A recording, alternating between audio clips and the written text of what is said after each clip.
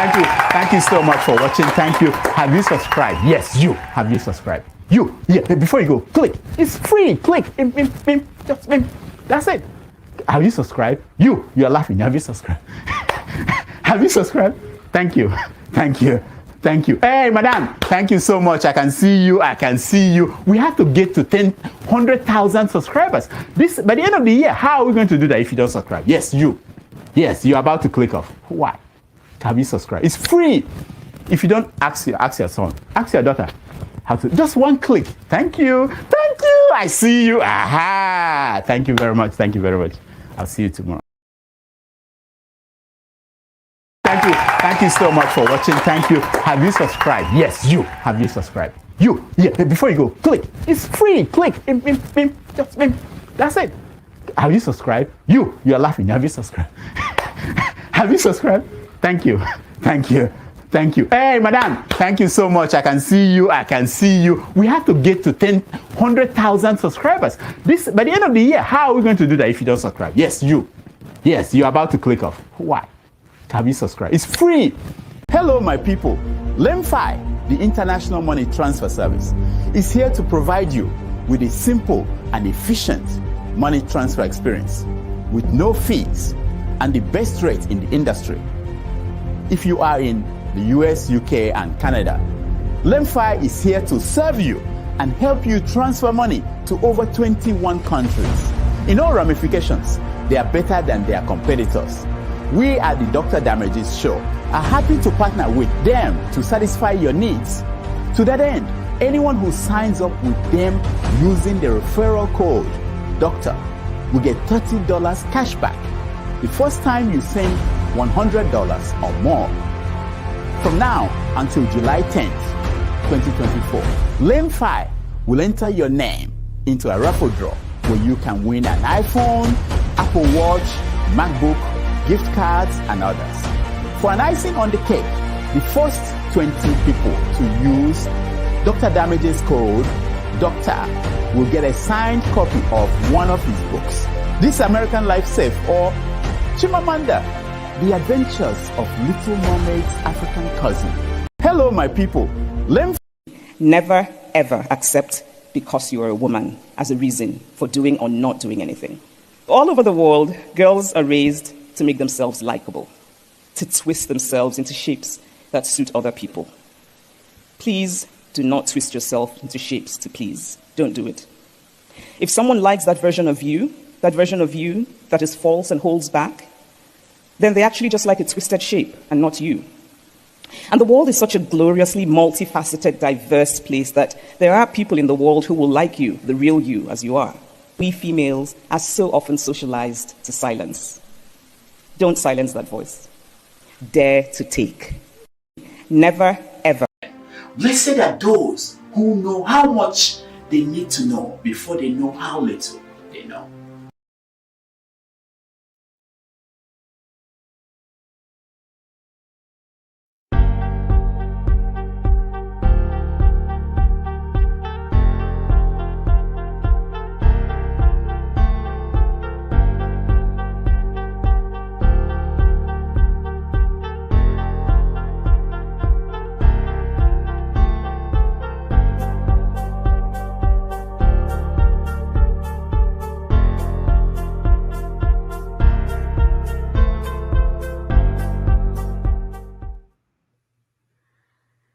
It's a beautiful evening here in Texas, everyone.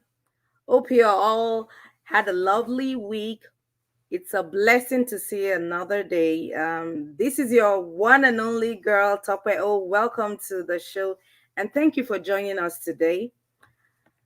It is a known fact that Africans in general are very religious and hold their faith, be it Christianity, Islam, traditional religion, and most importantly, their spiritual leaders in high esteem next to God, following their counsel to the letter, even in obvious situations that may somewhat seem the sheep is gullible and being taken advantage of by the shepherd.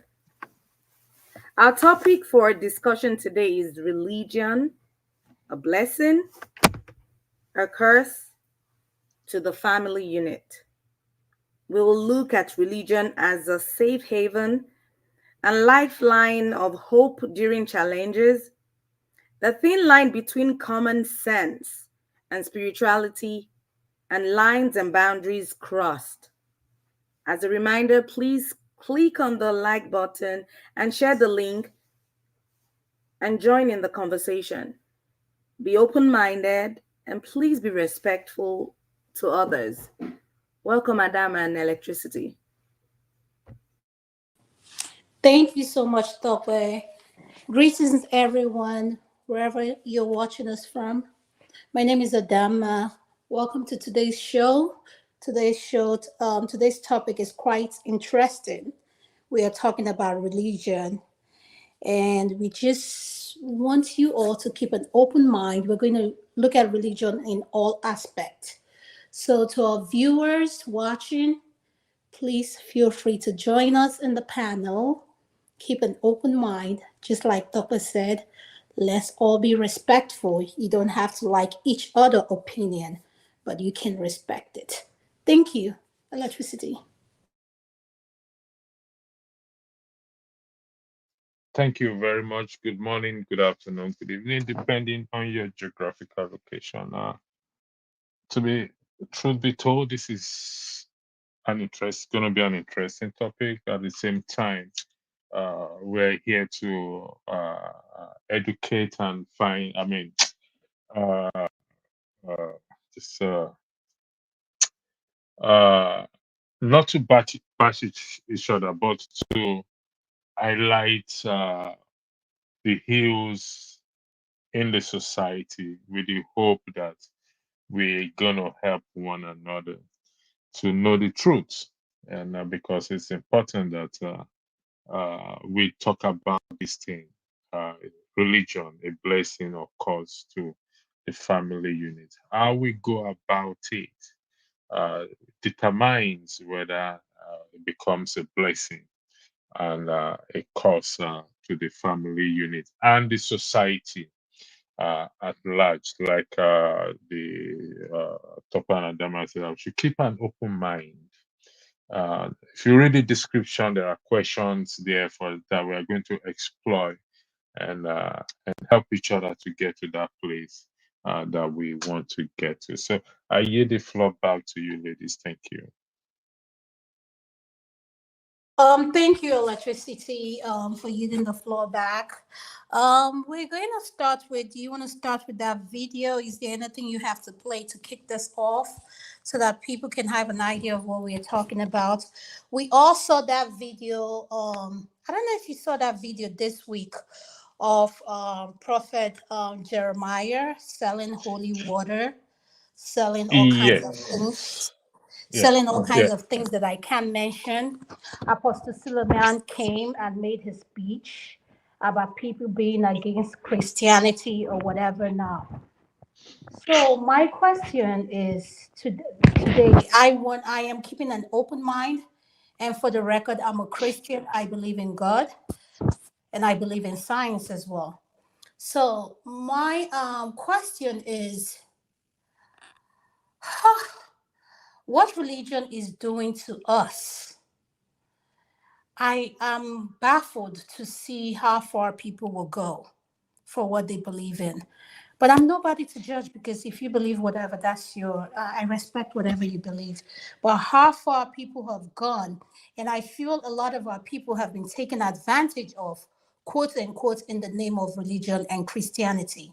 I'm not saying this is not happening with any other religion, the Islamic religion, other religion. We have Buddhism, we have Scientology, we have what do you call it? Jewish religion, things like that. I know each religion has its challenges or whatever they deal with. So, but my thing is the Christian religion in particular. Christian, yeah, you know, I feel like things are getting out of hand. Electricity, what do you think? And back to whatever the question I asked you, do you have something to play in terms of what we're discussing? Thank you. Yes, please. I'll just play this video.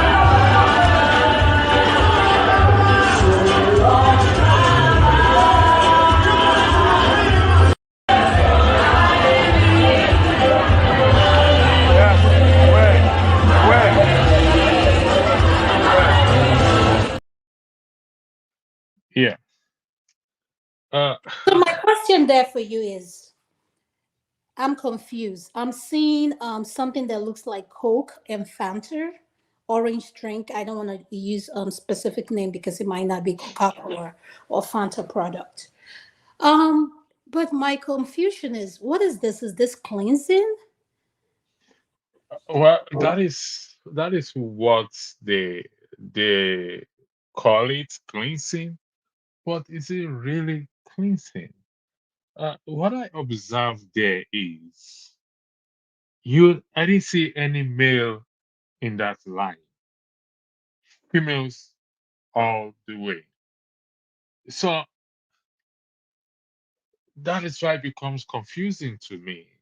That is it only the females or the women that uh, fall into this circle, or this permit me to use the word gullibility, if I mean for want of better words. And how does that cleanse? What does it cleanse? Because let's say that is Coke and Fanta, the chemical composition. Uh, what does it clean physically or spiritually? These are the questions uh, that we need to ask and answer, and with the hope that we will help our people to get a better understanding of this. I don't know what it claims, and hopefully we will get viewers to come in who will join, panelists who will come and join in and help us to understand this. But from my own understanding of this cleansing of a thing, we only have one thing that has cleansed us in the context of Christianity, which is what? Which is the blood of Jesus Christ. And that is also by faith. It's not something you and I always see physically. So I don't know. I'll yield the floor back to you. Doctor, are you there? Doctor. Okay, I think she stepped out for a minute. My confusion is this is complete nonsense. This is, you know, that thing they say common sense is not so common. This is complete nonsense. And like you said, why is the line filled with a bunch of women? That is one thing that was so visible. Like, don't these women have kids? Don't they have businesses? Don't they have family? Like, don't they have a life? Like, why are we wasting our time on this nonsense? Nonsense. I don't realize what. And then the other question is, when people say is the level of poverty or the level of the hardship, what role does hardship or poverty plays in the way people think and look at religion and what they believe in? Because I feel like that kind of plays a role as well. Because you know how, I don't know why we are so quick to I don't say that miracle doesn't exist, but I noticed that we African, we are like, there's something about miracle that does this to our psyche, that people are so drawn to it, even when they are being manipulated.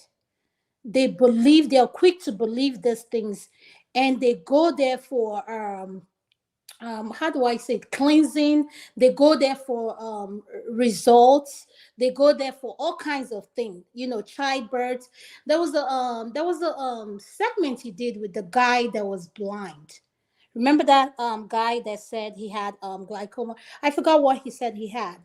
And he said Yeah, his I think pastor told it's him. glaucoma. Yeah, Yeah, you're he right. said his pastor told him something instead of him going for medical checkup, believing on what the pastor told him.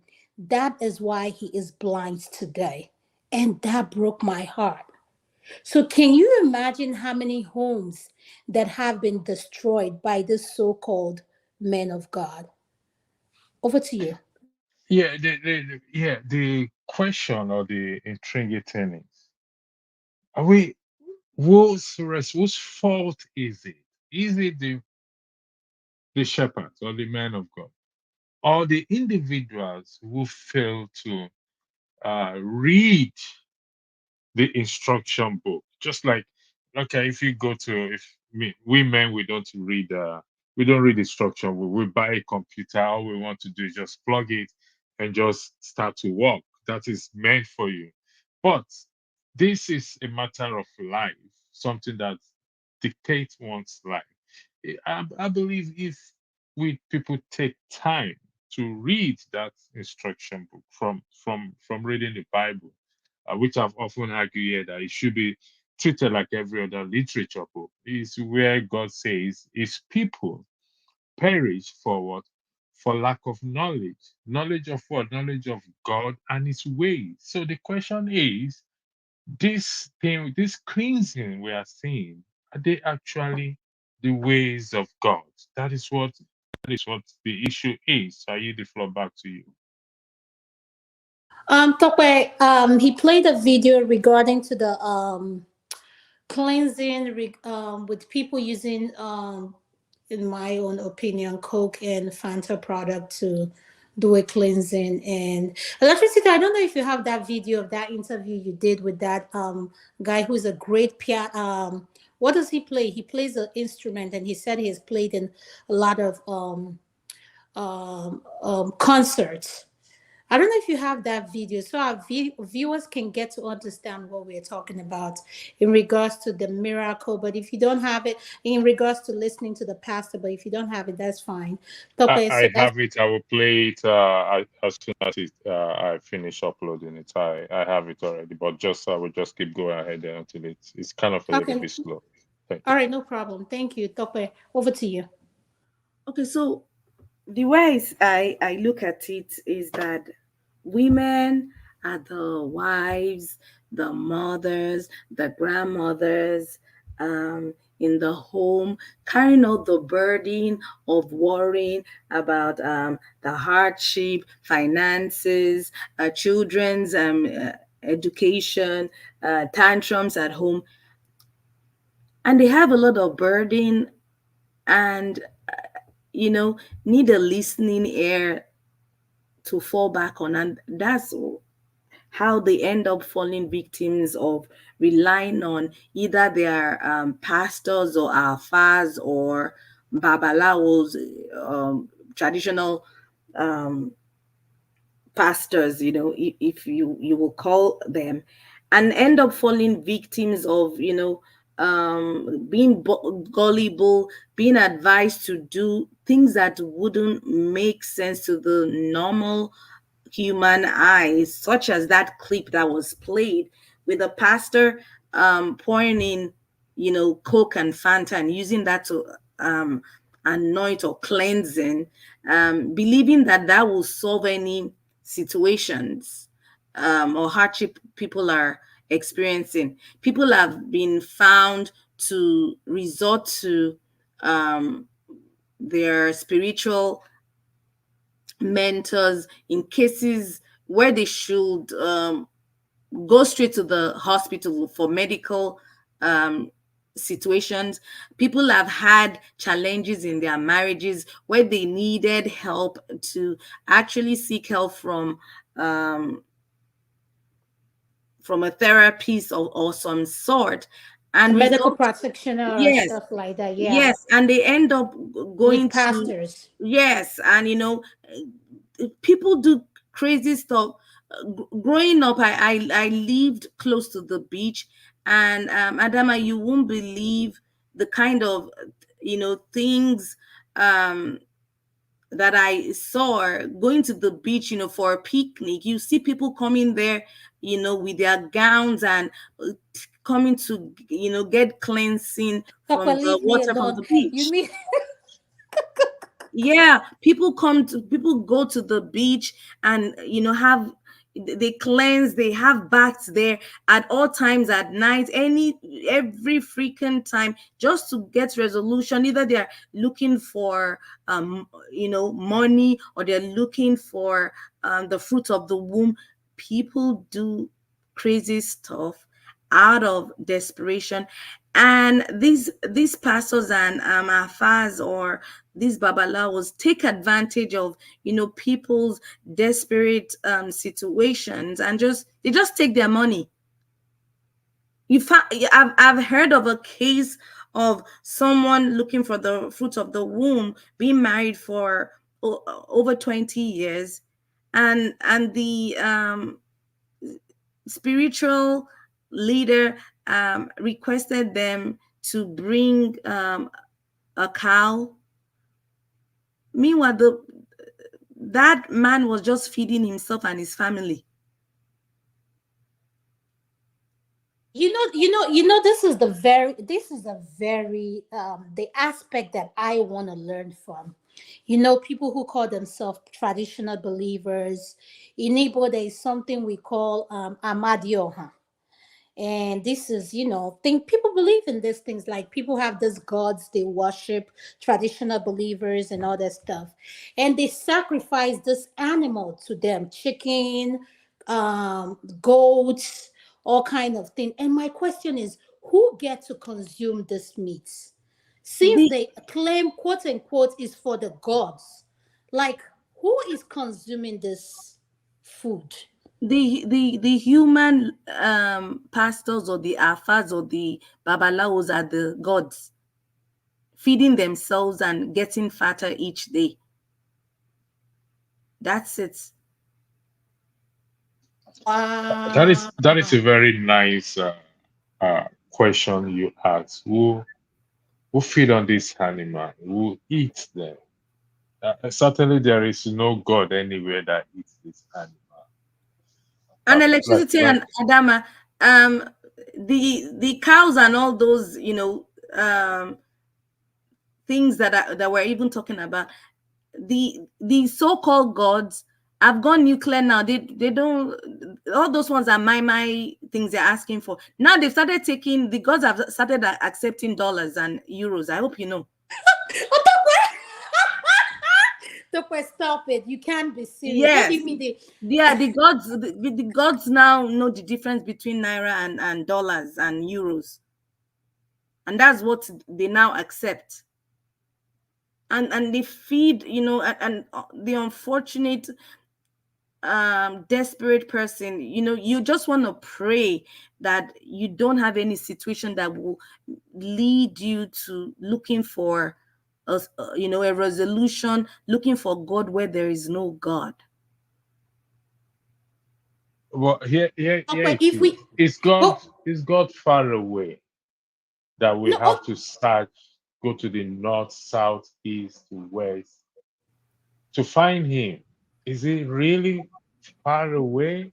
Electricity, what I'm saying is pray, not to be in a situation that will make you go to that extent. When people are desperate, you can imagine someone who's been married for 20 years without the fruit of the womb, and they're telling the person to bring a cow and $1,000, and that will solve, and the gods will be at peace and give them what they want. They'll do it.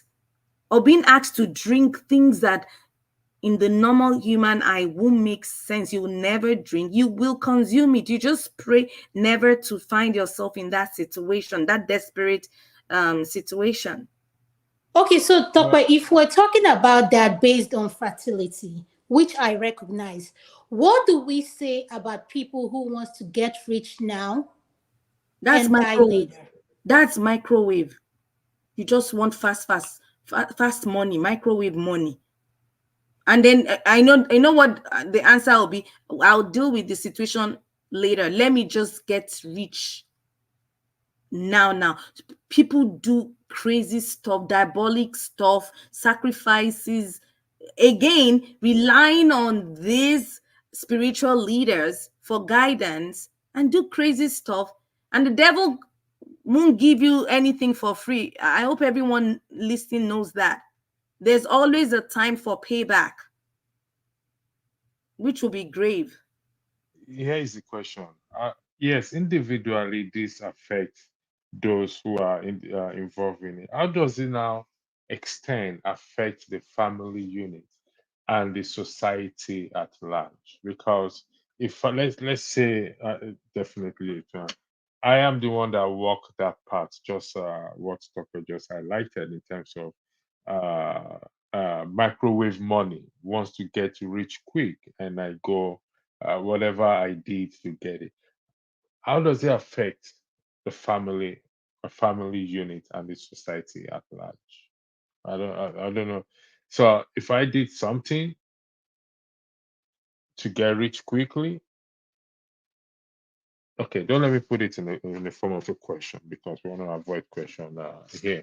Uh, it's a get rich quick scheme, which we know in the context of Nigeria today. Yahoo Yahoo boys or Yahoo Yahoo person.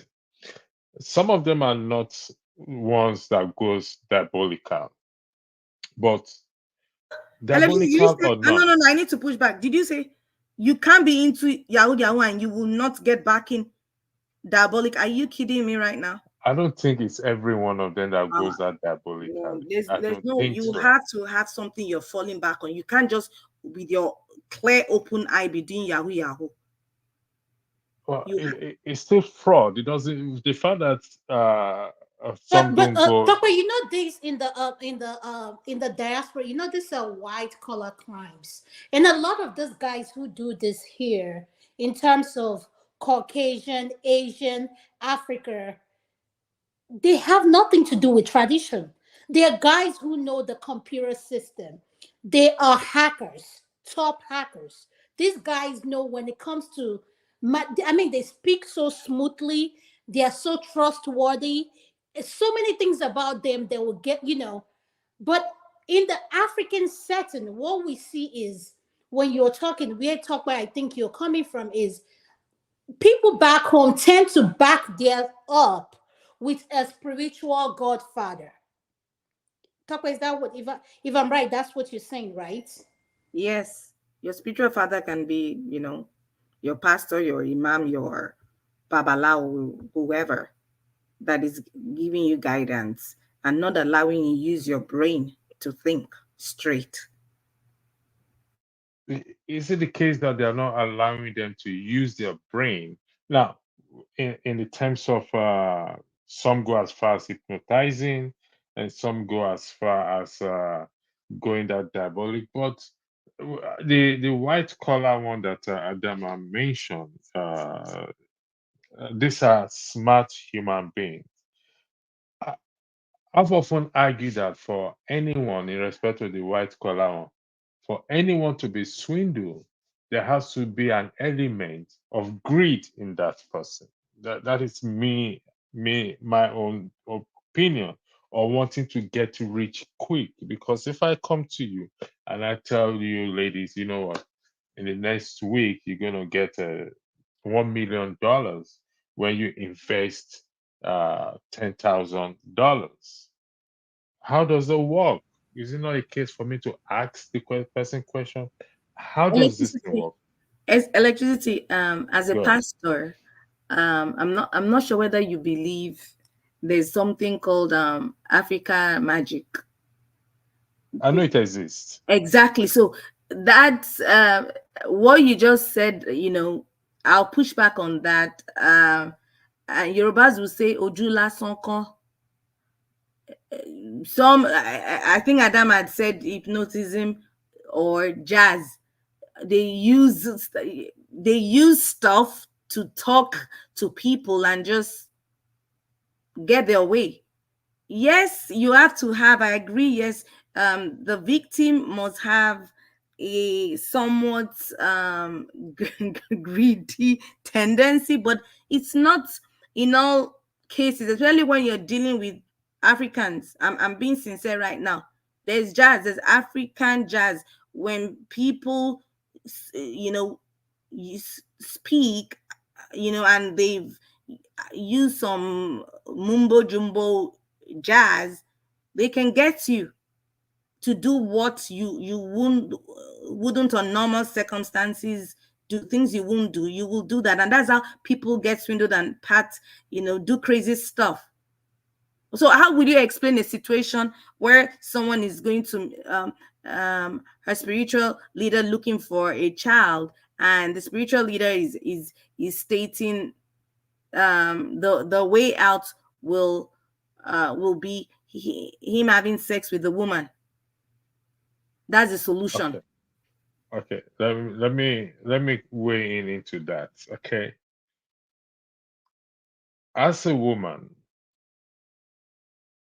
is spiritually that telling her that I need to have sex with you?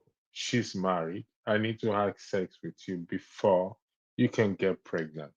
That should ring an alarm bell to her that no, how is that? You have to have sex with me before I get pregnant.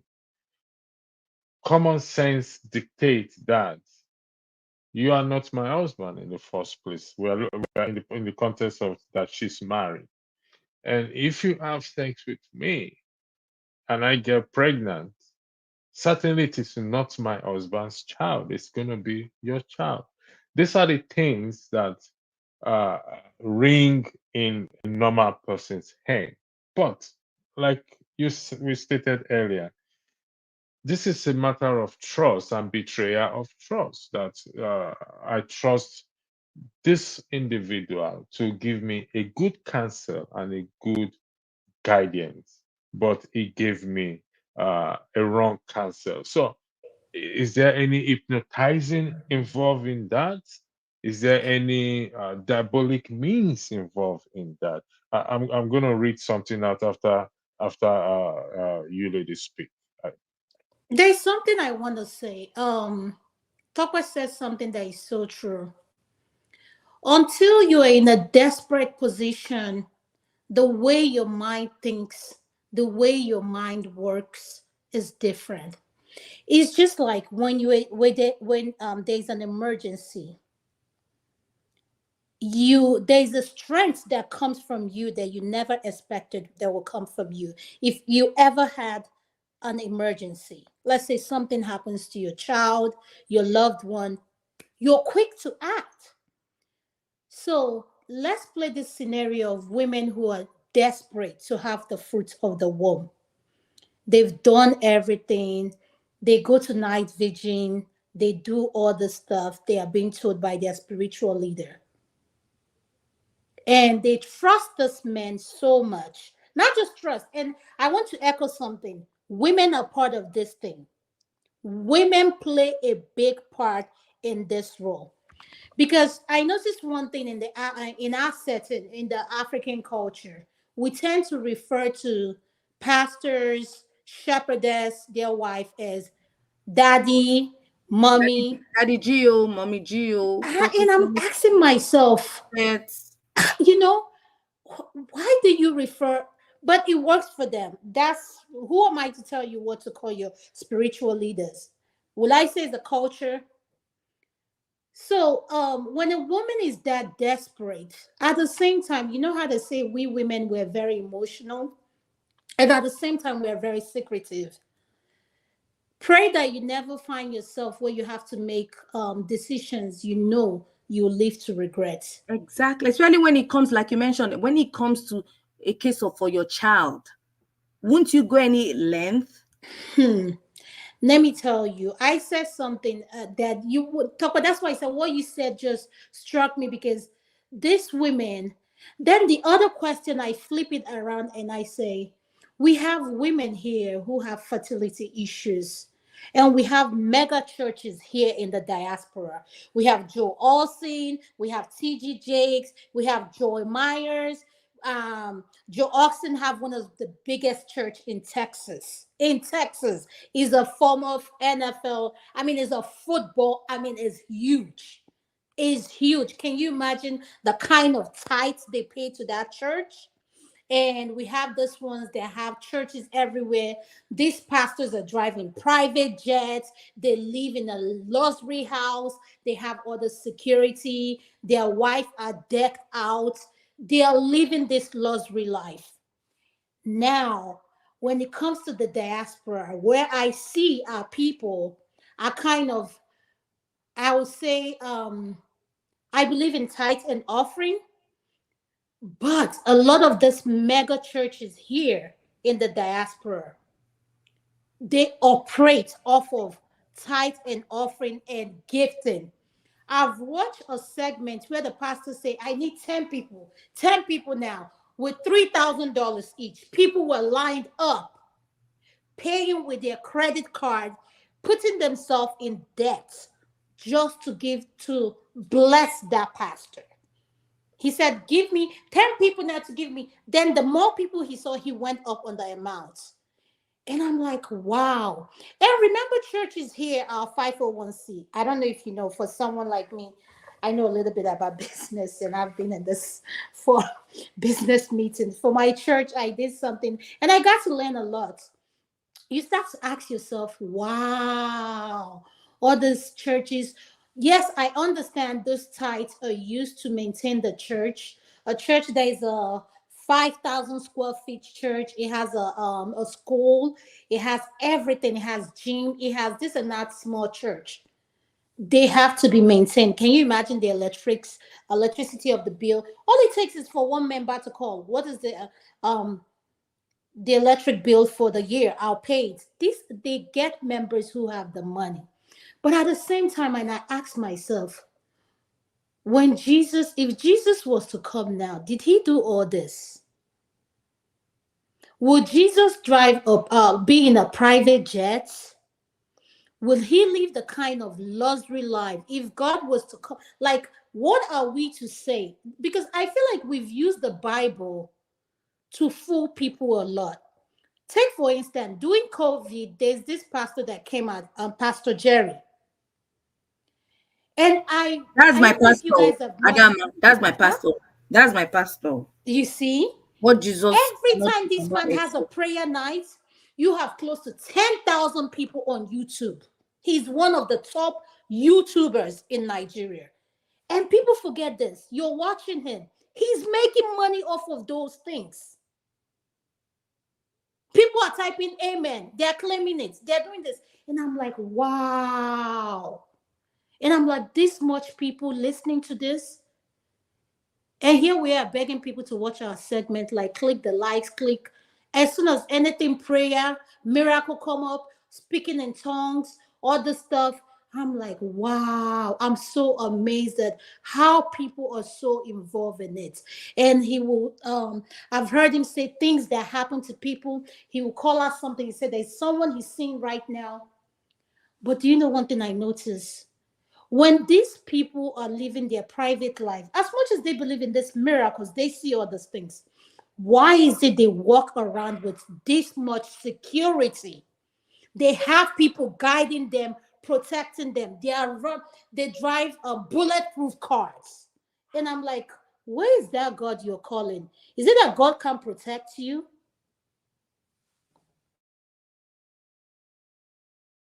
Yeah, Adama, you asked a very valid question.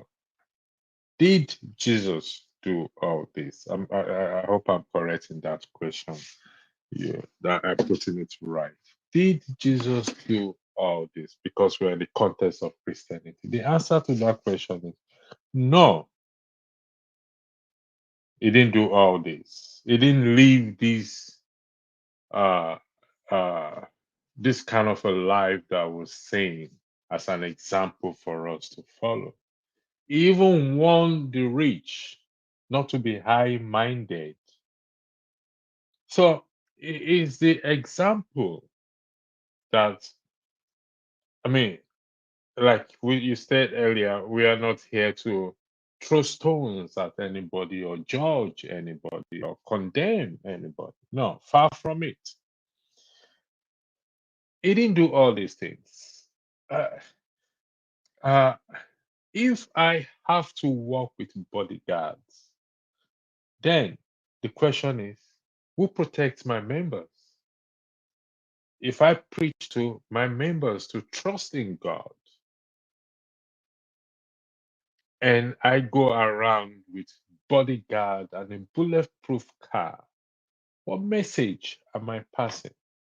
Who pays for these bodyguards? Let's be realistic here. Who pays for these bodyguards? The tithe How and do I make? the tithe and offering. Let me see. Okay.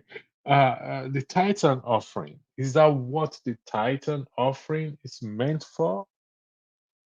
That is another thing we have to delve into. Is that okay? what is the essence of faith? How many, like I said, the scripture, the Bible must be seen as a literature book in the sense that it must be treated with the same language, the same senses when we're reading it. How many of the prophets or pastors in the past walked with bodyguards? That's another question we should ask ourselves. How many of them? I mean, I'll give an But example. John the electricity, you right, have the right. answer to the question in terms of that's what I'm saying. People who go to this church, I'm talking about these all these churches we're talking about, mega churches. Okay. Topper, remember that video that happened where this particular pastor, this lady came to give a testimony about how long it took her to get a degree. And the pastor was shaming her. She made a mistake in her degree. The How she, police, the police. yes, yes. And next thing you know, she became famous for it. Even as much as the pastor talked down on her and asked her question, "Are you sure?" And when I watched that video as a man of God, maybe it's just me, my own personal preference. If you want to correct someone, please, there's something called doing it privately, not doing it in a public space. That is just my own personal preference. But the way this lady was shamed and the way she took it, because this is her daddy G.O. talking to her. And I'm like, what? This is a mom of how many kids? She was so proud. She worked hard to get that degree. And the message was lost, sharing her testimony of how long it took her to get there. And this man came out and said, I'm going to buy her a phone. I'm going to do all this. And I said, wow, I'm sorry. This, like, the apology to me was not an apology. It was like, oh, I made a correction. She knew she was, that's what I understood from whatever statement he made.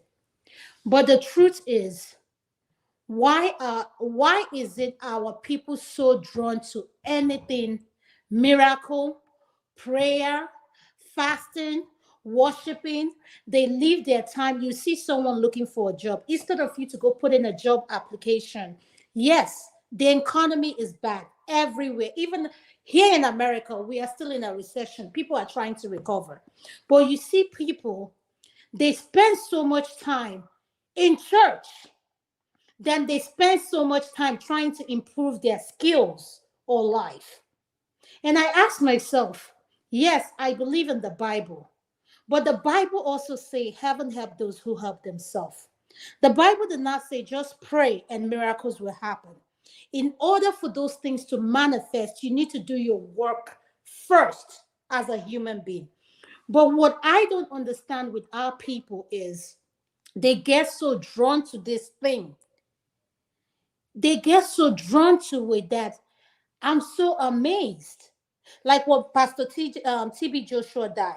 You guys saw what happened. Oh no, How people because were crying. I didn't How want to people, go oh there. my goodness. Go ahead, Tope. No, Adam, I said I don't even want to go near that Topper Joshua, TB Joshua. Mm-mm. Continue. That was It, a trick. it was something that blew my mind away. And I'm asking myself, with the way everybody's screaming, Nigeria economy, you have this much people gathering in a space like this, crying over a dead person. Yes, he's your spiritual father. I have no problem. So, are we now do we now look at these spiritual leaders as mini God? And the message is not taken that we forgot to focus on having this personal relationship with God and learning that you building a personal relationship with God is what really matters. That it doesn't center around a third party trying to convince you, because I'm of the belief that if you I believe in practicing what you preach. A lot of these men of God do not practice what they preach. The lifestyle they live, the kind of people they have surrounding them. I don't want to go to the part where they abuse young women who work for them, and nothing is being said about that. The men, we have religions, church, who recruit young men as pastors to do this work for them. And you have to go to this school. You have different stages. Then when you want to leave that church, is being held back against you. Then you start asking yourself, I think church now, in my own opinion, this is my opinion, not Dr. Damage's opinion. Church now has become a business in the African setting, as far as I'm concerned. It's all about money, money, money. Let me not use church, religion, in short, just like Tokwe says. Afa now, I should not use the word afa. This natural, what do you call it? This Traditional, native traditional. doctors, yes. They know what currency is now. Yeah, You yeah. see, No, it's the God. It's the gods. The gods. someone is interpreting what these gods are saying, and they do consultation now through the phone. You see them using iPhone doing their consultation, and at the same time, yes, we've evolved. Like a lot of things has changed. We know we have a lot of things is through technology now, but why is it that every time I turn on the TV or you look in the internet, all you see is Christianity, Christianity? Not saying that the Muslim, they do not play a role in this, because the Muslim too, they have their own destiny. Because if you go to this thing they believe with controlling their, I mean, they have their own. I can't even go into that because I'm not a Muslim. I don't understand. It works for them, it's good for them.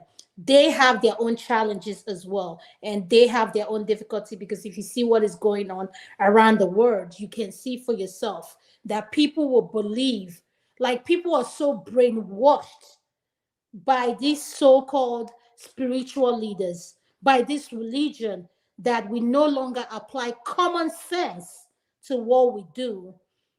That is all about how the spiritual leaders feel. They can wake up today and say, Tokwe, you're going to have three twins. You need to you're going to have triplets. You need to fast for 10 days and come and bless God, but you need to give this offering to kick off everything, and you buy it like this. If you're someone looking for the fruit of the womb, you'll be glued to it immediately.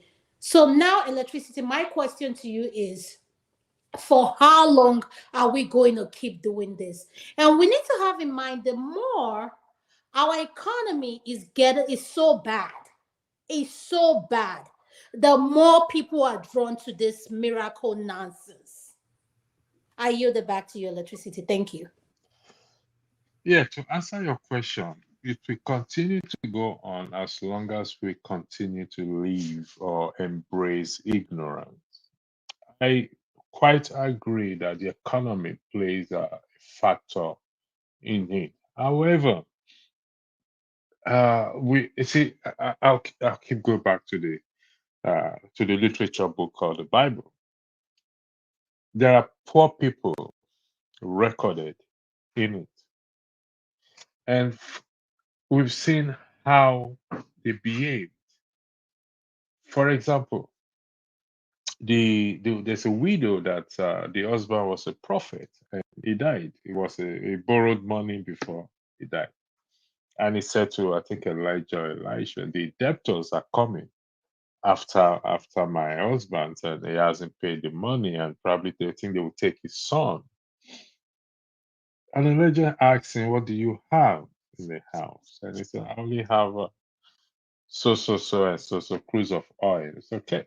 Go borrow cruise of oil. Go borrow some vessels and start to put. The key thing is faith in God, trust in God. If that is missing, there's nothing anybody can do about it. If we can have that faith in God, and this is why I said this podcast is very necessary, and I understand in terms of desperate situation can drive people, particularly in the context of just looking for the fruit of the womb.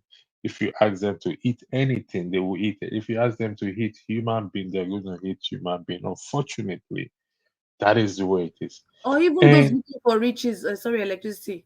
They will do sacrificial, funny stuff that just for money. yeah. Uh, the richest one, in my own view, in my own this thing, I believe they can. That is uh, comes out of greed. But the one of the fruit of the womb, every woman, I mean, the woman, every woman that desire a child wants to have a child, and when they don't have it, it becomes an issue. And if only, like I often said, if only we can take our time and read this Bible, then we will understand that everything that requires there is just simple faith and trust in God. Are there women in the Bible who have never had kids before? The answer is yes. Do they go searching do they go from pillar to post? The answer is no. An example has been set for us to follow. And if we choose not to follow that example, then we will fall prey to this man. Because, like we often say in politics, the citizens have responsibility as much as the leaders. Also, members have responsibility to check, to check. There's what we call checks and balance in the scriptures. Are you telling me the truth? I gave an example the other day. Sorry, I'm taking time. You this but I gave an example the other day. My daughter listening to a podcast when the man was talking about the Antichrist, and he said the Antichrist does not reflect in the Bible. It's not written. You won't see it written. I was busy doing something else that has nothing to do. I think I was setting up the podcast or whatever it is. So when I heard it and I said, that is not correct. And she said, Dad, what do you mean? I said, no, that is not correct. Its intention is not to mislead, but I said, that is not correct. I said, because the word Antichrist reflects in the Bible that only once. And she said, show me. And I went to pick it. And I looked for it and said, look at it here. It reflects once in the Bible. So if you know these things, it gives you that edge. It puts you on that edge not to be deceived. As Jesus said in Matthew chapter 24, verse 4, take heed that no man deceive you. See, take heed. I have a responsibility to take heed. I yield the floor back to you. Thank you. The floor is to you, ladies. Yes, I can hear what you say. Could you please play the second video if you don't mind? Thank you. Uh, let's see if this thing has uploaded. The one about the young man, the guy that was Yeah, playing there was a his video you husband. highlighted about the water being sold. Can we talk about that? And after Okay. that, we're going to switch. Let me highlight the because G2. Yeah, I don't know if you are seeing this clearly. Yeah, I'm after not that, we're sure. going to switch the topic a little bit so as to we've been on this religion thing for an hour now, so let's try to switch it up. Can you see this video? Yes, This I can see it. So Yes, I this can is see it. from Thank you. Jeremiah Fefunwa is selling. This is the pull of Bethesda water. Okay, no, let me go to it so that the viewers will understand. Go back to here. We'll start from the beginning. Sorry about giving me time. So this is miracle and healing water for $6. This man is in Nigeria for crying out loud. My question is, why are you using US dollar? Why not the Naira currency? Why not Nigeria currency? This man lives about 6 or maybe about, no, let me go back, 10 kilometers from me. I know where his church is. So that is one example we're talking about. Triple impartation miracle water. What is these are the questions people should be asking themselves. What is triple impartation miracle? What does triple impartation mean? What are you imparting? 10 US dollars. This is another one. This is the pull up Bethesda, 4 US dollars. And this is what's it called? He said, just bring it, 14 US dollars. Bring what? You see, these are the things that people should be asking. We should be asking This money questions. making machine, electricity for the pastor. It is money making machine. However, are people asking the relevant question? That is the crossroad we are right now. Because listen, if we're gonna follow Jesus Christ, then we have to do like what Jesus Christ. A lot of people ask him questions. Only once Jesus Christ did not answer the questions. He said, if you can give me an answer to my question, I will also give you an answer to your question. That was in reference to the baptism of John the Baptist.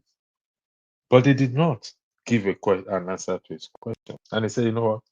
On this occasion, I'm not going to answer your question either.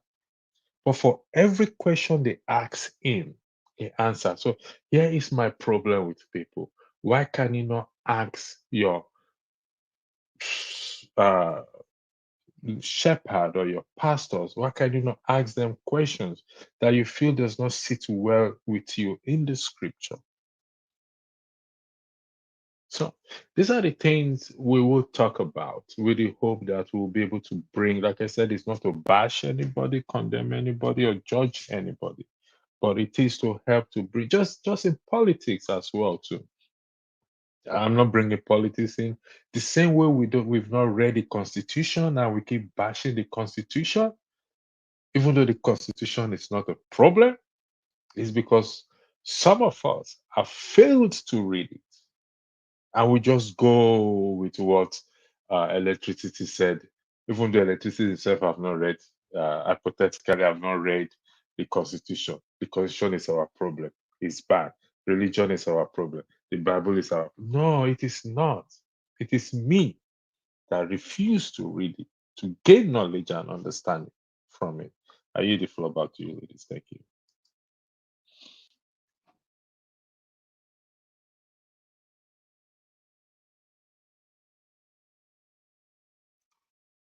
Ladies, the floor is to you. We'll be sharing the link. Please join in the conversation and join us. Electricity and Adama, could you please share the link? Okay.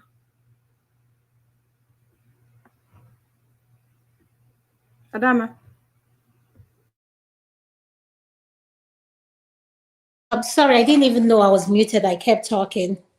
So, in terms of the products he displays, my question is, who are the people buying this thing? Who are the people for real? Who are the people buying all this water and everything? People desperate for answers. And Adama. why are they paying in dollars? If the church, like, why are they paying? Because they believe when they buy the holy water, anointing oil, their answers will be, or their problems will be resolved according to the man of God. That's the situation. So, according to if they buy it in naira, what will happen? No, What if they buy? they'll probably buy it in naira. They'll just do the conversion, but it's more appealing to have the the gods understand Dollar dollars better right than now. naira. Yes, because I told you they will accept the naira, but the gods accept dollar first Alaba. because it's stronger. I apologize. This is not a laughing matter. What I said is not a laughing matter. Yeah, like I'm going to repeat for emphasis purposes for the audience and those who will watch it later on. the purpose of this segment is not to throw stones at anyone or to judge or condemn anyone. It is for us to learn. So I would like to emphasize on that. I yield the floor back to you, ladies.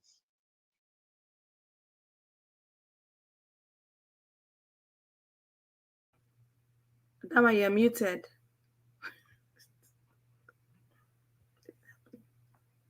Okay, I Muting think thing. she's muted. Yeah, Huh. I'm sorry. So the shirts. You know, another thing, things have been added to this what do you call them, merchandise, the church. Yes, every church has their merchandise, like, including my own church. We have, when we travel, like when we went to Jerusalem, we went to all this.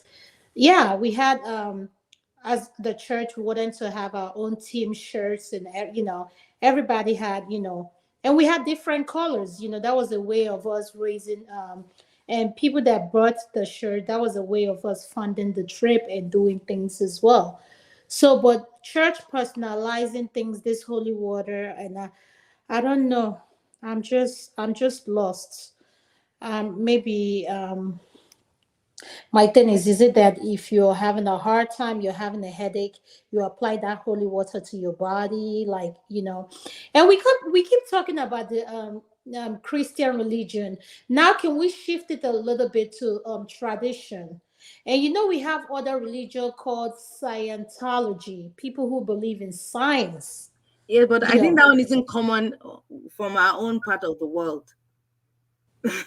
You find mostly Christians, Muslim or traditionalists. Scientologists, you find that more in Western world. Are you sure that Scientology does not exist in Nigeria? I'm not saying it doesn't. I'm just saying more, Yeah, more. but I think we should. It's part of everything. We must not push anything aside because it grows by the day. For example, this Yahoo thing starts very little and it grows. It will continue to grow. It's part of a religion that we have to talk about. I don't know much about Scientology, so Adam, I believe you know more about it. If you can, no, no, no, no. I uh, don't know much about them. I read a book about them. It's amazing what they believe in and what's their protocols, what they do. And is I have read some like I it's like the Quran. I have read some of it, but the English version, I don't know Islamic. I'm someone who reads a lot. Like when I'm curious about things, I get to do my own research. But at the same time, like I said, and I asked this question when this segment started, the traditional belief when they give others animals, like Tokwe said, the people who end up consuming these things are the Gods, people who in God. They say it's for the the gods. human gods. The human, and what baffles me, they say they're using these things for cleansing. So my definition of what cleansing is, and let me not look at its medical terms or like cleanse. I'm like, how can you consume or you're casting away evil spirits, whatever? How this? Maybe Topper is me. I'm not. I'm thinking too much into this. I'm lost.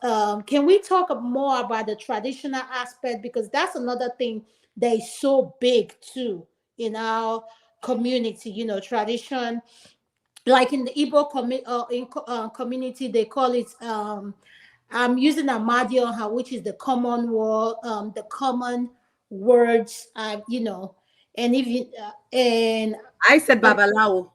in Yoruba they call it babalawo. Like I think different dialects have what they call it. So no, no, babalawo is the person that interprets what the god says. Right? Stop. Am I wrong? I believe so. No, Babalawo can be now. Amadioha is like a god. Like they worship, I know of this thing.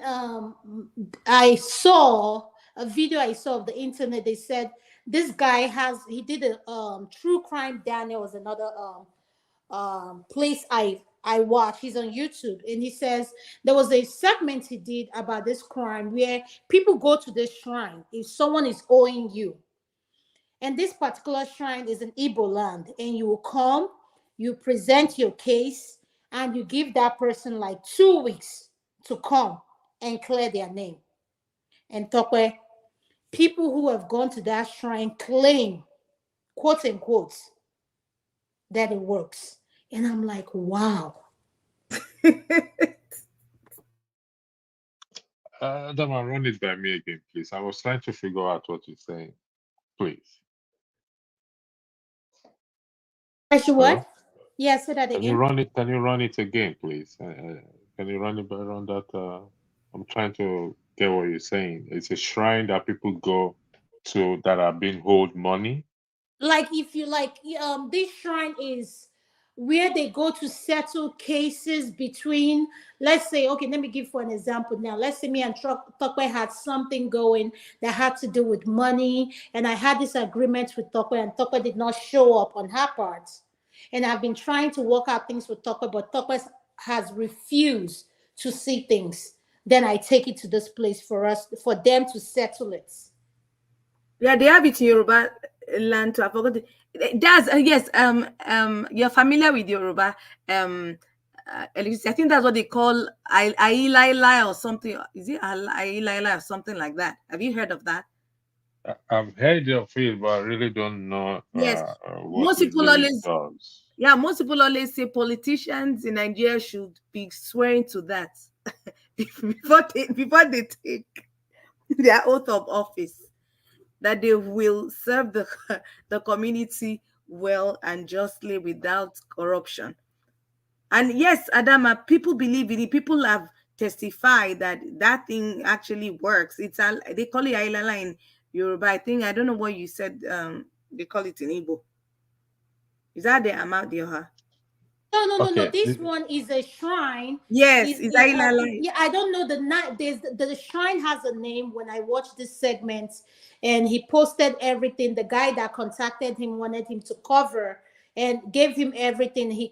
And I was like, wow. And the person showed up. The person, they called that person's name, the first name, their last name, and they will summon that person. The Mazi And Prince says it's called Alusi. oh, I Alusi will see. in Igbo. You see, and I'm like, what? And yes, as Africans, we have traditions. So my thing is, does this tradition do they work here in the diaspora? I'm just, asking. When you say do they work in diaspora, I need a context in terms of the same way it works in Nigeria. If they perform it in diaspora, does it also work? Is that what your question you're asking? Yes, if I'm able to, if these people, like these people who call themselves the eyes of the gods, I'm using this term. When they come here to the diaspora, be it Europe, America, wherever in the world, do they still see those things that I they hope you know. see?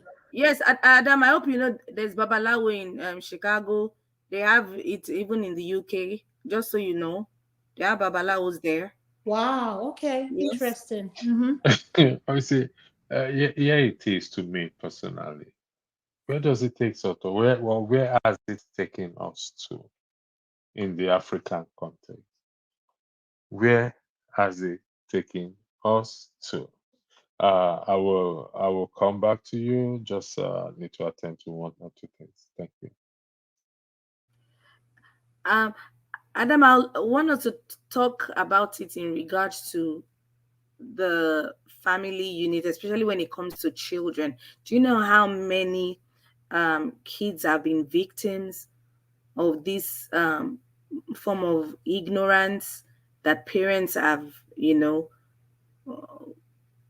taking their kids to these shrines that you're talking about, Mm-hmm. but for reasons that don't make sense. Even things as meaningless as, you know, your child not feeling well, or has issues with education, they take it to their spiritual leaders. Okay, so okay, Tokwe, if we do all this, why is it that when we have our presidents, senators, people who are in politics, since we are people who believe in our culture, let's say, for example, now, let's say when what's his name, Jonathan was in power, they go to Jonathan village, they look for the strongest housing.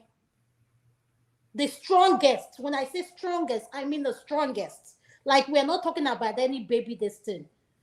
And they, like, there's a way they can present it, because I'm tired of this thing when they want to swear them in, they use the Bible, they use the Quran. Let's use our tradition in swearing this our presidential, like, government, ministers. Let's bring it in. Like, how can we incorporate that into our politics? But Because I feel that's what I mentioned earlier on, that people have advocated for it, that they need to be going to all these Alusi and all this Ailala and be swearing before they take their oath of office, and all this corruption that they deal with now. Fear go they catch them.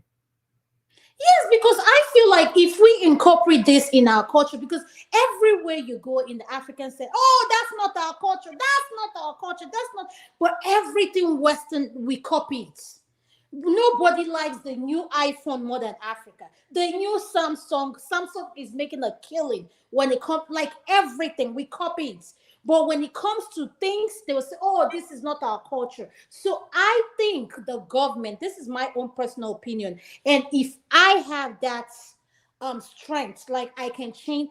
Let's incorporate this traditional belief. When I say traditional belief, I'm not talking about religion belief. Religion has done nothing for us. Let's just keep it somewhere. Practice that in your personal home, whatever. But when, if you say you're coming out to serve the people, and That's for it. some, That's a yes. religion. That traditional is traditional religion. And those are the gods that have started collecting dollars. Adama. No. Toko, when I say the gods, you have to find those gods. Those ones you can invoke. You know how you watch all these Nollywood movies where Movies. you now, hypothetical, where you invoke something and everywhere will go dark. Those are the things when you're swaying these people in. There's a special costume you have to put on to them and let them realize that what they are taking an oath over. If you say you get there, you're not going to perform, this thing will strike you immediately. That is just my personal belief, because religion has done nothing for us. And live, yes, we are very educated, we are very enlightened, we are very, like, when it comes to anything education, Nigerians are there, we are there. But I feel we need to incorporate, since we're people who believe in our culture. I do as well. Let's incorporate it somewhere in our politics. I think it will help us a lot in so many ways. You know how Uh, Edo politics is going on now. You know, Edo, there's something, they have their beliefs. You know, this, let them in, like, you want to swear these governors in. Ah, Toko, no, I'm serious. So you think let me say this. It's kind of a little bit of pushback, but I'll put it in a kind of a question or statement. If religion has not done anything good for us, neither is our culture and tradition has done anything good for us. So we can't blame it. We can't put it on religion. We can't put it on the culture. I think we have to put it on us individuals to do right by each other. It does that mean we are not going to falter? Of course, we're going to falter. So if religion has not done anything for us, the question is what has our culture and tradition does for us over the years? Has it changed the price of rice? Has it affected the price of petroleum product? Has it make school fees cheaper or whatever it is? So where do we draw the balance? Now we will come to this back again, time permitting. Before we discuss, I want to throw a spanner into the way. Before we discuss interfaith marriage, I want us to discuss the issue of the lady in Canada. Again, copyright infringement. I can't play some video. It would have been nice to play that video. I thought KJ was going to play it this afternoon, but I think due to copyright infringement, he couldn't Why do we play keep it. saying copyright infringement and we have other people playing it on their, like, I don't get it. I don't It's not know making myself. sense to me. This is just my personal opinion. Yeah, hold on. I don't know what These Nigerian leaders, I'm so ashamed of you people. The way you people go about solving issues, your body language also shows. Yeah, I think this is part of the video. Yeah, because I can see the lady's face highlighted there. So I'm going to play this one, and so that we weigh in on it and we come back. I think this person is speaking about it, but not the lady itself. So we're going to play this video, ladies. Thank you very much. These Nigerian leaders, I'm so ashamed of you people. The way you people go about solving issues, your body language also shows that you are in support of this tribalism that is going on in this country. Because sometimes body language tells a lot. Now, first of all, I am not in the business of hate and tribalism. Everybody who knows me and knows my page, I don't support it in any way. But I must tell you that our Nigerian leaders have a way of directly or indirectly promoting tribalism. And I will explain why. Your body language tells a lot. Now, I am not in support of what Amaka said about her hate on the Yorubas and the Edo people. So whatever action is taken against her, fine, I have no problem with that. But my question goes to the level of hypocrisy in the Nigerian leadership. Since 2023 to date, it has been all about Igbos. Igbos must go. This, that. But if you go to the internet, you can't stay 2 minutes with some kind of tribes. Igbos must go. This, that. Igbos are this. Igbos are that. Igbos are that. There is no action that was ever taken against any of these people. But just one lady who got emotional about the whole attack because of the pressure that has been going on since 2023 to date, all of a sudden, vroom, you people have taken action. Why didn't you take action against the Yorubas that have been saying Igbo must go all these years? No action taken against them. But one Igbo lady just said one thing and brrr, you people have taken swift action. That body language tells a lot about your tribalist nature. That body language tells a lot about your level of hypocrisy. If you want justice in Nigeria, just as you punish this lady, you are supposed to be punishing every other one that has been preaching hate on the Igbos since 2023 to date. This hypocrisy is too much for us to bear. If you don't like the Igbos, let us go. You don't want to let us go. You don't want to let us even have peace in the land again. You want us to stay. What kind of hypocrisy is this? You will not give us peace of mind. Everywhere you go, Igbos must go. Igbos must go. The hate is so strong on the internet now. You will not take justice against these people that are perpetrating all this nonsense. Just one lady from the Igbo now, look at the way you took swift action. Take that same action with all the Yorubas that have been insulting us since 2023 to date. Let's know there is fairness and justice in this nation. What level of hypocrisy is this? You don't want us to go. Allow us to stay in peace. No. You don't want us to be in peace. You don't want us to go because you want the resources in our backyard. What kind of level of hypocrisy in this country? Seriously, I'm not happy with this nonsense. All right. For the record, please. Okay, I don't know. I'll yield the floor to you first, please. Go ahead. No, go ahead. You can speak. Then I'll wait. Go ahead. You can speak. I believe most of us have watched the video. Like I said, this also gives us a little bit of context into it. But this is not about Igbo, Yoruba, Hausa, or whatever it is. It's about what she said.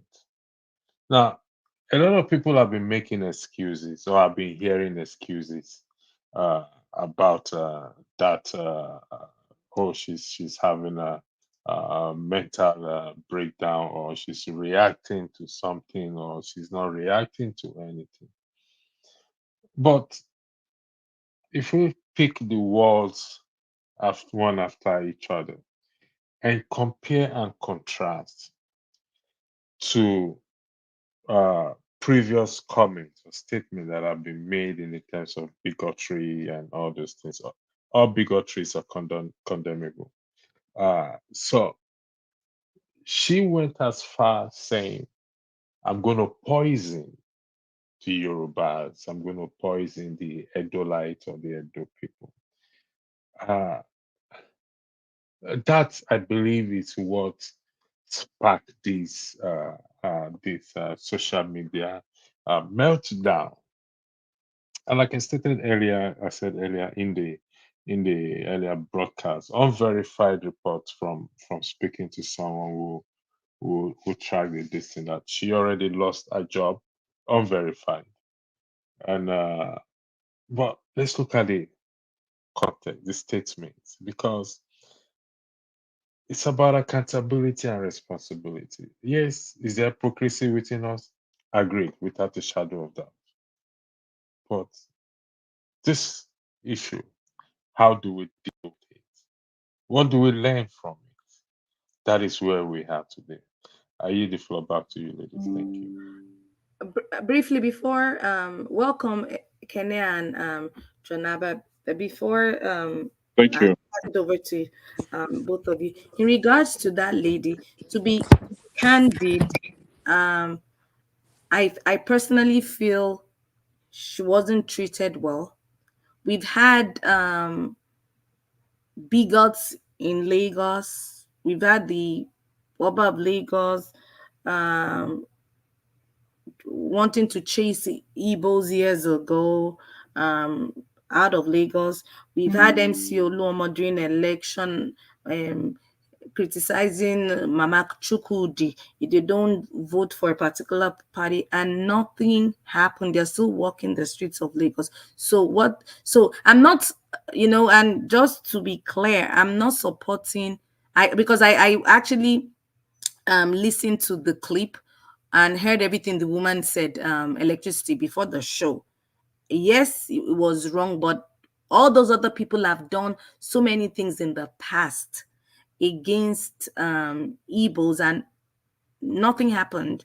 Igbos lost their shops, burnt their shops in Lagos. So many horrible things have happened to other ethnic groups in Lagos. The Yorubas did, and nothing happened. So why are they now trying to chastise this woman? Yes, what she did is wrong, but what are the other people walking free? Can they welcome? Yes, Have you yes, no, thank you. finished up where Yes. Yeah, before I can speak? Are you done? Yes. In regards to what electricity just played, electricity talk bed. Welcome Uncle Jonaba, welcome Kenneth to the show. This is my own personal opinion. First, I disagree with what she did, and I've heard people make excuses in terms of her mental health. Like I said, this someone who believes in science, if you need help, please seek help. Psych, whichever help, whatever you're going through, please seek help. We cannot keep making excuses for people's foolish behavior. Now, I'm going to use an example here in the diaspora. Black men have been locked up here in the diasporas for crimes they do not know anything about, or something that they couldn't prove they were not part of those things. And until Black Lives Matter came up, even with Black Lives Matter coming up, a lot of things they did came into question. So, in other words, what I'm trying to say is it takes one person it takes something for that change to start. Am I going to go back and say the Igbo people were not discriminated against during the election? Yes, as an Igbo woman, I can say that. We are past the election right now. We need to focus on healing and bringing our people together. You cannot come together if you keep going backwards. That is my personal opinion. We need to focus on things that are happening now. What she did, what she said, I, as a woman, I completely condemn what she did. She had no business putting her face or saying that That is a threat to life, whether you mean it or not. Whether you were high, whether you were doing anything, we should not excuse bigotry. We should not excuse hate. We should not tolerate it. We should not excuse it. At the end of the day, what is right is right. What is wrong is wrong. We will be held accountable for our action. It does just only affect her. It's going to affect her spouse. It's going to affect her child. It's going to affect her family member. Can you imagine the amount of stress this woman has brought upon people who are tied to her? So we need to look beyond that. When we come on this platform, we say things, we need to think about people who are watching. Call it what it is. It is a hate speech. It is wrong. I'm not going to sit here and start blaming this ethnicity over this ethnicity. I'm tired of this tribe thing. It drives me nuts because at the end of the day, I'm speaking from when you come to the hospital, you don't care who I am. You want treatment. You want to make sure you're in the best hand. We all here, all of us in the panel, we bleed red. So we need to stop this hate. It has to stop. Quit excusing something that has no, we cannot be making the reason, oh, Igbo people did this, yes, Igbo people has been through a lot. But at the same time, stand up for what is right. We have to heal. If we keep making excuses and going back to what happened, we are not going to move forward. Yes, what happened may have caused trauma. Get therapy for it. Stay off the internet. You don't need to be on the internet if you know what you're watching is going to affect you more. That's my suggestion. You don't need to come online. So let us learn to promote love and not hate. Thank you very much. Thank you, Adama. Welcome, AY. Hey, can I add to what Adama said? No. I was next, please. I was next. Ekene, you're going to speak after you, Janaba. AY, welcome to the show. Then after Janaba is going to be AY. Thank you, Ekene. You're next. I don't know. Yeah, Yes. sorry for Thank you. interjecting. I don't know if some of us. Janaba, don't worry, I will displace Janaba. Can you gentlemen, hold on. Janaba, you have to. Okay, it took out one. Thank you very much, Janaba. Are you the floor back? Okay, I just want you to know we're going to use the timer, and I have it for 5 minutes. So your 5 minutes starts now. So I don't know if some of us have been on social media of recent. That there are a lot of things going on social media, and a lot. And this Amaka's comment came just few days, a day or 2 days after a serious threat of Igbo's life, threat to Igbo's life happened, and then she was responding to that. I shared an audio on this private chat. Please, if you can play that, then let's analyze this to see if what Amaka said is wrong or right. Till tomorrow, wake me up anytime. Whatever that Amaka said, I, Kenechukwu, strongly support what she said. If you have no idea of what has been going on social media of recent and nobody called it out, no House of Rep member write their stupid letter to Austria to condemn what has been said against the children of Igbo people, 2 Yoruba boys. We are on social media calling for elimination, unalive. What is unalive? To get life out of something, to take life out of something, meaning killing of Igbo children. He encouraged his Yoruba brothers and sisters wherever they are around the world. They should target Igbo children and begin to unalive them. Abike Daberi, that imbecilic lady, did not act as their so-called diaspora leader to call them to order or ask the government of Austria to get them arrested. Nobody did that. There's one other Edo boy called Wounded Lion. He has been, I think that guy lives in Italy or somewhere, calling for elimination of Igbo people. This has been happening since last week. Nobody called them out. Nobody asked their country leadership to arrest them. But Amaka, because she's Igbo, and everybody's condemning that, I will not condemn my sister. She is right, 100% right over what she said. And nothing happened to her mental status. She's mentally fit.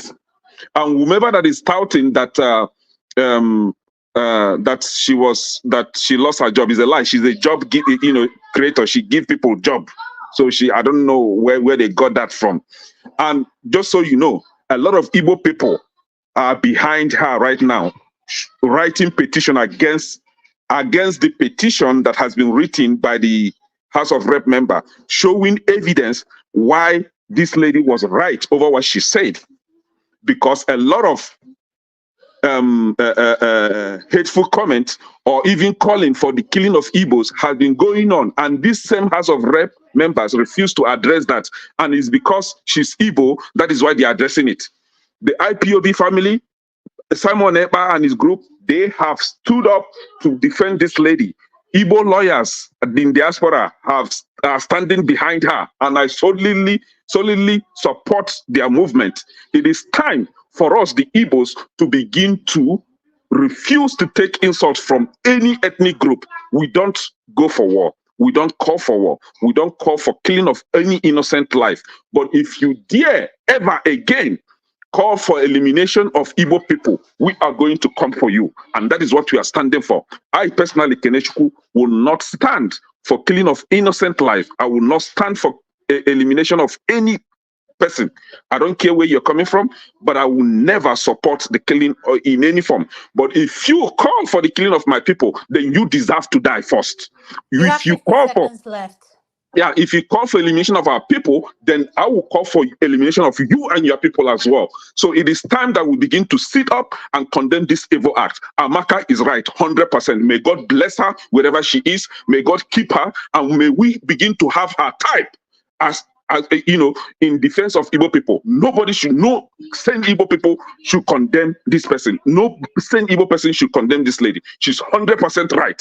It is time we begin to call it. We've taken a lot of bullshit from our fellow Nigerians. It is time for us to begin to defend ourselves. We cannot be bullied any longer. Nobody can keep us short any longer. It is not going to happen. Not when we are alive. No. Thank you, Ekene. Thank you, Ekene. Could you please mute Janaba? You're next, sir. Thank you. 5 minutes. Let AY go ahead. Let AY go ahead. Thank you, my AY, guy. you're next. I'm going to give you 5 minutes. Thank you. Okay. So, good evening, everyone. First of all, I want to quickly align with what Adama said. I can't agree more. Tope, I don't want to say you are a disappointment. I want to reserve my comment. Seriously, I have accused you, I have said to you to your face, you are an enabler of this hate that is going on across all these platforms. Listen, what the woman said, I'm not particularly surprised because the lack of Pansat, the lack of a Canada is speaking now, they've said worst thing on a public platform. What has she said that is different from what Pansat has been saying? He's going to flush out some 30 people in Nigeria. So, you see, what Adama said, right? Listen, first of all, I believe that all this nonsense is between Igbo and Yoruba, or Igbo and anybody. It's not. It's between some useless people that don't know what they are doing, that don't understand the problem we have as a nation, that are doing this. I'm not going to accuse every Igbo or every Yoruba man that, they are big. No, nobody can drive me to that point. I will never be part of that, because I particularly know a lot of Igbo people that don't subscribe to this nonsense. I know a lot of Yoruba people that don't subscribe to this nonsense. You have to call this what they have. When Oba of Lagos asked Igbo he would drive Igbo to the Lagoon, the whole nation went, everybody, people criticize him. That is foolish of him. Why will he say that? When the MC Olumo and his group were misbehaving after Lagos, going after Igbo in Lagos, people criticized them. People said what they are doing is wrong. But they didn't At this arrest point, him. They didn't hold on, arrest no. him. You Why? need to They let did me not. finish. None of them was Him. arrested, but I an just Tope, you Igbo can't king, interrupt him was when he's arrested talking. for Tope, calling let of him finish. IPOB. No, I didn't stop. You were a Please, bigot, can you man. listen to me as the moderator, Igbo king was please? arrested. No, anybody. please, Let me wait. You here telling Let us him bullshit. speak. You cannot now. interrupt him, please. No one is Okay. allowed to interrupt. Let him have his 5-minute summation. If you keep interrupting him, I'm going to keep giving him more time. So now, if the way we are going as a nation, in a system where one person will come spreading hate, spreading bigotry among the Nigerian people, one day, if you drive this country into war, if you drive this country into where people will resort to killing themselves, know that if you ever participated in this, the blood is in your hand. If you don't know, you need to go read. You need to go study what happened in Rwanda. What happened? What tribalism did in Rwanda? You will know Nigerian population is over 200 million. And we see where you will drive all these people to. People that are doing all this, they're gonna put this country in flame. The blood that will come out from there is in your head. If you ever participated, if you ever supported in any way, it's in your head. We need to be careful. The lady that did what she did, that video is horrible. You want to poison people, you calling people, subsidizing people to poison people. That is unacceptable. But it's acceptable to throw people in the lagoon. Ekene, you cannot keep interrupting him, Ekene, please. I know you want to speak, we have please. to criticize, instruct them, denounce what that lady did. There is no two ways. If anybody, no matter who you are, if you are from the north, you are from the south, you are from the, no matter who you are, we are going to criticize the same person. There is no way. If the person can be punished, let them get punished. If it is my mother should be punished for doing that. We should stop supporting nonsense. I listened to KJ this morning. That's why I didn't want to come on. Some of these people were saying, like, what are you saying? What are you saying? Again, for me, I will never believe it's about all Igbo, it's about all Yoruba. No, I know a lot of good people, a lot of people that they don't subscribe to this tribalism nonsense. I know a lot. If I don't know them, I know people personally one-on-one that I know they don't. If I don't, I will say all Nigeria are. But those people that are doing this, they need to stop before this get out of hand. Thank you, Adama. Thank you so much, AY. Uncle Janaba, we are going to go to you next. And after that, if Tope has a question, we can go to Tope, then which I think she has a pushback. So, Uncle Janaba, can you please unmute your 5 minutes start now, sir? Thank you. Thank you, Dama, Electricity, Tokwe, Kene, and AY for being on the show. It's always a pleasure to be here. Wherever hate statement, comment comes from, whether from Hausa, Yoruba, Igbo, Idoma, Igala, wherever within Nigerian space and beyond, hate should not be tolerated anywhere in the world.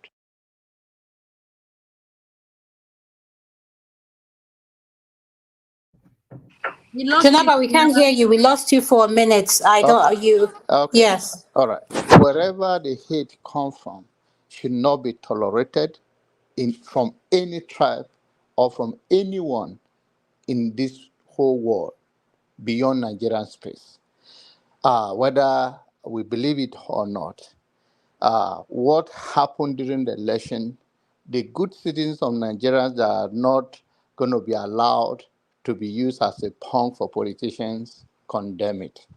Whether it's from Tinubu campaign, Tinubu boys, or not Tinubu boys, or even from any tribes that represent hate against humanity, should be condemned by any reasonable human being, regardless, even if it is your father, your mother, your children.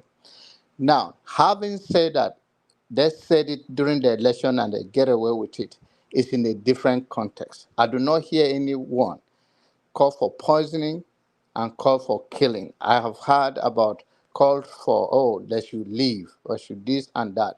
And even if they do, it should be condemned.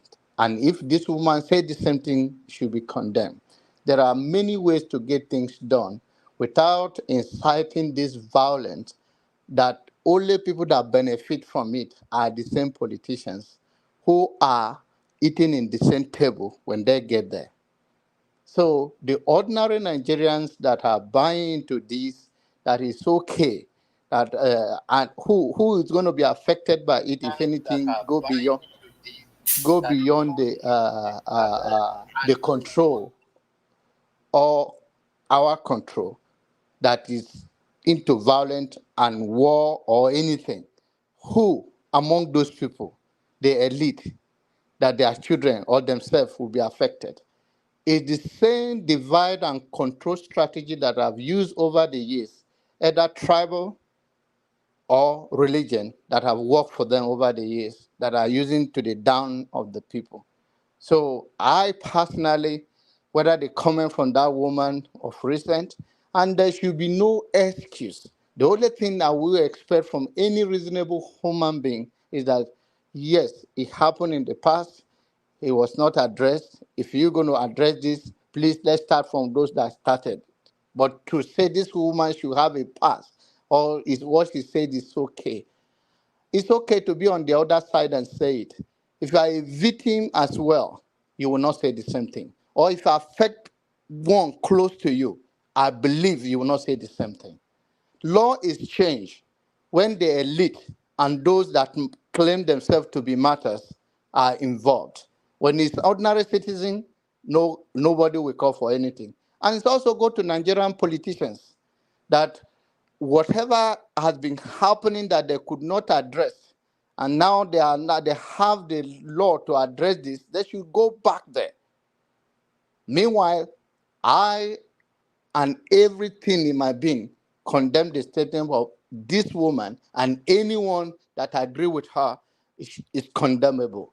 That's all I can say for now on this matter. Please, I come to this platform because of this beautiful lady and this platform, that one day one person will run with the vision of uniting us instead of dividing us, and see humanity instead of seeing tribal and religion. You are not born into that before.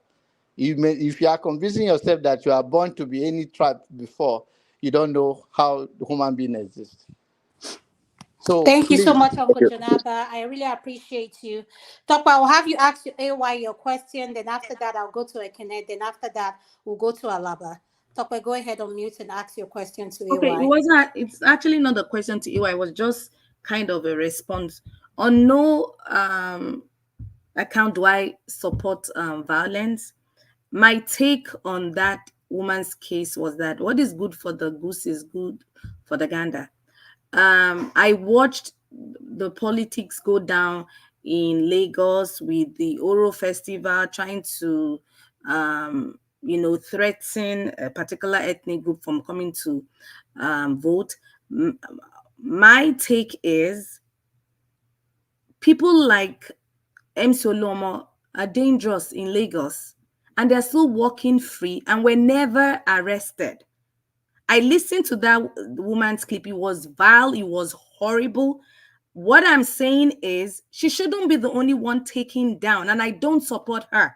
But they need to still address likes of the evil bigots like MC Oluomo that are walking free in Lagos is what I'm saying. And all the other politicians in Lagos who have been supporting tribal war in Lagos should also be arrested. That's what I'm saying, AY. I am not supporting or enabling bigotry. Far from it. All right, thank you so Thank much, you. Topa. Ekene, do you have any pushback? I'm Yes, giving you just Tobe, 1 minute to respond. Then God we'll go bless to you. Alaba, please. Yeah, Tobe, God bless you immensely, right? So this is it. For whomever that wants to play this their dirty game here on this platform, I'm not, you guys know that I'm always ready for all those nonsense. But my point is this: I will never support any form of ethnic bigotry or call for extermination of a group. I don't care which group that person belongs to. Provided you're a human being, this life that I cannot give, that I can't take it because I can't produce one. And I will never support whomever that calls for taking of other people's life. Yes, you can sit here to condemn what Amaka said. You can sit here today to condemn what MC Olomo said, or what these two Yoruba boys in Austria said, or what these wounded lion from Edo State said 50 in Italy. seconds left, Akene. Yes. But the problem is you are calling for prosecution of Amaka. Are you also calling for prosecution of MC Olomo and those Yoruba boys? And this is not something that happened in the past. No, it happened now, few days ago. Amaka is just responding to those videos, those audios. I shared it in a private chat and I shared it on the platform here. Play it so that people will hear what they are saying against the Indigo. If you want to prosecute Amaka, prosecute these people too.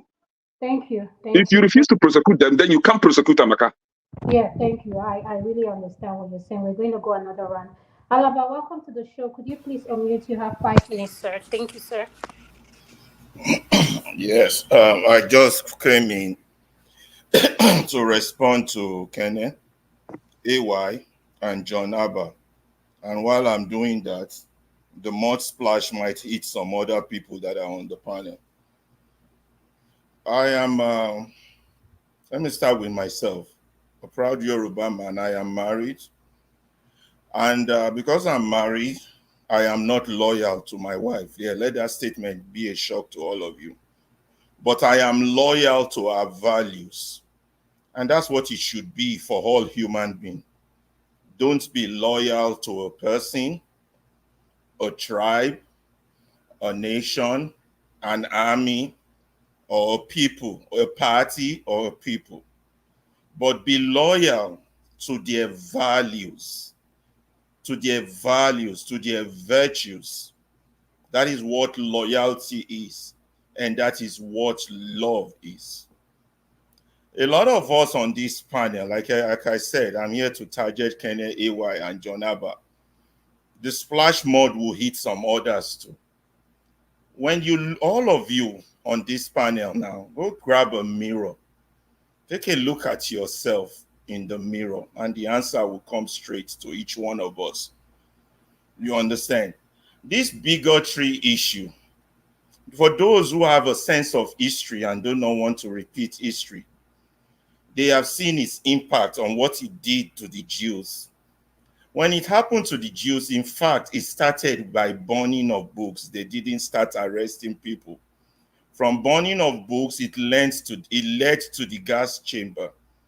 Then of recently, within our own lifetime here, we saw the impact in Rwanda between the Tutsis and the Hutus. That one also, it always starts softly. It always starts softly.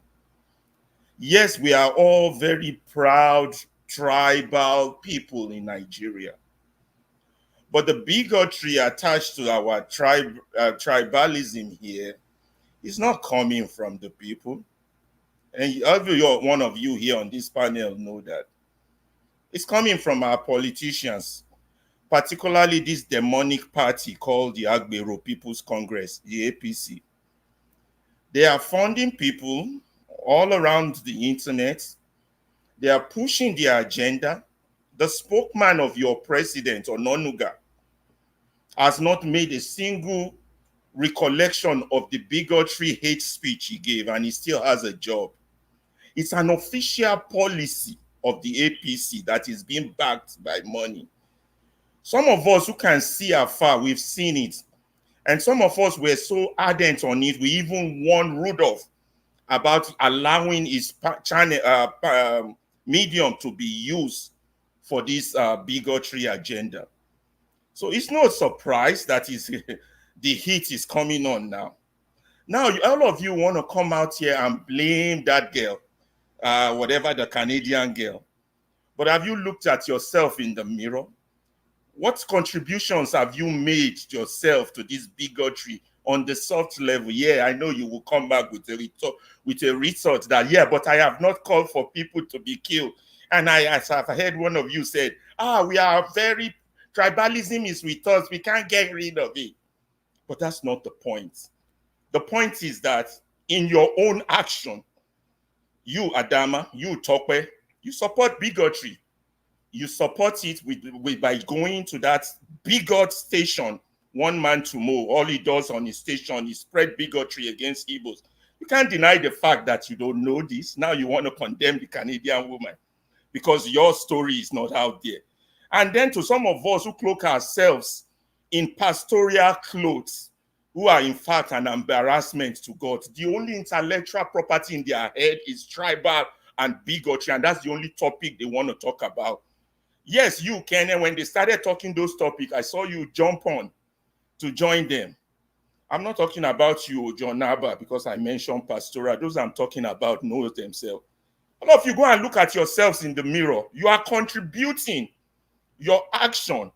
The people you mingle with, I cannot be alive, and I know a rapist or a pedophile, and I know they are holding a pedophile meeting somewhere, and I say, well, since they are not raping my child, I go join them. Or I know somebody who belongs to the Nazi party, who preaches bigotry, hatred, and I go join them in the meeting. And now when it has become popular, so someone is being blamed in Canada, you want to jump on the microphone and attack those people. Well, that is all I have to say. My people, go and look at yourselves in the mirror. I will wait for 2 minutes if anybody wants to give me a feedback. Thank you so much, Mr. Alaba. We appreciate your input. Can I reply to Alaba? Okay, go ahead, AY. I'm going to give you, we're going to go another 5 minutes. So go ahead.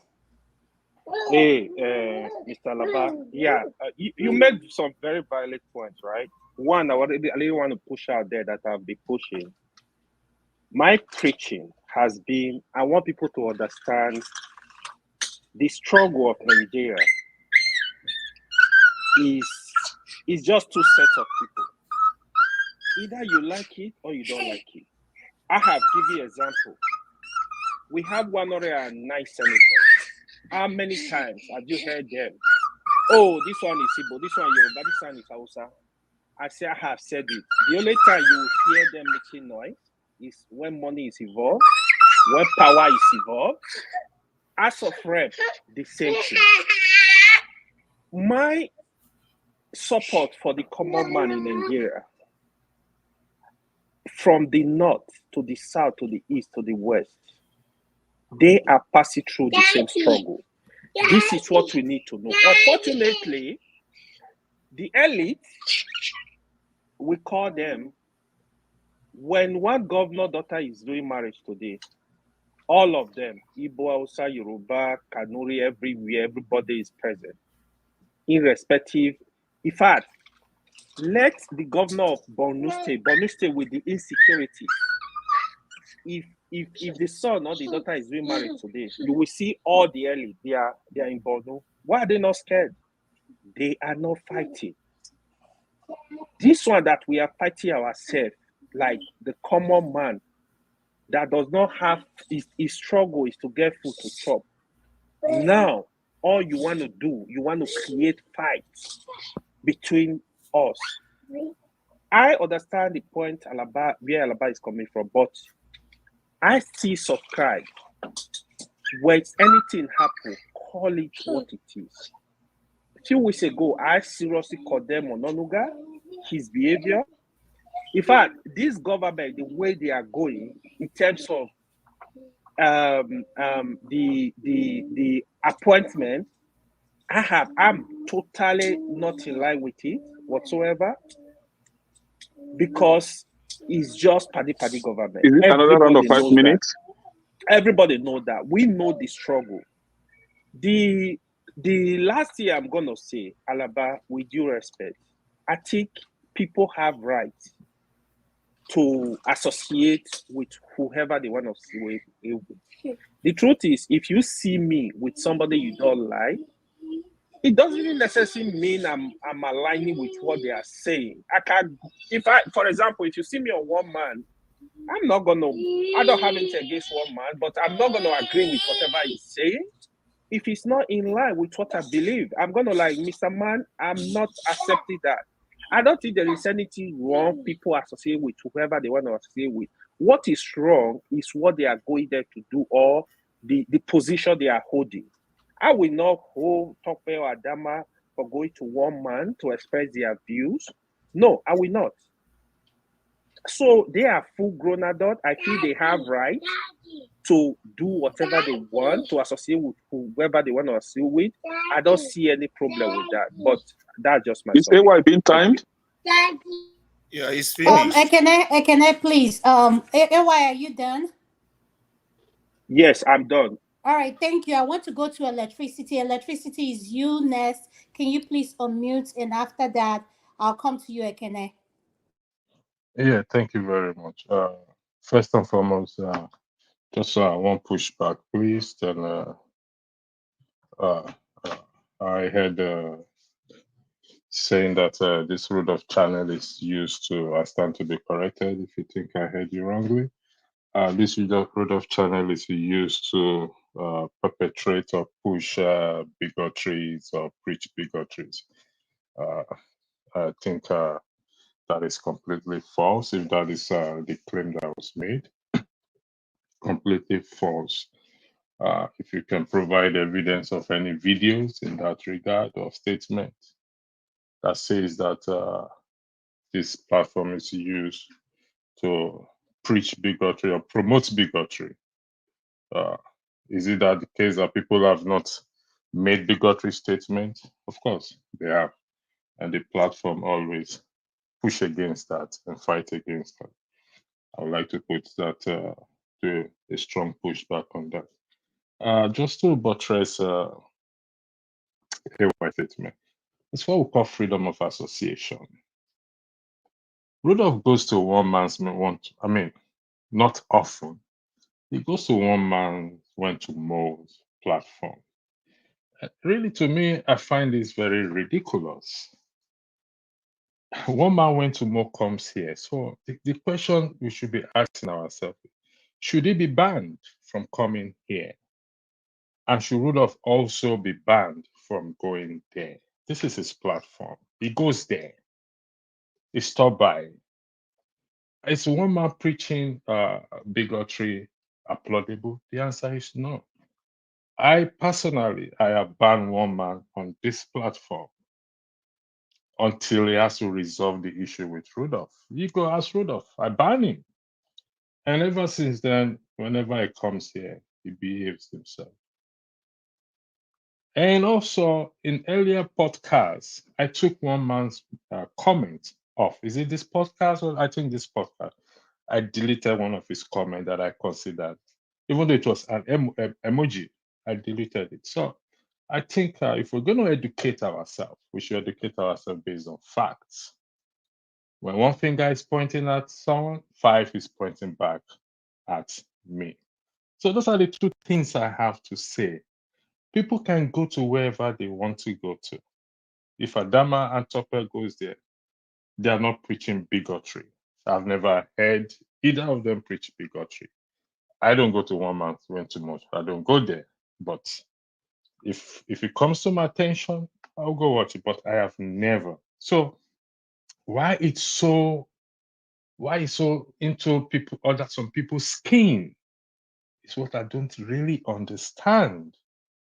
Why they find it took it so personal to continuously take it like a federal government assignment, jam question and answer, still amazes me.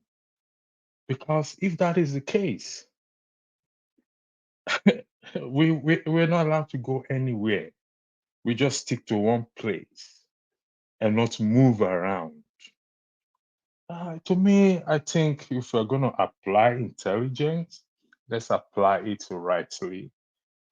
So people can go to wherever they choose to, as long as they don't support, they don't applaud what is happening, what that person stands for.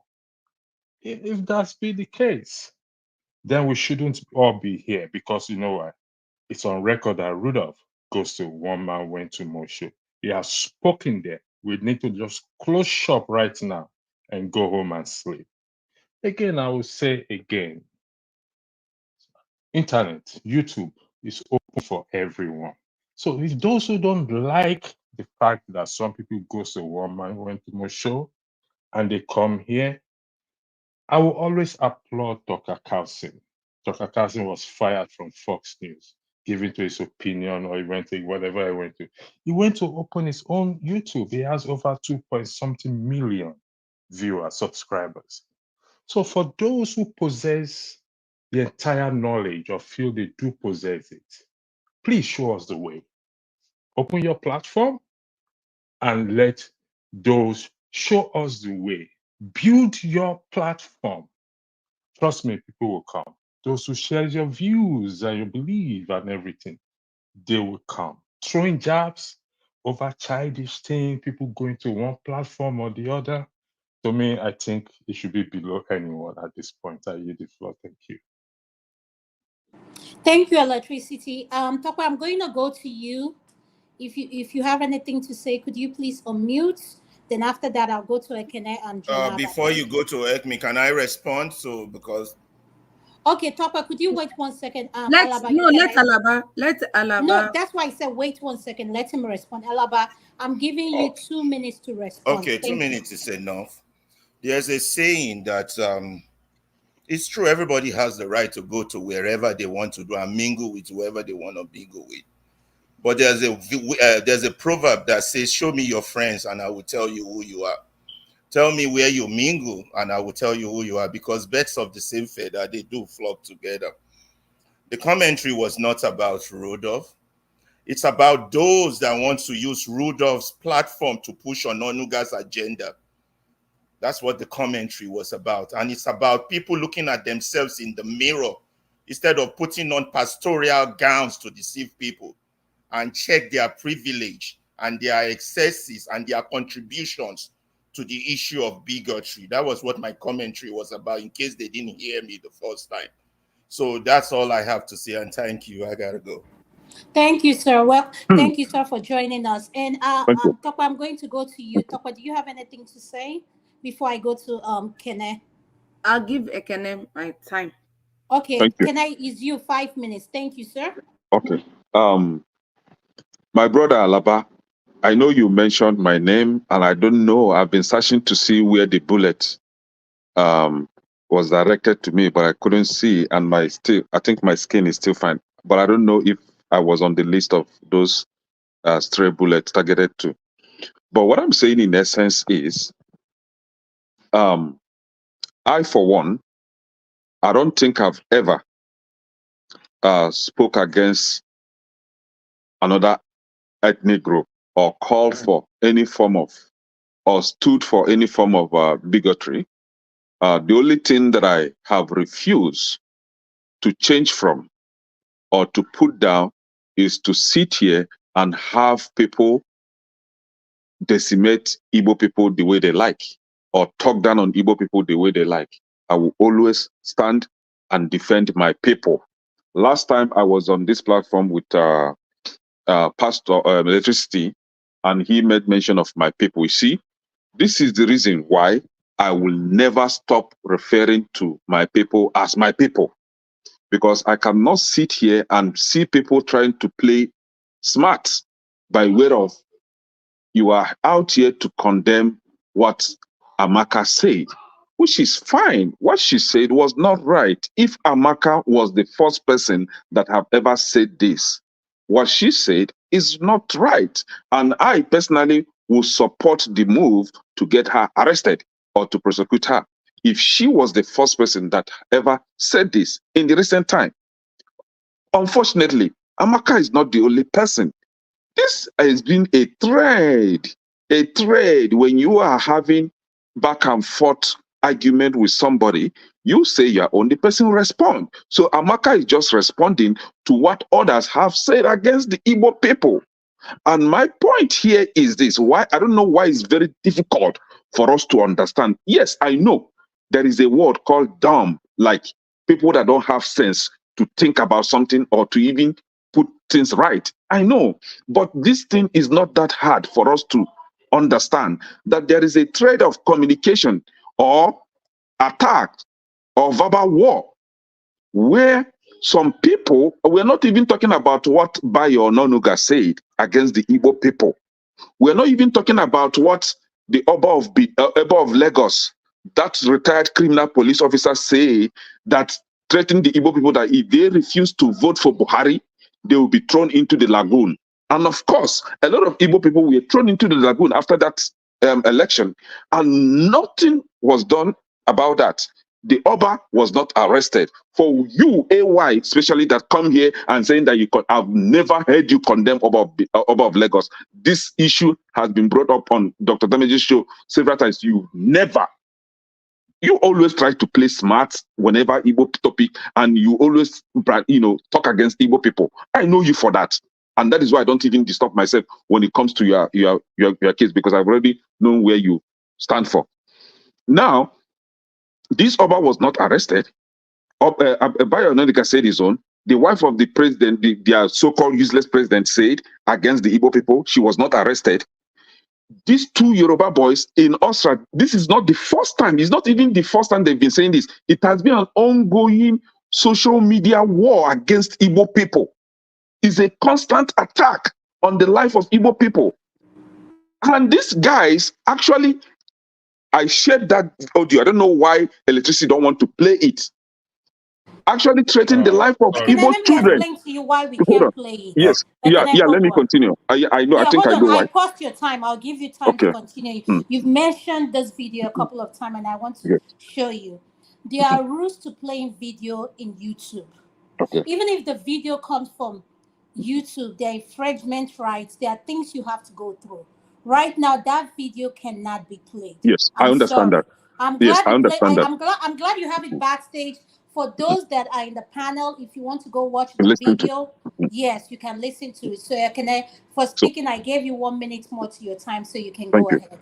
So I understand that. So what I'm saying in essence is, if these children, the life of Igbo's children are being threatened, Amaka has children. These guys in Austria, we are calling on, and this is a platform where all Yoruba from all the continent call him, and he is telling them, go back to your base wherever you live abroad. Make sure that you begin to target Igbo's children and unalive them. Amaka is in Canada, and there are Yorubas in Canada, and her children are in Canada. So she's fearful. Instead of killing my children, I would rather get you off before you get my children off. So if this has been going on, and it is being an online thread of verbal attack and all that, Amaka should not be singled out. That is my position. And if anyone fails to understand that, that person really needs help. Amaka is now saying that you cannot take the life of my children. Instead of taking it, I would rather take yours. Okay, you have 50 seconds left. Now, you are now saying that what she said is bad. Yes, we agree with you. But what about others that said before her? This is a pure attack on the Igbo people to shut us up. It is a coordinated attack. Yes, it is political move or whatever. Yes, let's leave it as a political move. But let's discuss what is on ground. What is on ground is Amaka is responding to what has been said against the Igbo people. So Amaka should be let alone. Let that woman rest. What she said is right. Thank you, Ekene. Uncle Jonaba, could you please unmute your nest? After that, I'll go to Amen, and then I'll come to Dexter. Uncle Jonaba, thank you. 5 minutes. Can you hear me? Yes, I can hear you, sir. Okay. I think if we will listen to ourselves carefully, is that in one way or the other we condemn, even though we are using other kind of language, we are condemning what this woman or any other person, or Naniga, or any other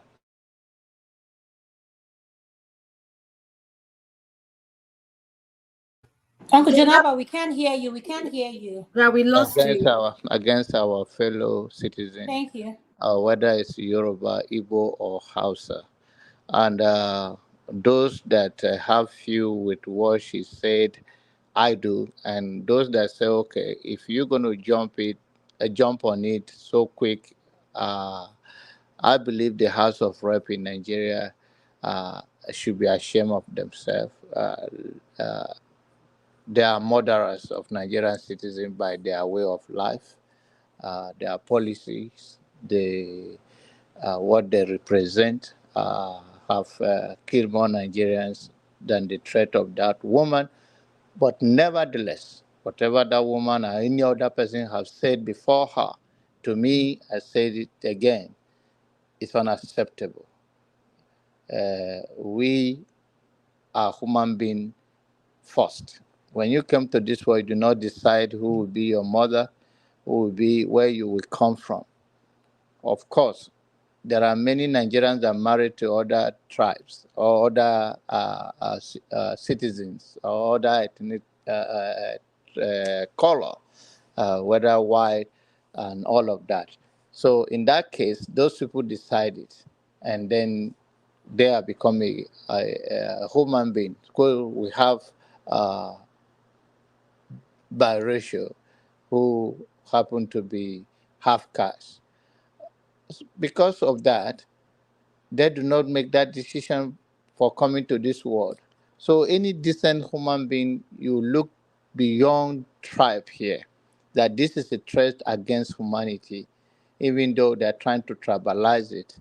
It's not welcome in Nigerian space. It's not welcome in the world.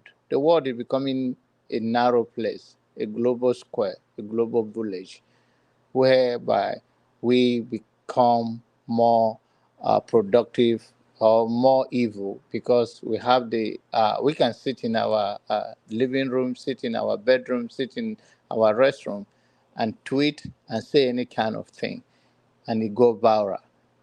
That 1 minute fame that she thinks she made now brought so many attention that I believe in a good conscience she could have responded to this threat, so-called by Kene, that she was responding to those threats, or she has a baby, and that elimination of a call for elimination of her baby is her defense to eliminate others.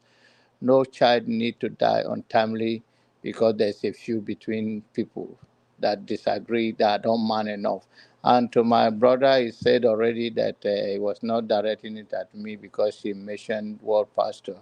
Because I could have told him, I hope as he's talking, he's looking at the mirror as well. But that is okay. We're all going to learn. Nigerians say by fire, by thunder. We will learn because this place we should bring humanity and empathy to everything. I think that's where we'll have a good judgment. All those pushing around to justify evil, there's a scripture that says that you may not do it, but if you have pleasure in them that do it, you are the same. Thank you. Thank you so much, Uncle Janaba. I appreciate your submission. Emma, welcome to the show. You have 5 minutes. Could you please unmute? Emma, are you there? If not, I'll go. Okay, thank you. You have 5 minutes. Welcome to the show.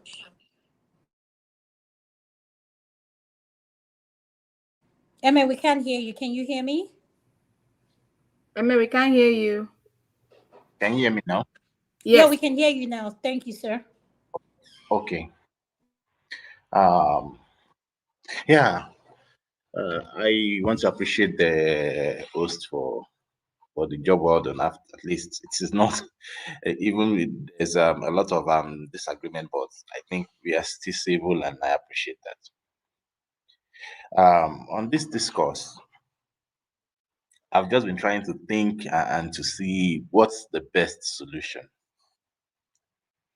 Um, we all have we all have we all have a hand in this, every one of us. And the thing is that we just don't respect ourselves. That is just it. You see, we are in this delusion that we are one in Nigeria. And I think that is making everybody to act, you want to act in consonance to that. Like, okay, yes, we are one, we have to act like that. But there's a deceit in that. We are not truly one if we don't know the parameters of oneness and act in those parameters. What do I mean? In our own unique ways as ethnic groups, we have our own ideologies, we have our cultures, we have our values. And funny thing is that my value will definitely be different from yours. A Yoruba value is different from an Igbo value. An Igbo value is different from an Hausa value. Is different from an Ichekiri value. A Tifi man's value. We all have these divergent values.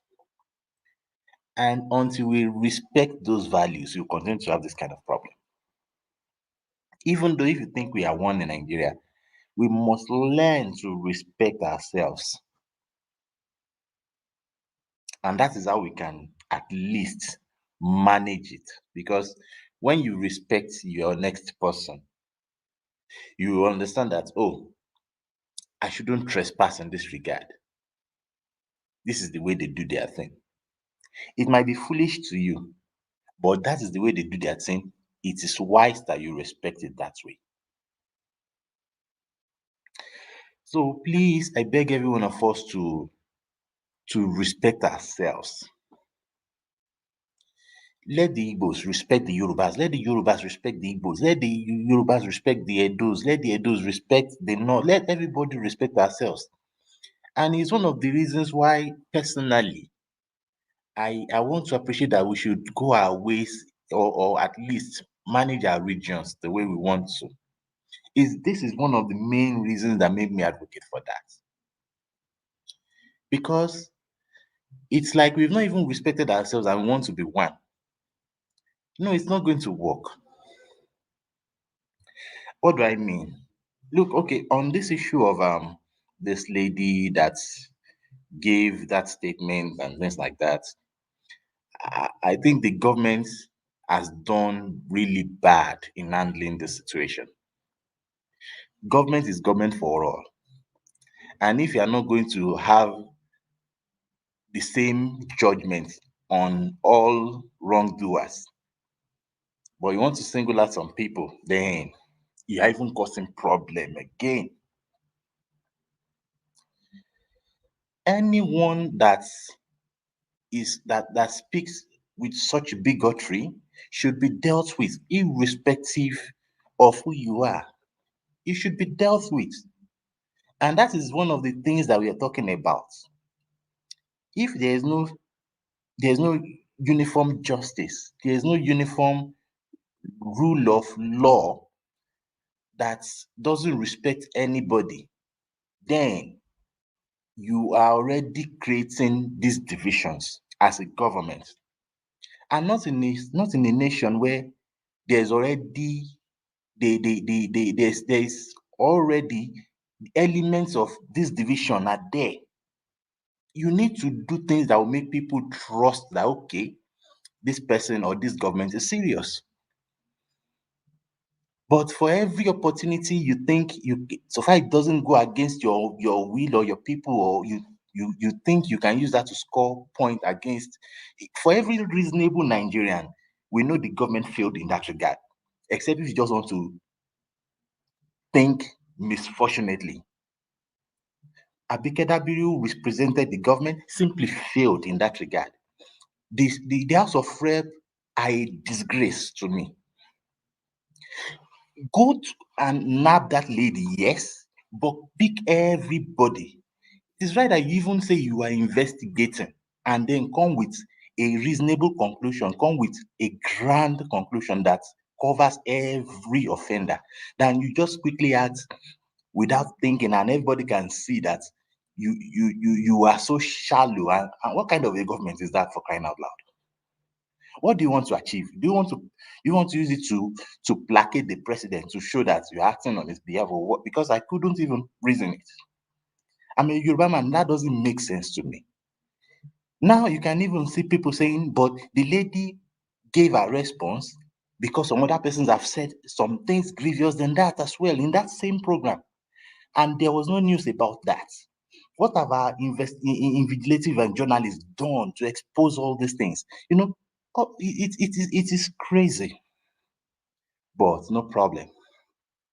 We know the government can be like that. But please, I beg all of us, Igbos, I beg you. You know, there was a time during the election when the mantra was go to your land, go to your land. I said something, a lot of people were like, what's the meaning of that? I said, guys, when somebody is showing you the head of the yam, they are telling you that it is time to go home. It's a proverb. But the truth is, if you don't respect yourself and truly go home, I know a lot of businesses, they, you know, because the Igbos, I understand. But the truth is that sometimes you just have to take and bullshit some things. And that is self-respect even to yourselves. Because until we have this respect for ourselves, that is when we can truly value ourselves. And that is when we can start to build nationhood. But if we don't, if some persons you're trying to make something uniform that is not uniform, that is not that is coerced, you know, you want to blend everything together and Yoruba will say it won't work. What I'm saying is that Yorubas should please don't put fire on things that are not necessary. The Igbos too should understand. Okay, for example, let me even be clear in my statement here. In this kind of country that we have right now, I believe if you are in a state, I know we want to claim oneness and things like that. In terms of election, leave their government the way they want to run it in that state. In my opinion, if you're an Igbo man in Yoruba in maybe Yoruba land or in Lagos, just do your business. If they say they want to put dog as their leader, just close your eyes. Go and do your own thing your way. Yoruba man, if you are in the southeast, if you are in the north, if they say they want to put you know, they want to put Agbegilere as their leader, leave them to their decision. That is the way they want to be led. That is the best way they feel like they should be led. And respect that.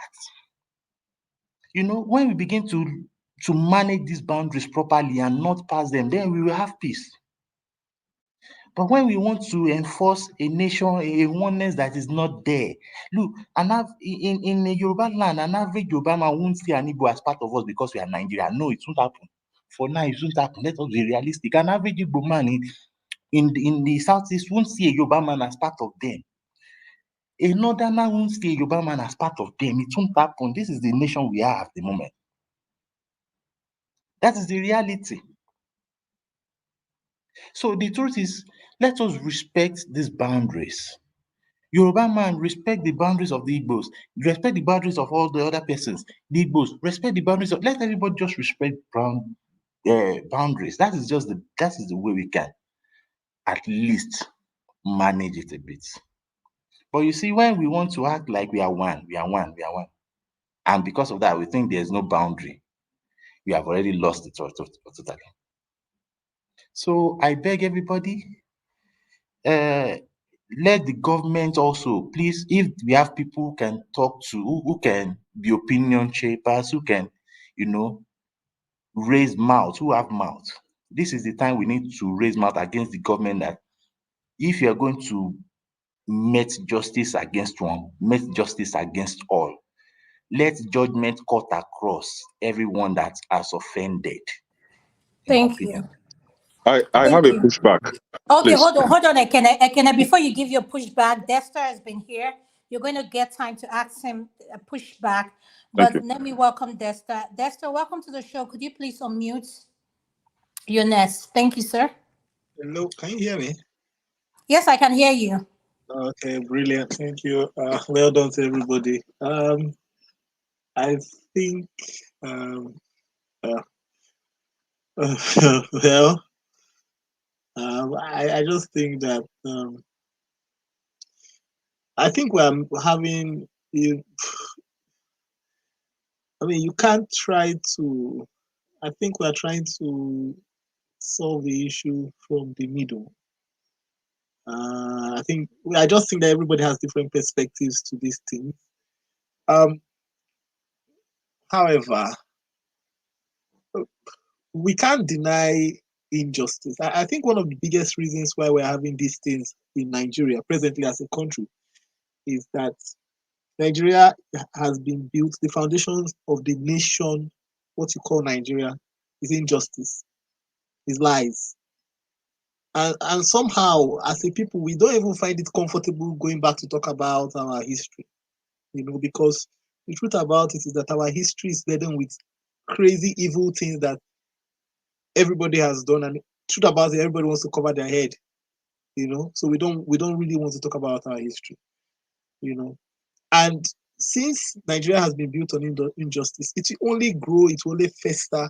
The politics of Nigeria is all these things we are discussing is because of some greedy people who want to be in power.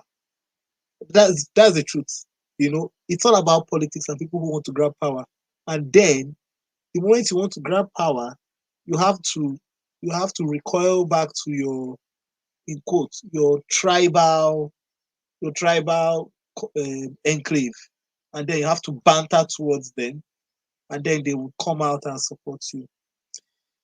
And I think it's high time that, it's not compulsory that Nigeria must remain as a nation, to one nation. That's one thing we should realize.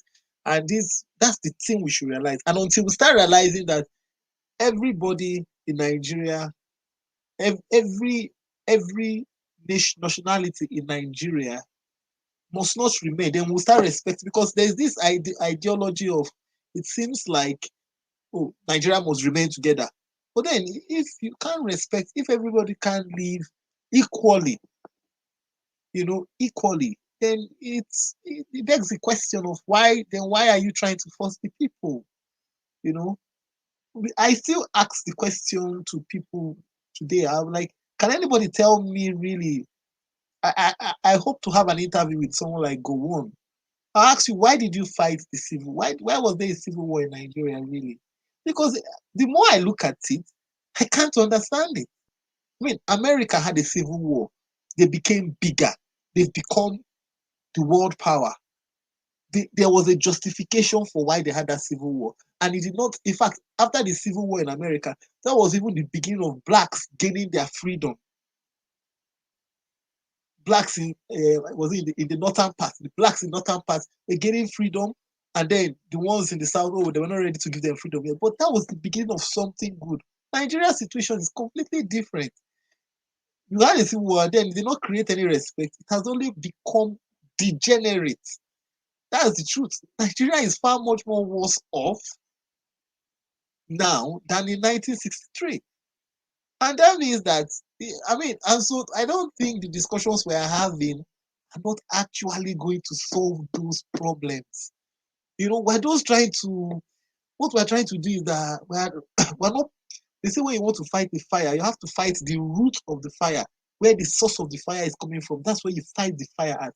What we are doing is that we're just flashing flames at the surface, and it's going to go nowhere. There's no, look, any country, any serious country, this kind of thing has happened. It won't be about that Amaka girl. It will be a complete holistic approach to stop it, to ensure that citizens see themselves as one. Unfortunately, this administration is not doing that. Unfortunately, the politicians are not doing that. They're not trying to unite the citizens. What they try to do is keep the citizens divided for their own selfish gain. I always say this, the Niger Delta, the riverine area has contributed for the past 50 years, has contributed 90% of the revenue of Nigeria. What is the state of Bayelsa? What is the state of Calabari? What is the state of Ibuno? It doesn't show anything. So doesn't that send something to our head?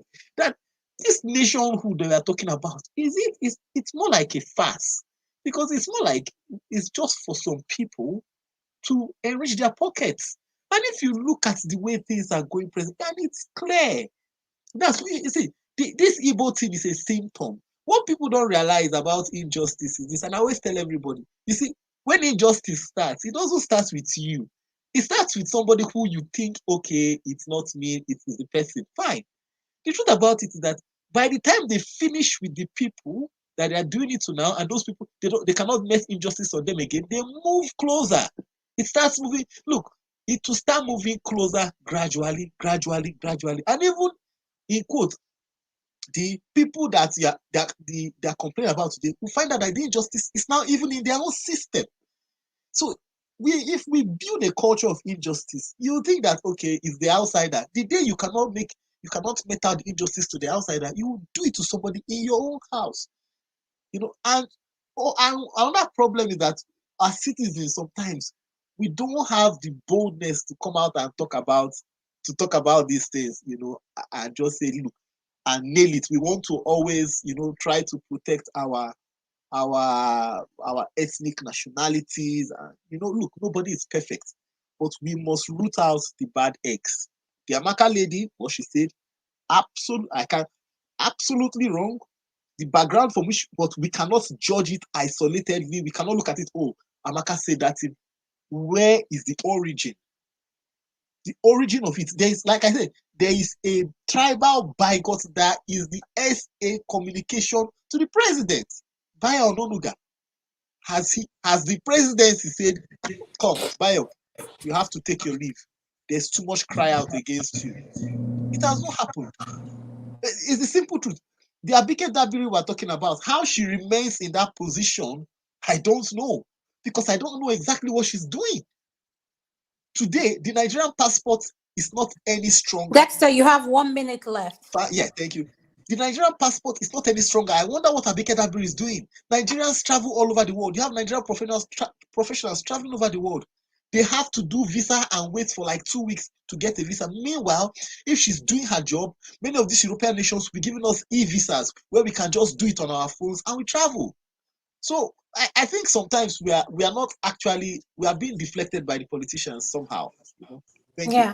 Thank you so much, Dexter. Yes. I'm So going please, to give you, I have a small pushback, please. yes, I'm going to give you 1 minute so I can allow other people speak. Could you please make it fast and Okay. push back? Amy, Let's go to the yes. question. I'm directing this to Amy, right? Amy, you started off perfectly and then ended on a wrong path. And this is one of those cunning way of trying to put your real intent when it comes to discussion. And I hate that kind of hurtful behavior. And this is why I say this. You cannot ask Igbo people to respect Yoruba people and Yoruba people to respect Igbo people and vice versa, right? It's okay to respect one another. And you still come back to say that Igbo people should just come to Lagos and do their business and let Yoruba people elect whomever they want to elect. Who tell you that? Who tell you that that's how a country is being run? Provided Igbo people, Okay, provided thank you, Ekene. yeah, Thank it's not up to 1 minute now. Provided Igbo people are still part No, of it is. Lagos, It is. they have the right to Trust me. elect.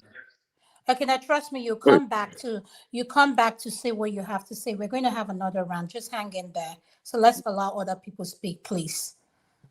Thank you. Olumide, welcome to the show. And I'm going to have you 5 minutes. And after that, Uncle KJ, welcome to the show. Man of Prestige, welcome to the show. And I'm going to go to Olumide. 5 minutes start right now. Thank you. Okay, thank you, Amaka. Adam, sorry. And good day to you, other members of the panel, Tokpeo, Pastor Inkru, everybody, Kene, Eme, KJ, man of prestige. I greet you all, Dexter. So I want to follow in the line of Ekene, where he's finished off. So, Emmy, please, I beg you, you have to be strong. See, there's no see. You can't see. What country are you in? May I beg? I beg to ask. I mean, which part of the world are you in? U.S., UK. Olumide, you can't ask him any question. Just make your Okay. submission. If you So have a question for I him, want to you believe answer. that you are Yes. in one of the Thank you. Western world there. Let us be strong. If you truly want a change for the better, for that country with all the multi-ethnic groups. See, you are talking about.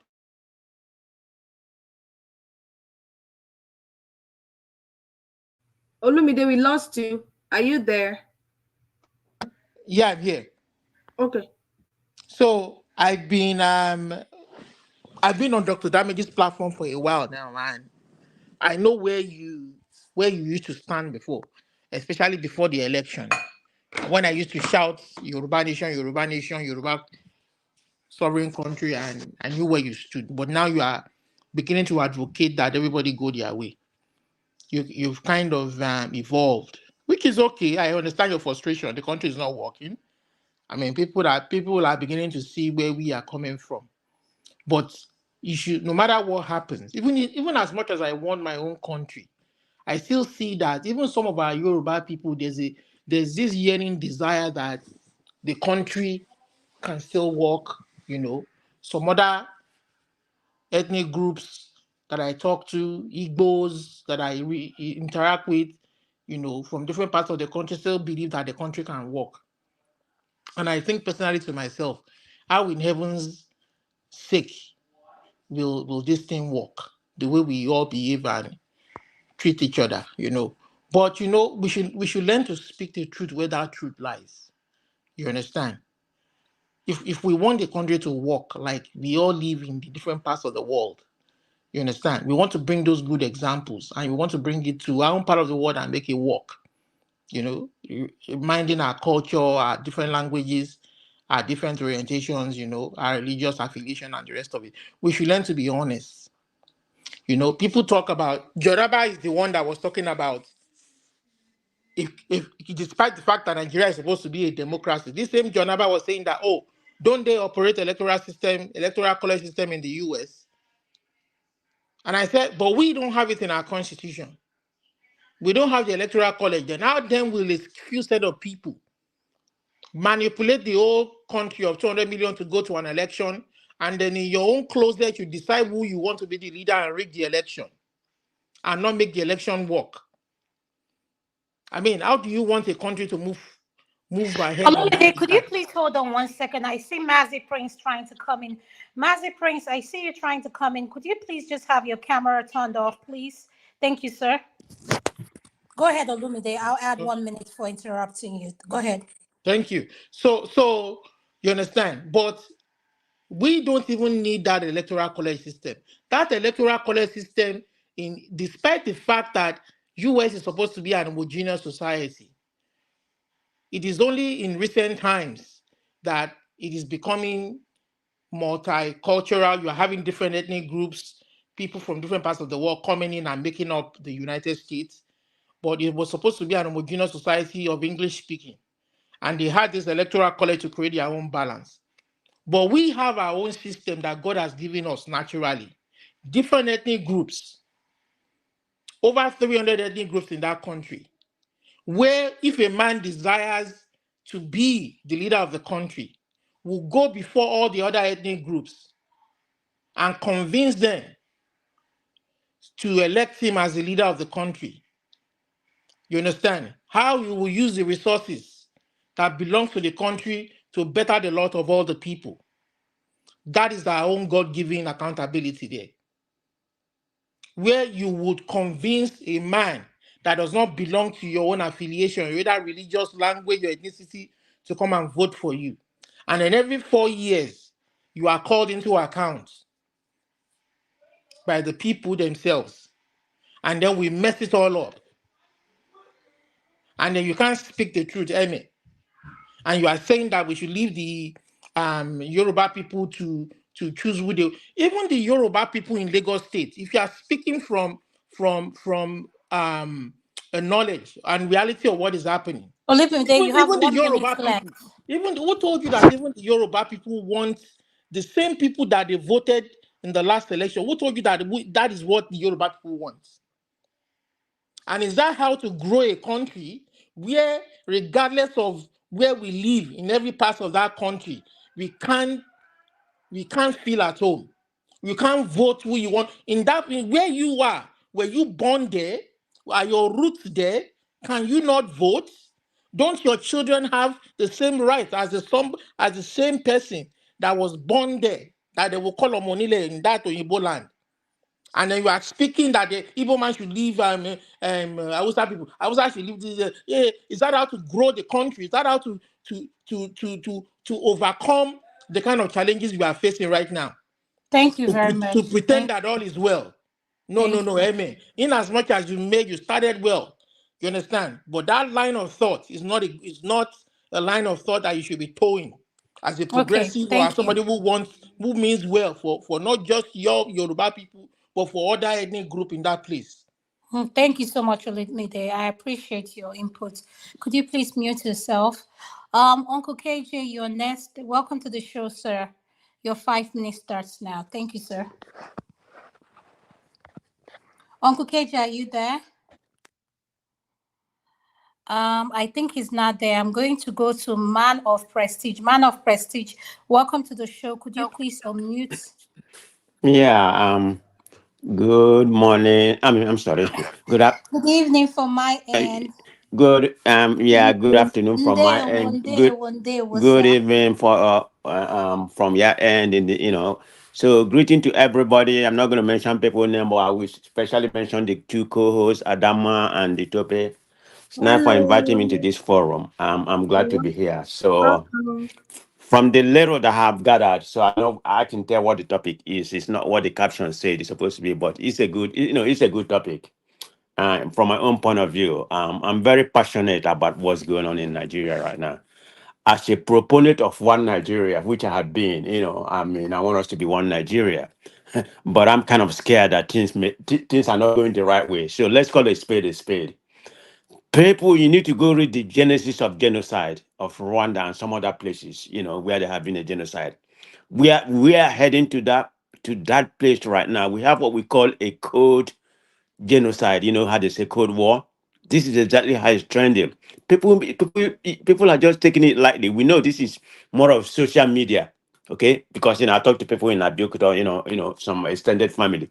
They are not aware for anything. People, ordinary people, they're not. But this is politician perpetuated, you know, xenophobic. It is xenophobic. Has gone beyond bigotry. You may call it bigotry. So you're taking it for granted because whatever is happening in Nigeria right now is not good. It's not good in the country. I'm not going to come here to passion the blame, but all I know is all political. It's not what the politicians, they are using it to manipulate it. We know what happened during the election. So anybody know, I don't have to go back and rephrase what happened. So this Amaka something, yeah, I'm definitely glad that she has been fixed out. Let her face the consequence, whether she's from Igbo or somebody says she's not from Igbo, she's from it doesn't really matter where she is.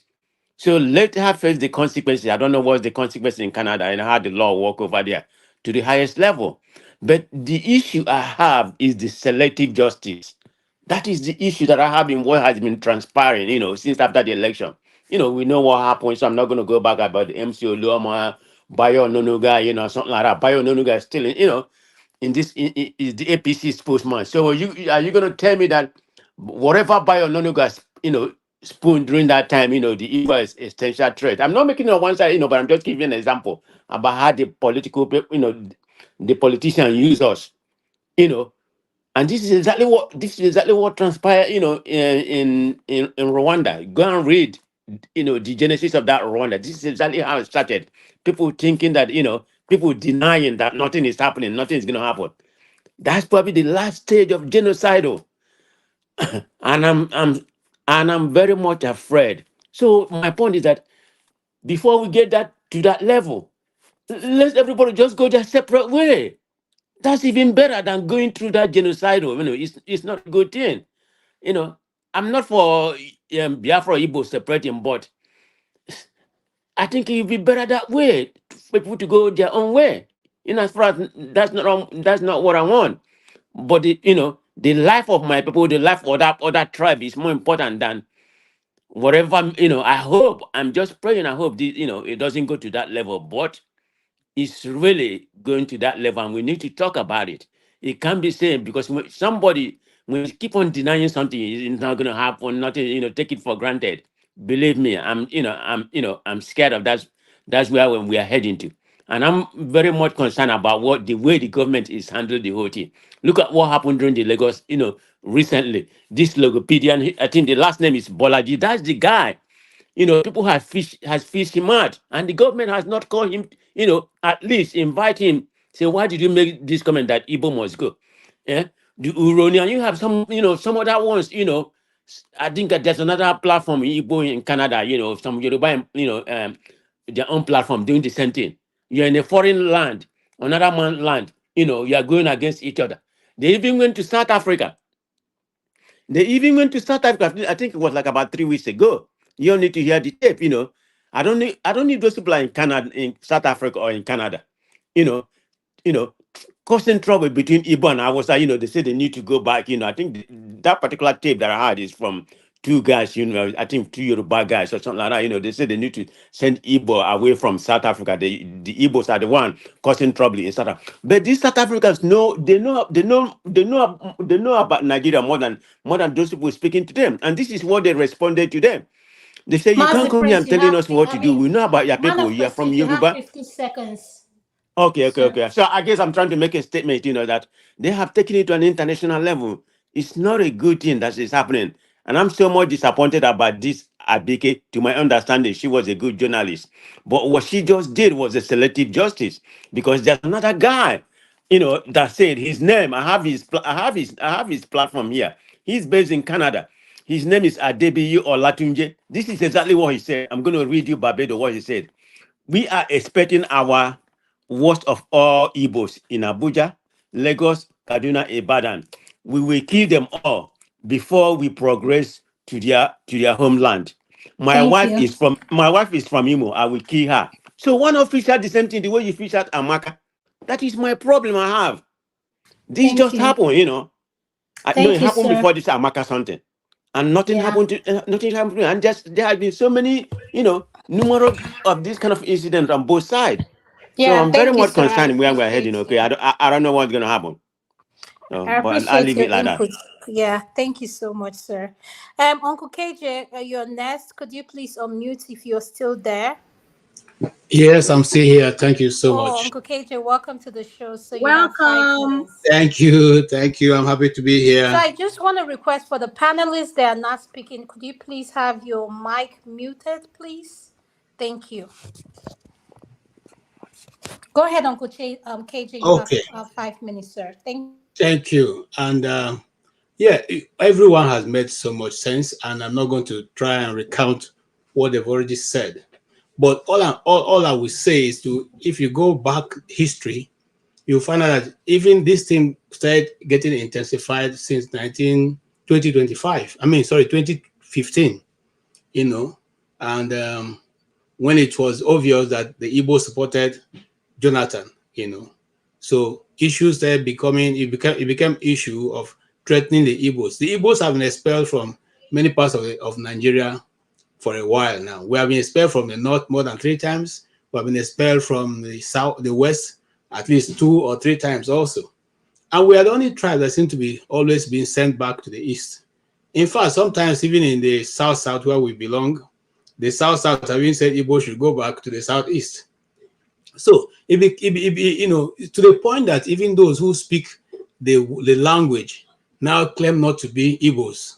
Rather, they would rather claim to be from Edo or somewhere else. That's fair enough. The Igbos are not lacking people who want to be a part of Igbos. But we are simply saying, if you're not going to let us live in the Nigeria you want to force us in, why don't you allow us also to go somewhere and find our own livelihood? You cannot reject a person and at the same time refuse the person to move forward. We are simply saying, and we stand by that, and everybody who knows me know my stand. I don't think Nigeria, we have gone beyond the point where Nigeria can be redeemed. Because if a government is seeing all this, even government officials of a high rank, high-ranking government officials being part of the same system, if the National Assembly of all Nigerians can within one day frame up a letter to an international body outside of his own country to ask for its citizen to be indicted outside of that country, tell me, do you still have any sense of ownership of that country? If these people who have been sitting in National Assembly saw when one certain Asari Dakubo was displaying two AK-47, for which he has declared that he had a troop fighting in the east and buying Igbos, and they're doing the water.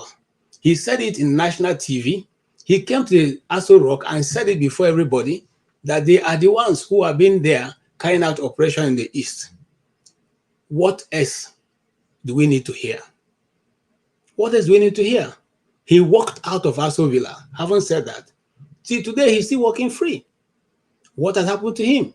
When a young man got up in Lagos and said, if you want to vote, you better go to the east to go and vote. If not, if you are here, if you don't vote in accordance with our desire, you will not see the next day. What happened to him? Nothing. So it behoves anybody who wants to know the truth and open the person's eyes that this has gone beyond just normal rhetoric. Now action, things are being put in place. Remember, if I want to take your mind back, I still have about 2 minutes. Now, before this election, there was this same person who is now vice president, and one certain Rauf Araboshala had a phone call for which he said, we have already planned how to deal with the Igbos. And they've carried out that threat. Go to Abuja now, you find out that almost every petrol station there, they have been taken away from the Igbos. Okay? And a lot of the markets have been displaced from it. This thing started not today. They planned all this while and they've been executing it. Igbos, wake up. It's time for us to change strategy. If your mindset has been Nigeria as a whole, no, we have the world now at our tech. You can go to any part of the world. You can go to the Southeast. Let's go back to the Southeast and make the Southeast a destination. Let's go back and make the Southeast a destination where you can all come. When we do that, the world will come looking for us in our homes. Thank you very much. Thank you, Mr. KJ. Who is next? Mazi Prince, thank you so much for joining us. You're next. Yeah, yeah, Tope and Adam, good evening. And then other panelists, good evening. Well, yeah, it's evening. It should be evening everywhere by now.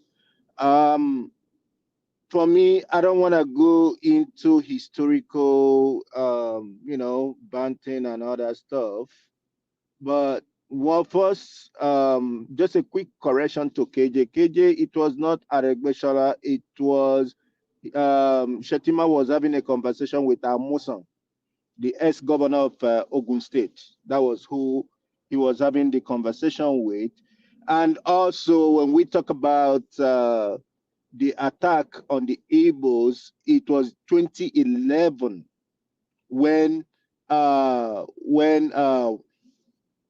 Buhari lost to Jonathan.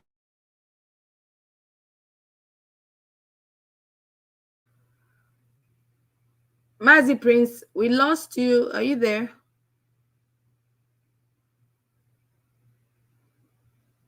Kene, are you there?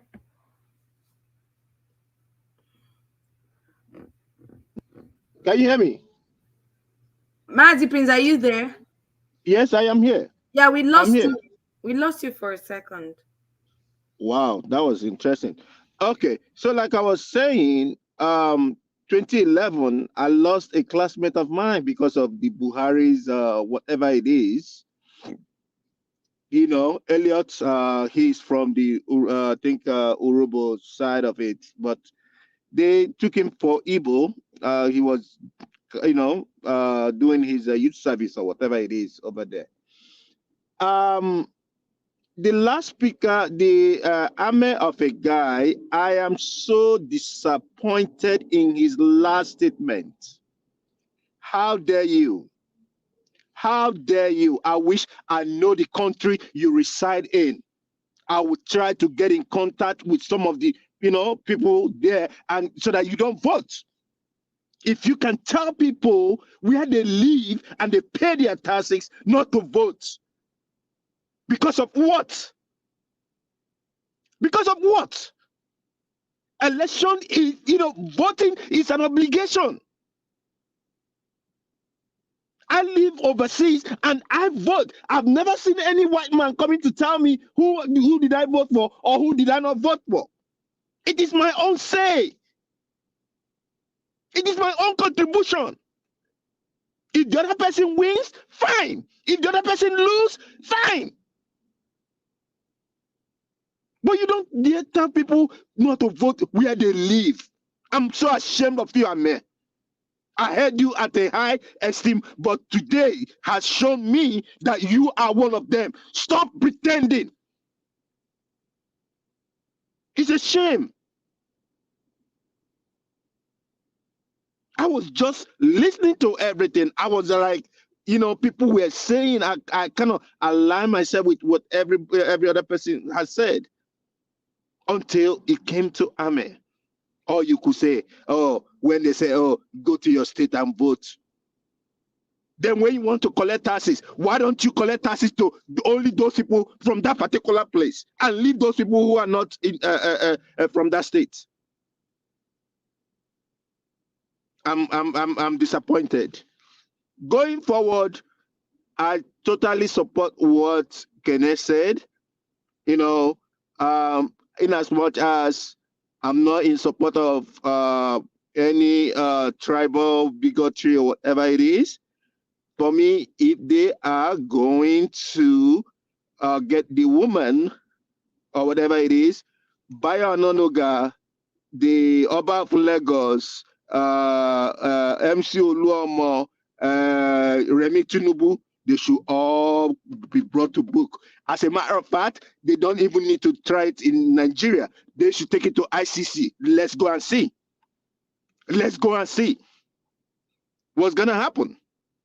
Because definitely there's no justice that's going to come out of Nigeria. There is no justice whatsoever that will come out of Nigeria. Mazi, sorry to bust you to come in. They can't even do anything.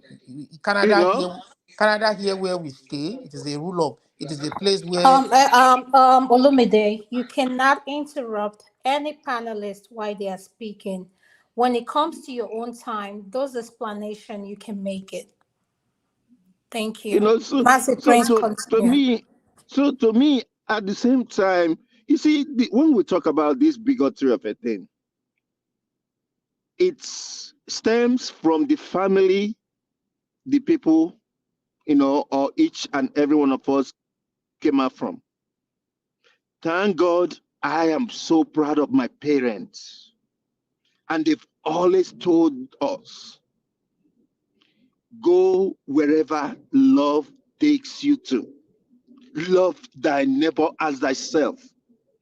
That's why when I tell people I am colorless, I don't see color. Some people get mad.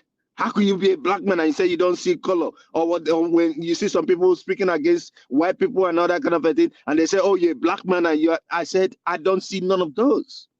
I'm not saying it doesn't happen. It happens, but it has never happened to me. And I condemn it when it happens to other people. I condemn it too. But that doesn't mean that I will use it to generalize. No, I wouldn't do that. It is not a good thing to always, and then it baffles me when I speak now. Some people will say, oh, probably that I'm a demon or whatever it is. I don't know who told them that they are more Christian than I am. I've asked a question here one time. I said, is Jesus a Christian? And nobody could speak. Nobody could answer. Today, things are happening all over the world, even in Israel and Palestine and whatever it is. Take your side. Evil is evil. And the greatest commandment in the Bible, which Jesus said, is love thy neighbor as thyself. They didn't say go and sleep with your neighbor's wife and say you are loving them. That's not what they said. But if you love yourself, you will love your fellow human being. Those people in Austria, I wish they'll be able to get them. And the other one that said he's gonna buy the wife or whatever it is, just for you to see. That means he never even loved himself.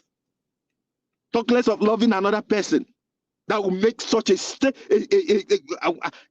despicable statement. Probably the mother of your own children, that you buy her because of where she's from. What a shame. But it is the world we live in. It is the world we live in. People don't have shame anymore.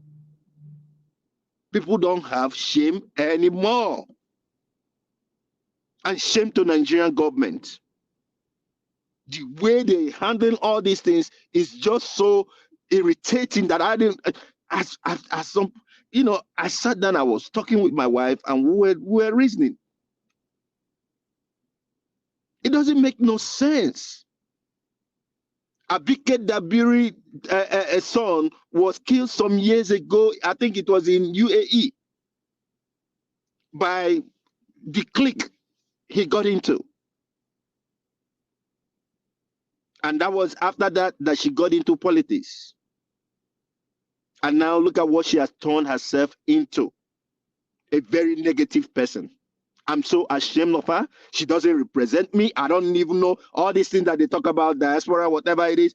She does not represent me. I've said it times without number. I don't know her. And thank God there is no case I will have that I will even invite her in. She should keep to herself. I know those she's represented, not me, for sure. We talk about all these things. And let me say this, okay? All of us here, let me tell you, when they say Omo Igbo doesn't mean only Southeasterners. So it means everybody. Everybody. If you are from Delta State, if you are from Cross River, if you are from River State, everybody, it will affect them. So we should be consigned. We should be consigned. I rest my case for now. Thank you. Thank you, Mazi Prince. Thank you so much for your submission. We want to welcome Madam Gladys. Thank you so much for joining us today. Your submission, ma'am. Madam Gladys, are you there? Madam Gladys, are you there? Okay, we'll go to Olumide now. Olumide, you had something to say earlier on?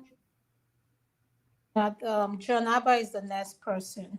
Yes, so after John Abba, then we're going to go another rounds. Hello, Adama. Huh? Can we just give Olumide a few moments? So I was just going to say that regarding the statement that maybe, especially about when the House of Rep member or two of them wrote a letter to Canadian government to prosecute her or whatever, that's not gonna happen. It's not gonna happen in our society. We don't quell free speech in our society, and we don't. Whatever she made, I listened to what she made on that online panel. It was a discussion among panelists, okay. and we don't listen to I do online rant and act that way. No, Canadian security agencies are busy with more serious stuff. Okay, we are not like the Shido nincompoop society that don't know what they are doing. That they can't even protect their own citizens against terrorists. coming to the air to come and lie to everybody that they freed the 20 medical students that was kidnapped in Benue, when as a matter of fact, those people paid ransom. A government that lacks integrity, all their law enforcement agents, the army, the police, all of them lack integrity. So that lady is living in a free country and nothing is going to happen to her. Nothing. We don't entertain idiotic. Yeah. Thank you, Olumide. I appreciate what you have to say. Now we're going to start another 5 minutes rounds, and I'm going to start with Pastor. Pastor, could you please unmute? Andrew, could you please unmute, please? Thank you. Yeah, sorry, can you go to somebody else, please? I'm trying to. Uncle KJ, are you ready? Thank you. Uncle KJ, are you ready? Could Yes, you please I am unmute? ready. Thank you. 5 minutes, sir. Thank you so much. And again, well, I don't want to join issue here, Mazi Prince, but I'll let that go. Olumide, thank you so much. You see, I didn't want to say this earlier in the program, but you see, we are dealing with a nation where the government finds it so easy to lie to its citizens. They just open their mouth and lie. In fact, if you want to know one of the lie, go to the last presidential special assistant to the president briefing on what the president is going to achieve when he goes to China. It's more than a textbook or what he's going to do in less than, is it 1 week or there? And I want to say something, Jonathan. Uncle KJ. Yes. I just wanted you to add this to it. What can we do to improve? Like, what kind of solutions can we speak about that will help with this bigotry and tribalism, this hate being spread? What needs to be done in order for this to stop? Thank you, sir. First and foremost, Dr. Adam, look, it is not really the citizenry that is spreading this rumor. It is agents of the government. So the question now be, how do we now fight a government who details its own assistants or superintendents to begin to lie about a particular people, a particular ethnic group, and continuously dwell on this? I have distributed people all around Nigeria and abroad to keep being in these panels and spearing these lies about these people. Okay, it is, look, you may be surprised to note that this is all about the Edo election coming, and they know that there are a great number of Igbos there, so they want to first of all make sure that the Igbos do not partake, as they would have loved to in the Edo election. Okay, because they have a particular candidate they want to win the election, and maybe majority of the Igbos there, they have realized that may not be voting for that candidate. Secondly, if the government is really serious, there is an agency in Nigeria called National Orientation Agency, which used to be very vibrant in the days of Professor Jerry Ghana.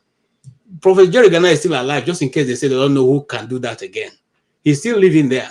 They could ask his advice. You need a very civic education, starting from the primary to the secondary school. Because remember, the people doing this thing are not those who fought the Biafran War. They're not those who were born after the Biafran War. They're people who are born, some of them born in the 70s and the 80s. Okay, some of them are even born in the 90s. So you can see that it's not even an old trend. It is something new, and it's not going to stop. So let there be a civil department like National Orientation Agency, and then the Ministry of Information to go about with a very serious campaign. Let them strengthen the NYSC scheme, because that's supposed to be a place where integration is fostered. Let those agencies be strengthened and given the power to campaign around, dealing with the issues of nationhood and the reason for us to see each other as one Nigeria, irrespective of different tribes. I'm not saying go out and say, you cannot be Igbo, you cannot be Yoruba. No, let us know our diversity, and then let us know how to harness it. That is how a nation is built, if we are seriously thinking of building a nation. But if not, I don't see, look, it's going to get worse if there's nobody checking it right now. Because remember, this thing have played to the highest level. If the wife of the president now can go out and say, we're going to inherit the Igbo property in Lagos, Remember, it had been done before. They inherited Igbo properties in Port Harcourt. Okay? And so it is not something we have not seen before. And they're just trying to replicate it because nobody is asking that question. And unfortunately, even we, our so-called political leaders, have refused to stand and question the reason why. You know, and that's why it's not going to get any better. Just like everybody's saying, it's not going to get better, and they keep lying. Well, now look at what they said. They've already written, and they're going. In fact, some even said they should have been arrested, and you know, all that is. I don't know why we find it so easy to lie to our people. You know, the government is supposed to protect you, lie to you, deceive you, and cheat you on top of it. You know, and that is not a problem. But once the name IBO or IGBO is mentioned in it, everybody comes out with their sword. And that's what the late Chinua said, there was once a nation. I recommend that book for many people to go and read because it totally and accurately articulated what the problem is with Nigeria. Thank you. Thank you so much, Uncle KJ. So, I'll come back to Tokwe and electricity last, and myself. Mazi Prince, you're next. What solutions do we have? Can you suggest, or what needs to be done to change this tribalism, this bigotry being spilled out everywhere from every angle? How can we heal and move forward? Thank you again, Adam.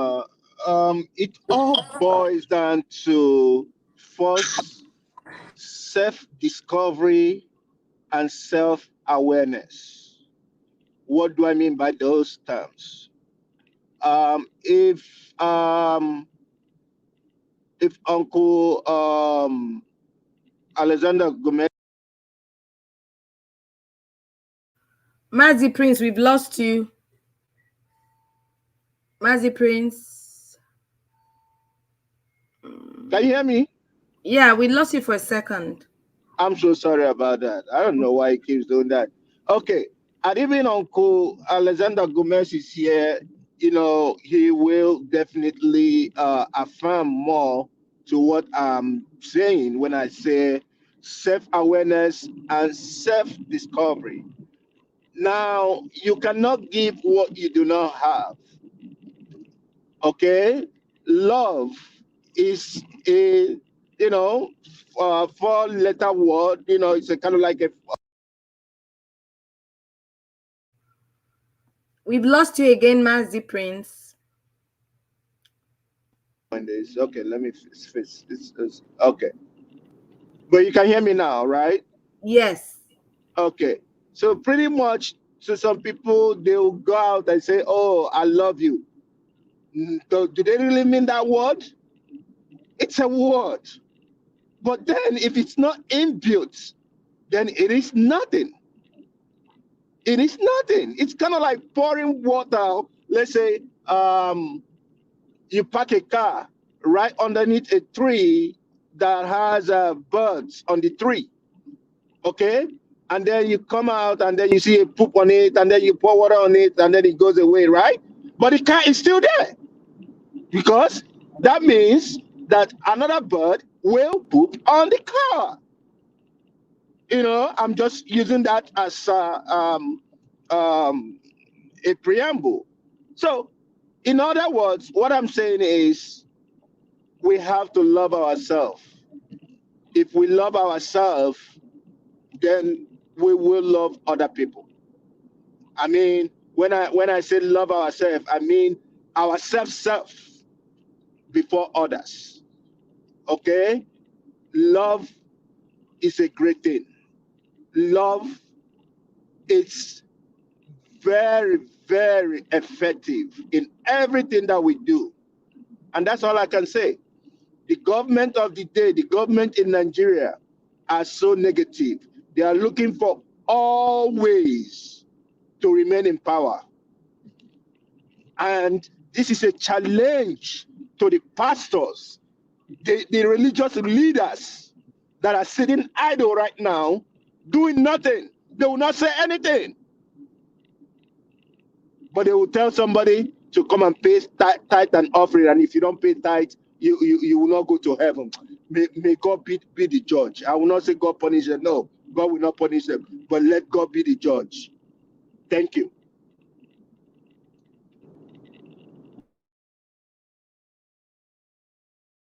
Thank you, Mazi Prince, for your submission. Man of prestige. Yeah, I'm here. Yeah, thank you very much. How many minutes do you have? I'll give you 5 minutes. Okay, 5 minutes, thank I'm you. timing you. Thank Before you you. start, man, for Prestige, this solution aspect, are you going to allow me contribute? Because I haven't contributed to the solution Yes, aspect. no, Alaba, you're going to contribute. It's No, going, it's I'm calling Olumide. everybody according to the way it is going. So you're next after Man of Prestige. Thank Oh, you.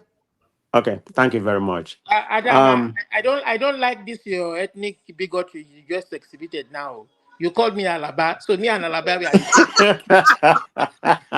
I'm sorry, Olumide. I Wow. am so sorry. It wasn't intentional. I'm so sorry. I just Look, joking. that guy just missed your name. That's it. I'm just joking.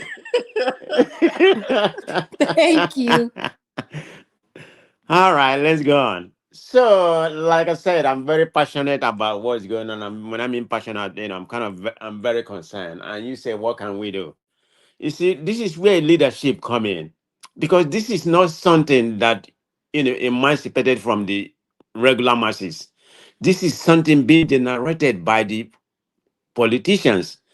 And what is the function of the government? Is it not the number one protection of the people? That's number one before other economical factor. you know and for this to happen, government has to take initiative. There has to be a conversation in that country.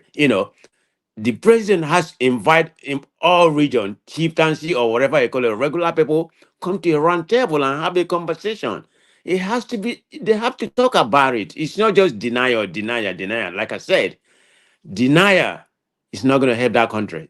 It might lead to, a very unpalatable situation. So a conversation it has to be had. Tinubu has to initiate it. People in the government say, let's have a conversation. Let's have a healing moment. For each different ethnic group. We are very tribalistic people. Let's just call it what it is. You know. So you have to bring people together in order for the country to function, because it doesn't matter what kind of economic policy he tried to implement or whatever. If the country is not united, nothing is going to happen. And I'm saying it here, mark my word, what I'm saying was today, that is the trajectory we're having. It doesn't matter where he's going. Okay, right now he's going to China. Okay, can somebody tell me, what Tinubu is going to China to do? So you're going to China, right? For the people that confiscated our plane, and put it on eBay for the highest bidder. So what does that tell you? It's a business between a contractor and the debtor, and the notorious shackle lender. So tell me what's going to profit from there. We are missing our priority. You should have stay at home right now and talk about what's going on in that country that need urgent.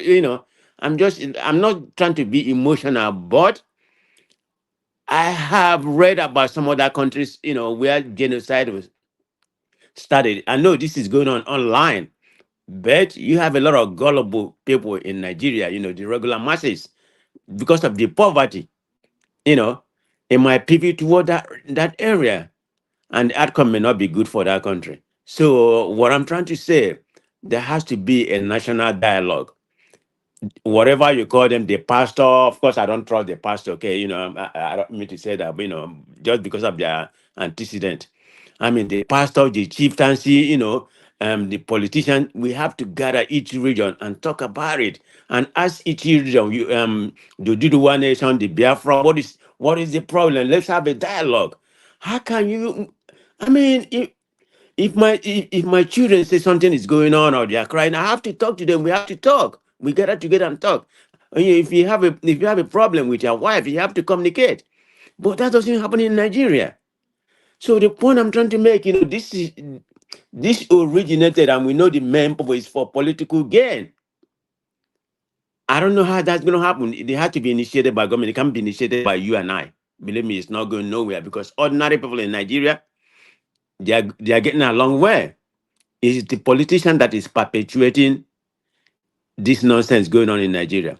So they have to call for us to unite before any other kind of thing will happen. That's that's my opinion. That's how I see that. But if not, nothing. Different group of the country can, be talking, say let's talk. It's not gonna happen. It has to be need. So that's why we need a human leadership in that country. But for now, I don't see it happen. But I pray, something come out of it. So I leave it like that for now. I don't want to be. Thank you, man of prestige. Olumide, your next 5 minutes. Thank you, sir.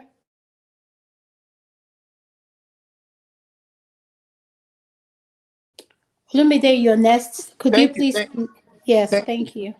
So I'm just going to go straight forward to what I think the solution is that, and it is very easy for us to profile all manners of ways, love and this and that. See, no matter what ideas, there are a million ideas that people have proposed in that country in terms of laws, in terms of what have you, but at the end of the day, we are still in the quandary that we are in. We haven't moved. We have only moved backward. For me, the solution straight ahead is it is how we choose those who lead us. How do we select the people that lead us? We have chosen a system. We are not a monarchical system where we have kings and queens.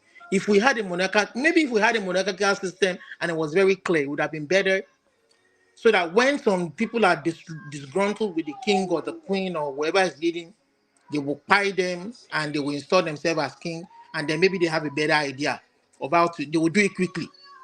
Maybe within 6 months they will feel disgruntled. Some people will plan, buy the king, buy the queen, bring their own ideas of how to move the society forward, and maybe we begin to evolve from there. You understand? But we don't have that kind of system. We have subscribed to what the Western world, how the Western world choose their own leaders through a democratic process. Whether it is presidential, whether it is parliamentary, it doesn't really matter. But how you then choose these people to lead you, and it is very, very plain to see that the way to choose, the way that system works is that people who feel that they have a good and a better idea of how to lead the society and how to use the resources of the people to better improve them and create a progressive society that will be beneficial to all, come before the people, argue how they want to do that, they have a debate among themselves, and the people are free to choose who they want to. But when some people decide to rig and corrupt the process, it's similar to going to write an exam to be a medical doctor, to be a lawyer, to be a mechanic, to be whatever professional you want to be. And then you rig your way, you rig your way to pass the exam. Tell me, how will that person be a good doctor, saving lives in the society? How will that person be a good engineer, building bridges that won't collapse? How will that person be a good whatever professional, a policeman that should do his job without any how do I put it now? Without any unbiased, without any conflict of interest. So this is what is it is the same thing with our process. These are the people that implement the laws or change the policies, bring in policies that govern our society. And when we bring in people who deliberately don't want to make that change, or who deliberately don't want these policies to work, what else do we expect? How are we going to move forward? For instance, look at Oyo State. Oyo State, when the APC governor, the president's cousin, was there as governor for 4 years, this man was owing salaries for 6 months, 8 months arrears. Another candidate came and said, you know what? We don't have to, we should be able to afford this. We should be able to do that, do this, do this. And the people trusted him, they voted him. You understand? And he came in, this guy cleared the backlog of arrears. He's not owing salaries now, he's paying. I'm not saying it's 100%, but the people, next 4 years, he comes before the people again. If he's found wanting in a certain area, the people will hold him accountable. And if they feel that another candidate has a better idea of how to move the state forward. You haven't done enough for us with the resources, despite the fact that we've seen so much, but you haven't done enough for us. You are not satisfied. We believe this guy has a better way for us. They vote in. That is the way the society runs. But when people rig elections, when people steal people's votes, when people don't make it free and fair election devoid of corruption, we are going to remain in that same quagmire. Every level of our governance is corrupt, from local government to state to House of Rep to Senate. Everything is corrupt. America today, it is true that they didn't get there in one day. It was a process, but at least that process was not corrupted. For hundreds and hundreds of years, it wasn't a corrupted process. They were getting it better with new leadership. They had a system of replacing their leadership through the people choosing who they want, and it wasn't corrupted. That is why they are the number one nation today that everybody is looking up to. Look at other Western countries that we don't talk about. There are other smaller Western countries we don't talk about, but they are thriving. Their democracy is thriving because their way of choosing their leader is devoid of corruption. Is it Sweden? Is it Denmark? Is it Norway? Is it all of them, especially in Europe? You understand? So this is where our problem is, and God has blessed our own country. America is inviting other ethnic groups to come and help build their nation, creating a diversified society. Canada is doing the same, creating a diversified society. UK, as conservative as they are creating a diversified society. It is not like this. It is not like in the Canada where I live. You don't have people who are racist. I mean, I've been living in Canada for 14 years. I've been called nigger at my work. I've been called nigger, but I know those people are minority. They are not in the majority. They are minority. They are not in government because nobody's going to vote them. They don't have a voice. They're always there in the society, but they don't have a voice. But when they rig the elections and they rig themselves into power, that is where they are giving those voices. They are giving those voices, and those voices are not really a true majority. They don't reflect the aspiration or the wishes of the people. But they would never hold a free and fair election. That is what has kept us where we are today. They knew what they were doing. In 1999, when the military already handed over to the civilians, we knew the constitution wasn't perfect. We knew the way the people was a scam, was a lie. But they pacified the people by saying that, you know what, your elected members of the house will change it over time. The wrong areas, the weak areas, they will change it. They will change it. They will amend it. Look at where we find ourselves today. We can't change it. We can't amend it. Even when they do, they pretend that they do. They don't allow it to work to effect. They rig the elections. They appoint people who oversee the institutions. And no wonder these institutions are very weak.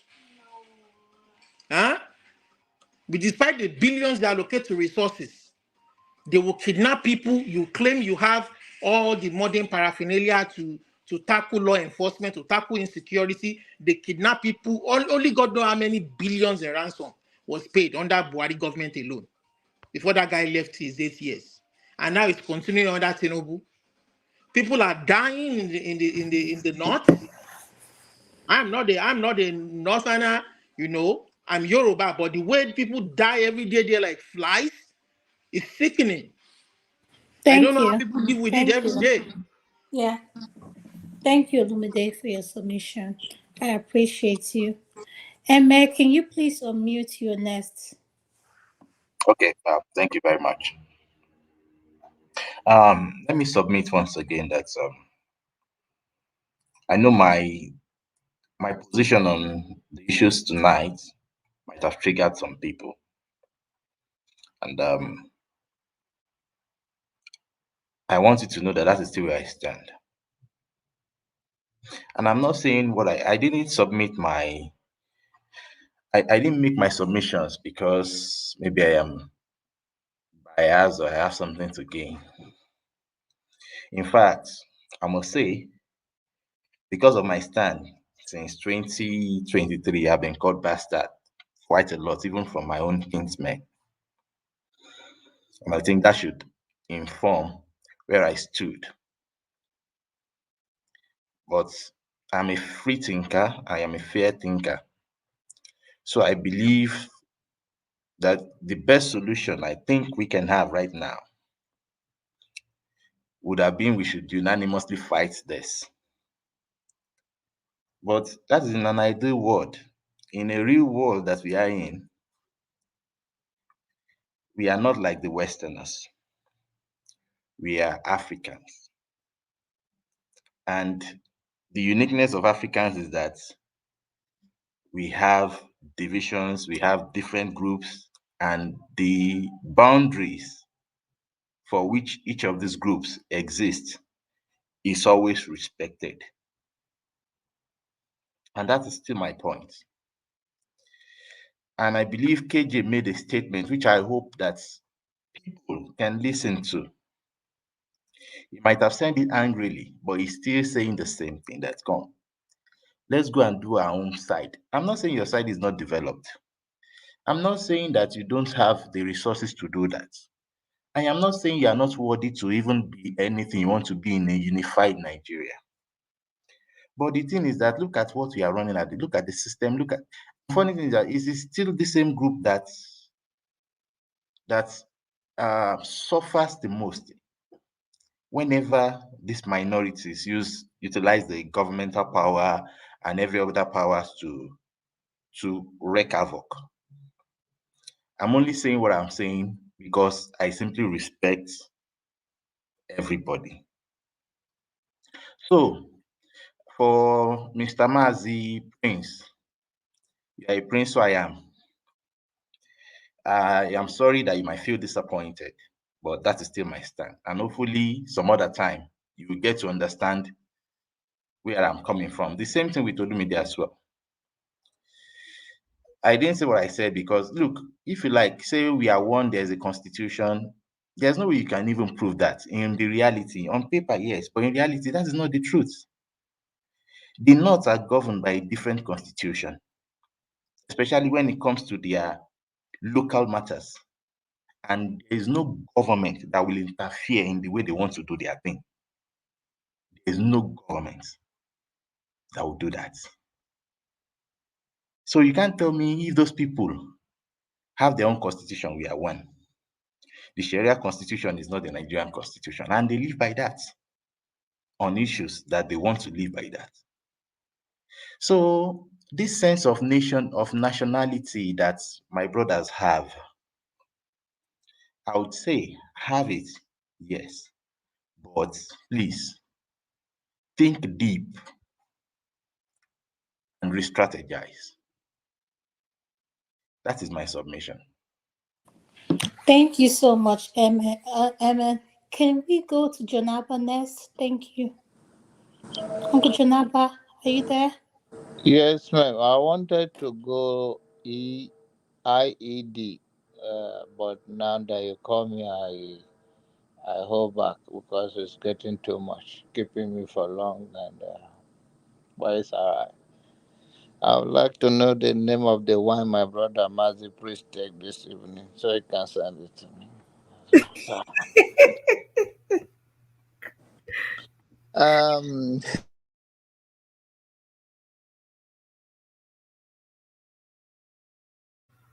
Jonaba, we lost you. Okay, can you hear me now? Yes. Yeah, one of the interesting thing about us here, we speak very eloquently, but we don't understand something very well. And I don't mean to sound disrespectful. Uh, the fact that we have different law in the country. In America, they do so. Texas have a different law than Oklahoma. Oklahoma have some different law than New York. So also it's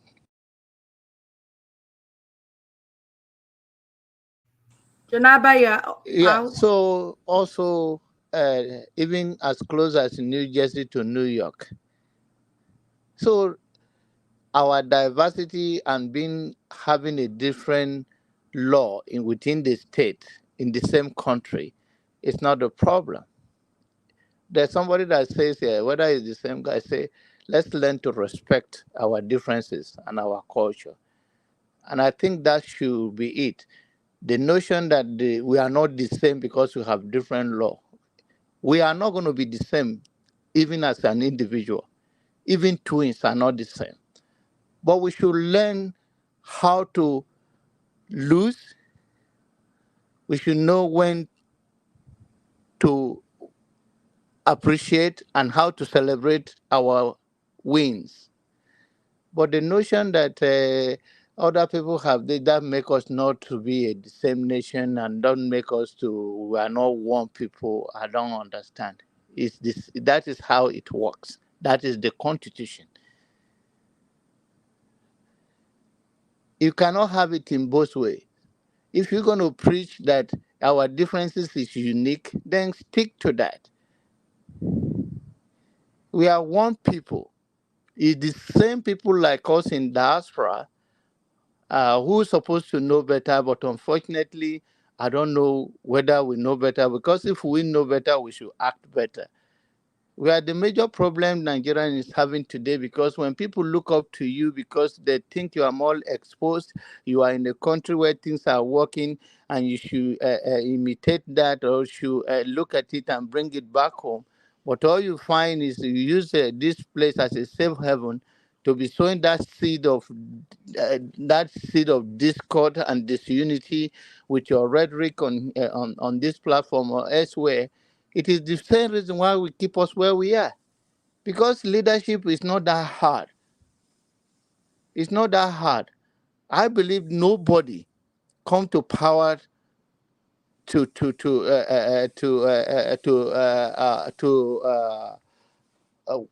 to power to make sure that they do not succeed. But the people they work with, the citizens themselves, over the years, it's a pile up of dialogue. There's no excuse to where this government is today. But we as a citizen have a responsibility to look at each other to say, okay, these people are fooling us. We have to make sure we unite. We have the same language in terms of when we say, I'm not talking about our dialect, that knowing that these people meant no good for us. And how do we change the equation? It's by them seeing us that we are getting along. As far as they are succeeding in dividing us, whether through our ethnicity or through our religious line, then they will keep celebrating and this long walk to freedom. Please, that is not the issue. The issue we are having is that we ourselves, the citizens, we don't even have that feelings for each other. Ordinary Nigerian can scam you and look the other way, even within your own family. We should turn the Alabasi turn mirror on. We should turn mirror on ourselves. And I said to him, I hope where he is, he's looking at the mirror too. Let's all look at that mirror, man. Thank you. Thank you, Uncle Janaba. Mazi Prince, you're next. Could you please unmute, sir? Mazi, are you there? Can you hear me? Yes, I can hear you, sir. You're next. Oh, Thank you. okay. I just have few words to say. Uncle Jonathan, I didn't even hear what you have a way of talking to me, and I appreciate it. No, I appreciate you too. I think you are doing better in the other room while you are now more than 2 minutes. Oh, okay. Oh. No wahala. No, it's not time yet, but very soon. Yeah, for me, you see, when it comes to tribe, it really, really hits me hard. Why do I say so?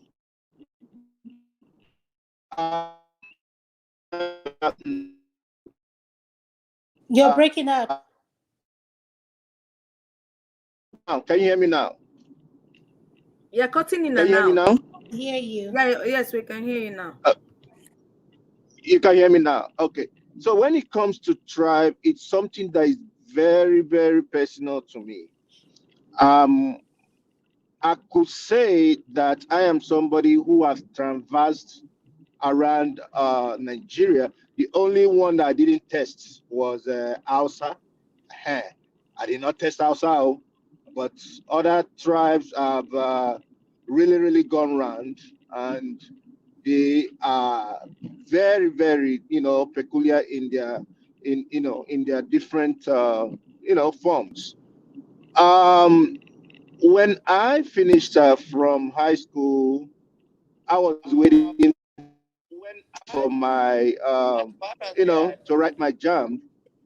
Then stick to that. I was waiting to. We are one people. It's the same people like us in that. Mazi Prince, you're sounding far away. No. I'm here. I'm close by. Can you hear me? No, we can hear you better now. Oh, okay. So, like what I was saying, pretty much when I finished, waiting for jam and all that kind of a thing, I fell in love with a Yoruba lady from Ogun State. The mistake I made was not, putting her in a motherhood way, because what came, between us was the fact that her people talked about the fact that I'm Igbo. Okay, I get it.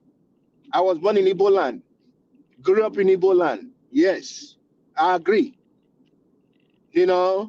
And that went that way. But am I angry at her? No, I'm not angry at her. I was even thinking in my head, I was gonna have somebody go check up her old place, see if I can, surprise her with one thing or the other, which I'm gonna do soon, and all that stuff. So, in a nutshell, what I'm trying to say is, guys, bigotry is not a good thing. It shouldn't be seen in any way or form in our lives. It destroys a lot of things, and it might even take away good things that might come into people's lives. Let the politicians continue with their deceptive ways.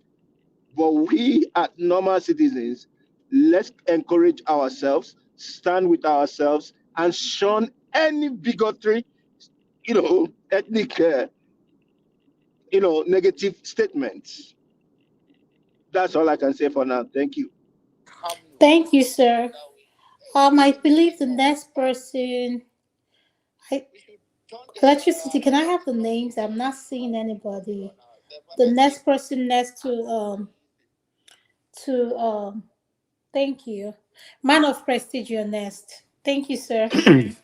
Thank you. I'm going to reference start with where Mazi Prince stopped, and he stated that we should shun the government, the masses shun the government with this bigotry or dogmatic being promoted, which might lead to something unforeseen. But you can't really say that, Mazi Prince, you are like in California, or USA, is a functioning country. Nigeria is not a function. I don't mean not a functioning in that way or a first state. That's not what I mean. I mean things are not functioning. So that's not easy to be obtained in that country. Why am I saying this? Because the government pretty much control everything. I mean, they can pretty much, because of the money, they control the money, they control all apparatus, people are subsidiary to them. They look at the rest of the Nigerians as docile, which I don't think they actually is, but because of the poverty, they are parading in that narrative. So it's not easy for the masses to change their mindset. So that's why I mentioned the point of a leadership, a national unity, a national unity, conference to be gathered, for people to talk about it. This has to be initiated by the government, because we don't have the institution where you and I live right now, whereby the institution can take up a topic, can take up any kind of issue, and try to resolve it.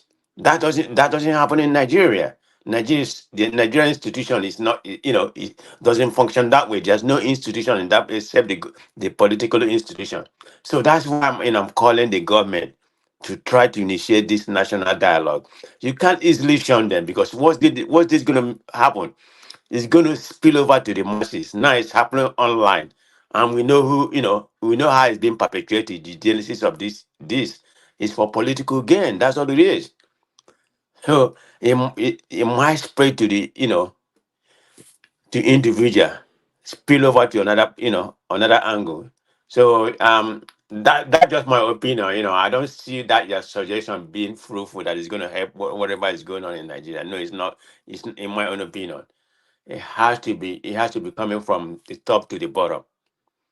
Yeah. So I already made my submission earlier by the dialogue which I proposed. I mean that's the only thing I can propose in that country. So I'm not gonna come and bash the country. Hopefully things will work out. I'm just praying that we don't deteriorate to that level right now. That's how I see it for now. Thank you. Thank you, sir. Adam, Olumide, Adam, Olumide, you're next. okay, I was gonna say I was even gonna make a rebuttal to Emmy. I was gonna say I have a reply for what he told me about. So Emmy, you mentioned something that I also share the same view with you. What we talk about is very very broad, and sometimes we're not able to kind of highlight everything on our mind because of timing. So what you shared now, it is a Yoruba man there as president of Nigeria now, and you are Yoruba, I am Yoruba, even though I don't think Emma is here anymore, Abby. Emma. No, Emma is in here, but he's listening because he's in a comment section. Okay. So what I want to say to Emma is, it is a Yoruba man there now. Even though my own personal opinion is told that election, fine, is there now, affirmed by the country's system, the judicial system there.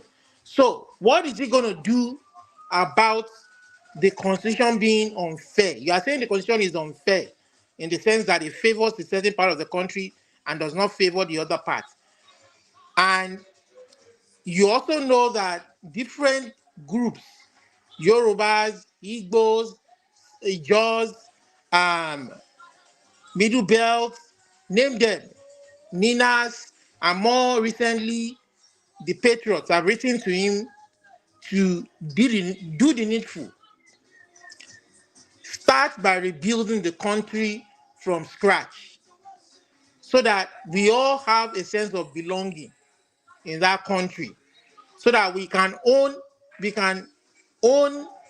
these documents that we have to come together to create, not a few people forcing it down the throat of everybody else.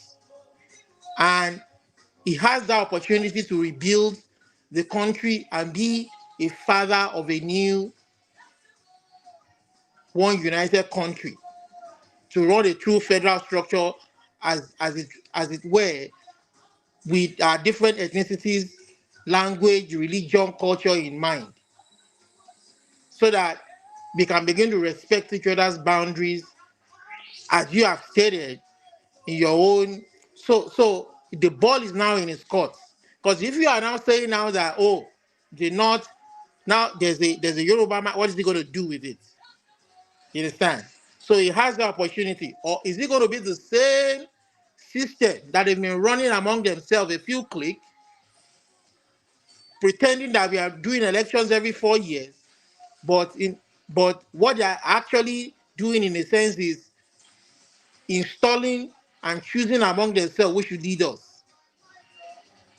And nobody is the better for it.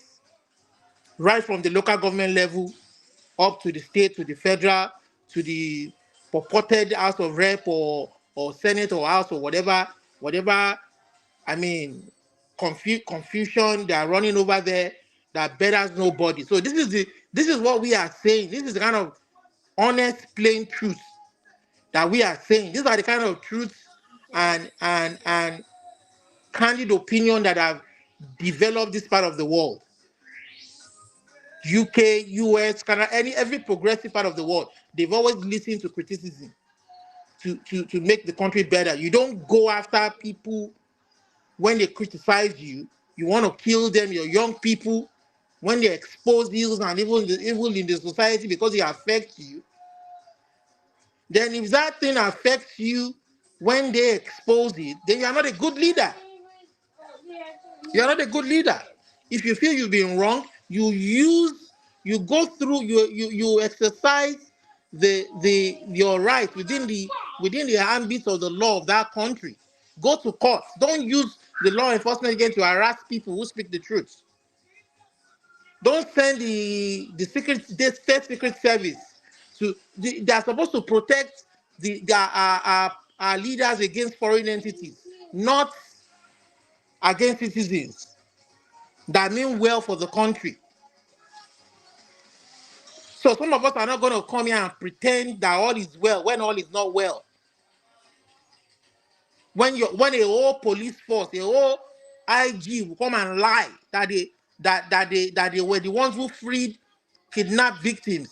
Yes, we don't see the people who kidnapped them being arrested. We see the victims after they have paid, not disclosing to us that they've paid millions of naira in ransom. Are these the kind of things that you want me to come and defend? To come and say that my country is secure when it is not secured? When farmers cannot go to farms, they are dying every day? Jonaba, is that what you want me to come and say? To come and pretend that all is well? Oh, it will be better. It will be better. Sorry, I'm not going to do that. It's not for somebody like me. And if you want to get upset, get upset. Knock your head on the wall. Get upset, knock your head on the wall. Okay? That's my own 2 cents for now. Thank you. Please, Adama, Olumide, can I thank you. respond since he came here? Let me tell him something that is very unique. I've been waiting here. Yeah, you can wait, but I'm not talking to you, please. Please. I'm not talking to you. I'm talking to the moderators. No, I'm just, Ekene, please wait. My name was called and I was Wait. trying to respond. I don't know whether you are waiting or not, please. Go You ahead, Uncle Jonaba. can use my few minutes to respond. Let him use my few minutes to respond. Go I don't ahead. think I use my few minutes. First and foremost, Lamide, let's put the fact out there. The people that kidnapped, it happened between a Kajide and Boklo. They run and left the victim after helicopter flies to get those people. So no ransom was paid for those students. Let's be clear.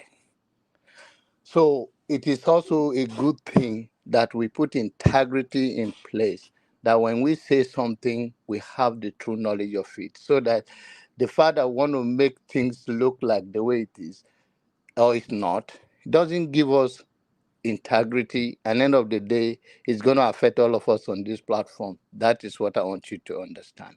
I'm not saying that all is well. You already summarized the whole thing, that Nigeria is not working for anybody. And I'm not telling you it's all is well. A country where citizens are not moving freely is nothing to be proud of. But that doesn't take away the fact that as a citizens, we all have a responsibility in one way or the other, even to your own community and life in general. Where you are in Canada, you are a citizen, or wherever you are, you live in a community and you're supposed to be relevant. So the notion that hit my head on the wall, I'm not angry with anybody, and that is how I speak.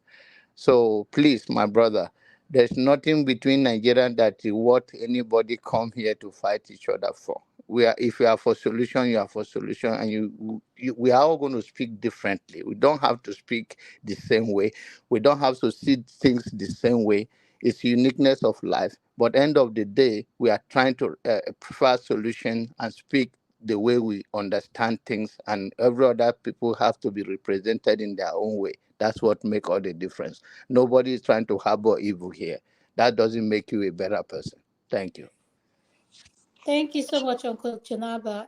Before I go to you, I see Forefather here, and I'm going to give him time to respond to what we're saying, since we've all spoken after we went how many rounds. Forefather, could you please unmute? You're next, sir. Forefather, Greetings. can you hear me?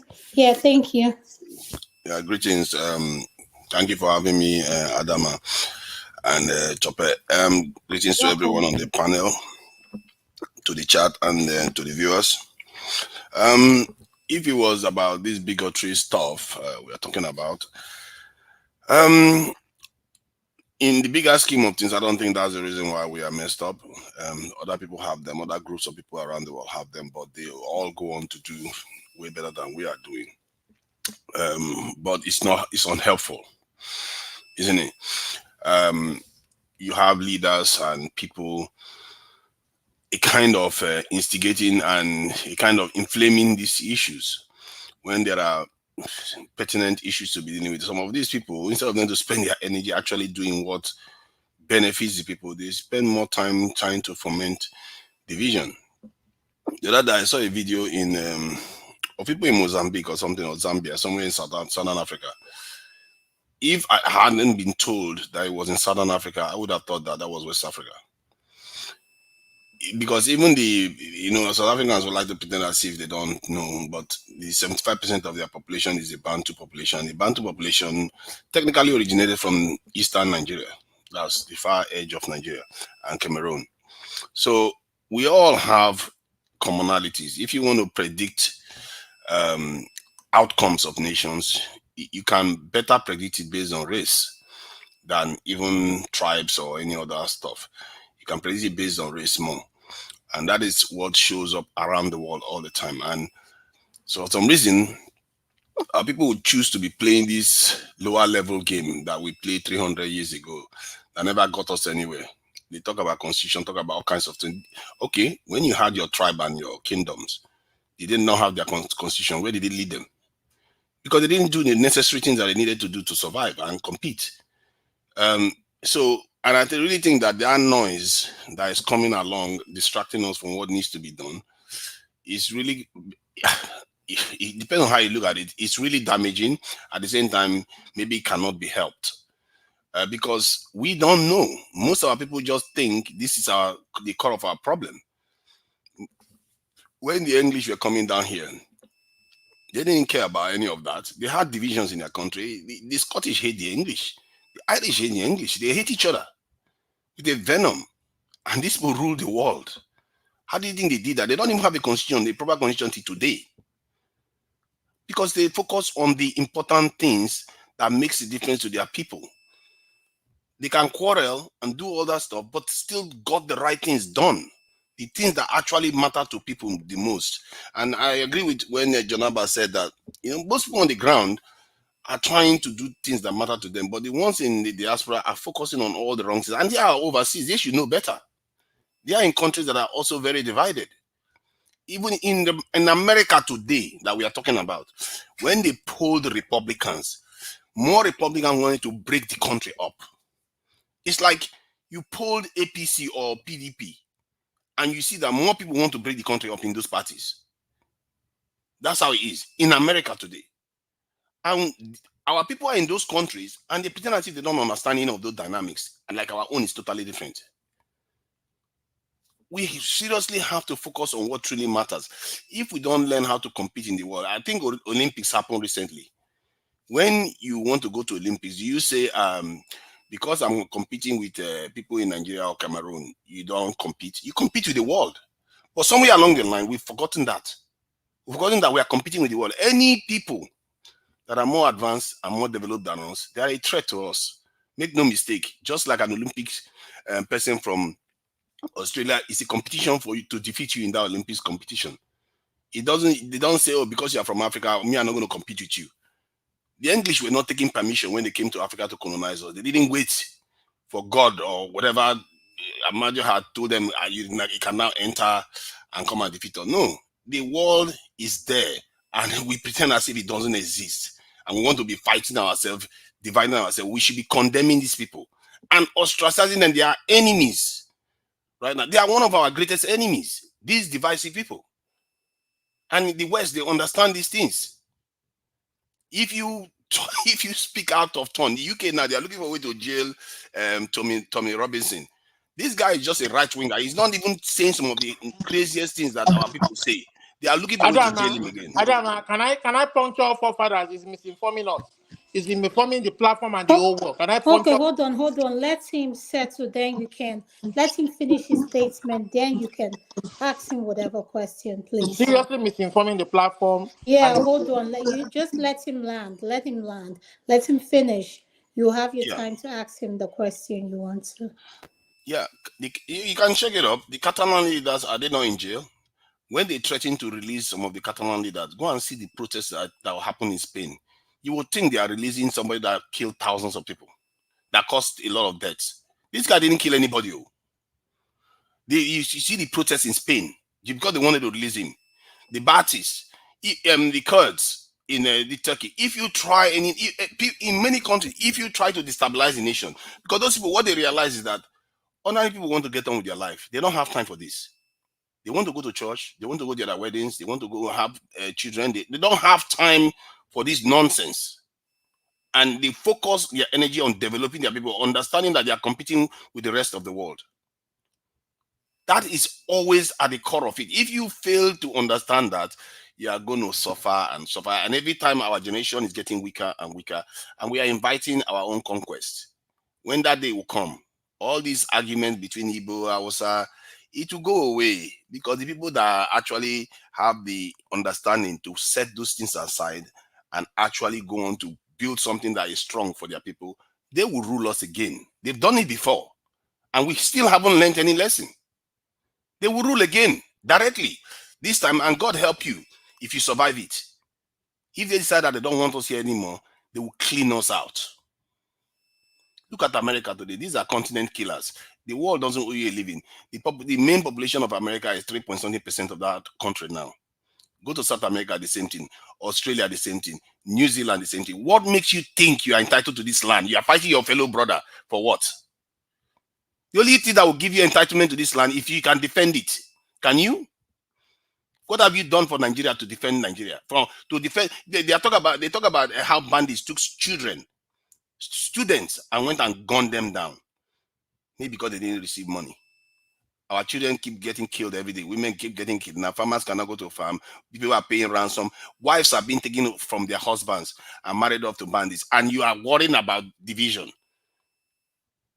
I tell you, if those things don't bother you, then just be prepared that whatever you're fighting for, you don't control. First of all, you don't even control it right now. And you will not control it, and you will lose it even far. What your children are going to inherit is going to be far worse. This stuff is very basic. And the reason why we don't understand it fully is because we just refuse. We just got kind of bogged down like in a mud of division. We refuse to see the world for what it truly is. The world is a threat to us. They are too far more advanced than us right now for us not to see them as a threat. Every single one of them. If you misunderstand that fact that anybody that is more advanced than you is a potential threat to you, then I can't help you. Because if I'm stronger than you and I have more money than I have more power than you, and I see that you have something that I need, I will take it. Will you not do the same? Okay, maybe if you want to understand it, and understand it from your own point of view. If you have the power to take more money from the world and bring it to Nigeria to make your own family, your tribe richer, would you not do it?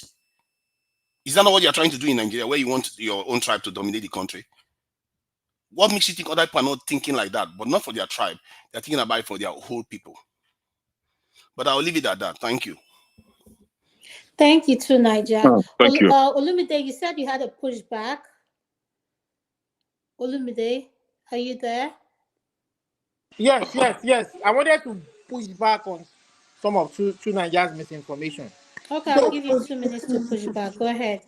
So I understand your sentiments about the division being created by the bigotry and the whipping of ethnic sentiments back home. Yeah, but see, when you begin to tell us that in America the Republicans are that is the nature of their democracy. That is what you call ideology. The two parties are governed by ideas, and whatever party exists there in any part of the world, they are governed by ideas. The Republicans have what they believe in, that they believe should be the way the country should go. Maybe in form of taxes, in terms of religion, their Christian faith. Some of them are conservatives. Democrats believe in liberalism; they're more liberal. But at the end of the day, when they go out to want to implement this ideology, they go by way of elections, and it is corrupt free and fair. But in a situation where you don't allow the people choose who they want to rule them based on those ideologies, what you have is a set of confusion. Speak to the matters where the matters are. And this issue of coming over on air and saying British don't have constitution, what they have is ordinance. It is all semantics. You know what they call semantics? We are saying the same thing using different language, using different words. Oh, You okay. understand? So one more, just let me round up. So when I say semantics, the British have always been governed by law. Whether you call it ordinance, whether the Americans call it constitution, it is what you are governed by law. If you go to the Muslim world, they call it Sharia law. They call it Sharia. That is their that is their law.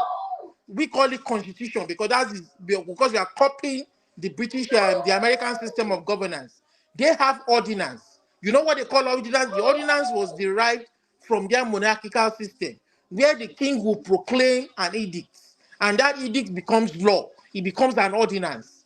That is where they trace their laws from. If you don't Okay. understand, so don't come and tell me that they don't have laid down laws. They make it up as some of Thank them you. they make it up as they go, and it Yeah. becomes law. It becomes sacrosanct, documented. Where in this world are you somebody just going to whip up something from their head, and you think you can govern a society by whipping up sentiments or some Okay, Lumide, thank crap you, stuff thank from your you, head? thank you, Don't come and sir. be misinforming people here. Come on, you're educated, man. Yeah, thank you, sir. Thank you, sir. Thank you for your correction. We're going to go to Ekene, your Yeah, next. Thank you. I've waited forever. Hold But on, anyway, Ekene. thank God I'm here Hold on, finally. Ekene. Tunaja, what did you say? Yeah, that wasn't a correction. That was just Huh? he's just making a statement that bears no resemblance to what I said. They didn't have a Don't constitution. come and tell us UK doesn't have constitution. They don't have They a don't, constitution. they don't call it constitution, they call it Please, their laws. Olumide, when he was Laws. speaking, you Common didn't. laws. Nobody interrupt you. Constitution Please. is just semantic. Okay. Ordinance is semantic. It is all called laws. Okay, please, can you mute Olumide, yourself? please.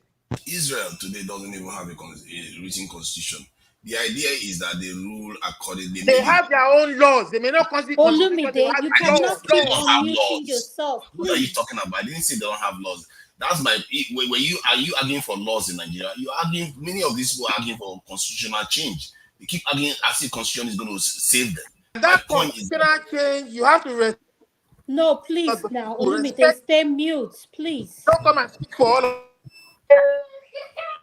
the thrust of my argument was that those things are not the important aspects that build societies. What builds societies is your ability to organize. Okay, And Tunaja, I agree with what you said.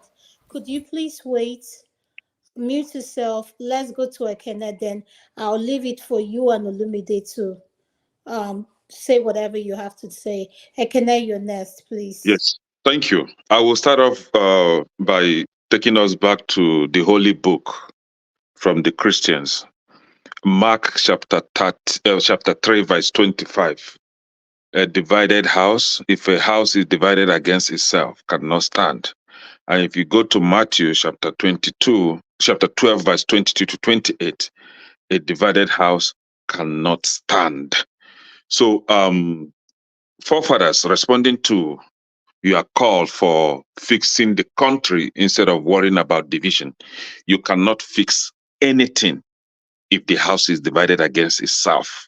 For you to be able to organize the people and begin to fix things, the house must be in unity. Unless if you are telling us that you're going to use force to push the people together and then force your own ideas on them or your rules or dictate on them. I don't know where you got that from, that a divided house can go ahead and fix their problem without fixing the house. So that is very, very wrong. And again, you said that that the detractors, whomever that is trying to divide the people, should be arrested and dealt with. Yes, I agree with you vehemently, like strongly. I agree with you. And if arrests should be made, yeah, I think Remi Tinubu, Bayo Nonoga, Emsu Olomo, the Oba of Lagos State, they should first be arrested and be dealt with. So that I agree with you on that. My brother Amy, or Amy, I don't know how to pronounce your name. We had a conversation behind, on the backstage, and we agreed. We come to a conclusion that he actually agreed that the constitution should be thrown out because, according to him, that the Igbos in Lagos should respect the Yorubas by not partaking in the electoral process in Lagos State. And I said, no, that is very wrong for you to say. They are citizens of that country, and according to the electoral law of that very state, that the indigents of Lagos State can contest as a governor, for example. They can actually be, partake in the vote and be voted for. And in Lagos State, we have Yorubas that are indigents of Lagos State, and we have Hausas that are indigents of Lagos State. We have Igbos that are indigents of Lagos State, according to the Constitution. According to the Constitution. And I also made an example with myself that I'm Igbo, indigent of Igbo, and at the same time, indigent of Plateau State, according to the Constitution. So I urge him to go and read the Constitution, what makes one an indigent of a state in that country. For example, if you are an Igbo man or Hausa man in Lagos State and you want to contest for Lagos State governorship position and you are eligible according to the electoral law, you are free to contest. But the question is, are you going to win? If you win, so be it. You become the governor. After all, Tinubu isn't indigent of Lagos State. He wasn't even an indigent of Lagos State, but he won an election in Lagos State. The current governor of Lagos State now, Sanwo-Olu, is not even an indigent of Lagos State. Talk more of an Igbo person or Hausa person that is an indigent. Indigent means you were born there, you've lived your life for 20 years in that state. You become an indigent. That is what the Constitution said. Unless if they've changed it of recent, because I still have my indigenship certificate of Plateau State. Now, so he now said that in Lagos State, the people, the Yorubas in Lagos State don't actually respect the Constitution. I say, okay, what do you want us to do that? Since they don't want to respect the Constitution, do you want us to throw the Constitution away? You say, yes, that the Constitution should be thrown away. So you are now running a state without a Constitution. If that is the solution, then some of us don't want to live in a country that don't have a Constitution. We'd rather be on our own. And then you can run a country without a Constitution. We want to have something that guides us. We want to have social policies that shape our society. And if you don't want to have that, so be it. You can have your country. We can go our separate ways peacefully. So you are calling for a solution in Nigeria. The honest truth is, which is actually bitter, there is no solution. We've missed that opportunity of fixing Nigeria when the Nigerians collectively kick out Goodluck Jonathan. That was the point where you missed the opportunity of fixing that country. Somebody is calling for saying that the governors should come together, or the government should come together and initiate national conversation that will trigger dialogue. How can you do that? You are calling for a government that force itself into that position, that you and I know that they have their own interest. We are forcing them to organize who? They made the governors, they appointed the traditional rulers, and you are calling them to make what laws or to make to make what conversation that will usher in peace or dialogue. It would always be for their own selfish interest. Whatever they are going to do will be for their interest first, the interest of their children and their family second. You, as the citizens, you are nobody before them. So your interest is being relegated on the other side. So you are calling for a solution in that country. The honest truth is that there is no solution, and there is nothing anyone can do about it, because this current government will always appoint their own boy that will run the electoral process. that will make sure they stay in power. So you've missed it. The honest truth is, if you ask me how to fix that country, is for the people to come together with full force and kick them out. If you are waiting, or you are speaking English, or you are trying to follow electoral laws, or that laws that they can change at will, at any given time they can change it. You go to court will tell you that it wasn't phrased that way. They will paraphrase it for you in the way that will suit them. So if you are here dreaming that you can ever fix that country, then you need to check yourself very well, because that country has no solution as it is now. You've missed that opportunity. They use men of God, pastors and imams to kick Jonathan out, and that was where you miss it. They are holding that country to ransom, and there's nothing anybody can do about Thank it. you so You much. must Thank force you them so much, out with force. Can I Not come peace. next because of Go ahead. Huh? can I come next because of a Canadian Yes, narrative? go ahead, a man of prestige. Yeah, like, can I hear you? You know, so I differ with you a little bit. You know, because I'm the one that proposed any kind of national dialogue, and you know the masses can't do it. So when I say, when I say the leadership, it doesn't necessarily have to be this particular leadership we have right now, which I perceive to be very corrupt. You know, so I'm talking about we have to have a good leadership that can negotiate that national dialogue, because a nation cannot prosper without that.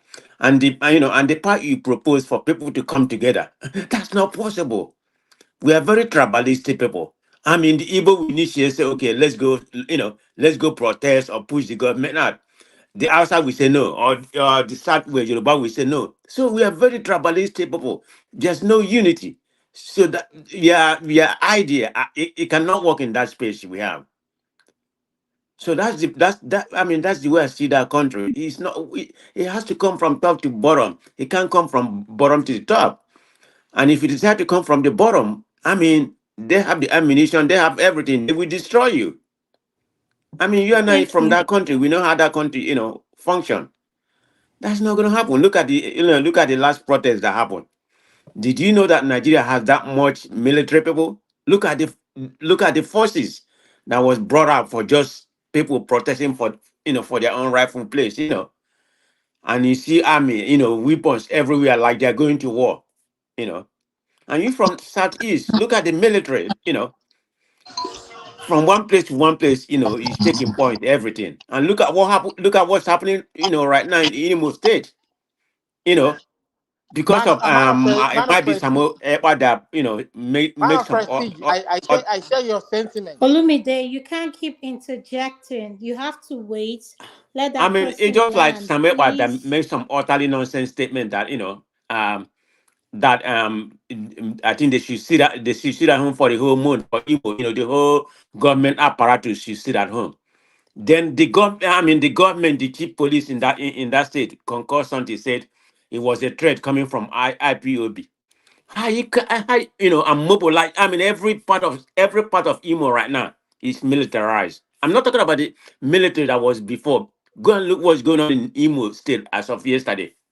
Every part of they say because they receive a threat, but IPOB has denied it. They didn't, that they didn't issue any threat. They say if you have a threat, show us the evidence. They don't have any evidence that that IPOB is threatening the people in Imo. That they have, that the whole federal workers has to sit at home for. Is that about a month? But that's just a typical example of the kind of government we have. So, I mean, nobody's moving around in Imo State right now, around the Warrior area, because the whole federal apparatus has pretty much been guided. Say military marching like they're in war zone right now. So, go figure. So, sometimes I don't know if that country is salvable. I don't know. I guess I'm fortunate to be, in a different country. Thank you. Thank you, sir. Thank you. Dexter, before I come to you, I'm going to go to all our politics. Then I'll come to you. On our politics, could you please unmute, sir? Welcome to the show.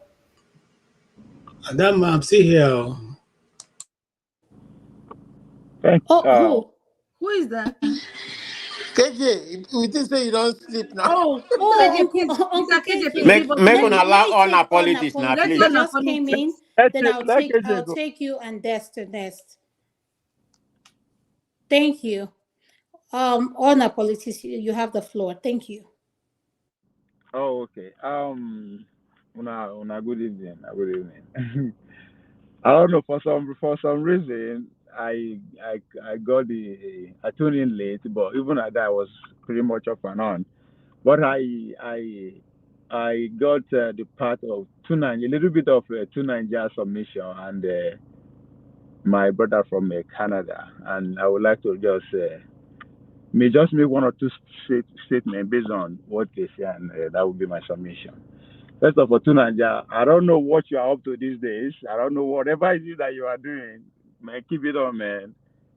You put a question before the nation, if there's anything like that today, that can you or can we defend our land?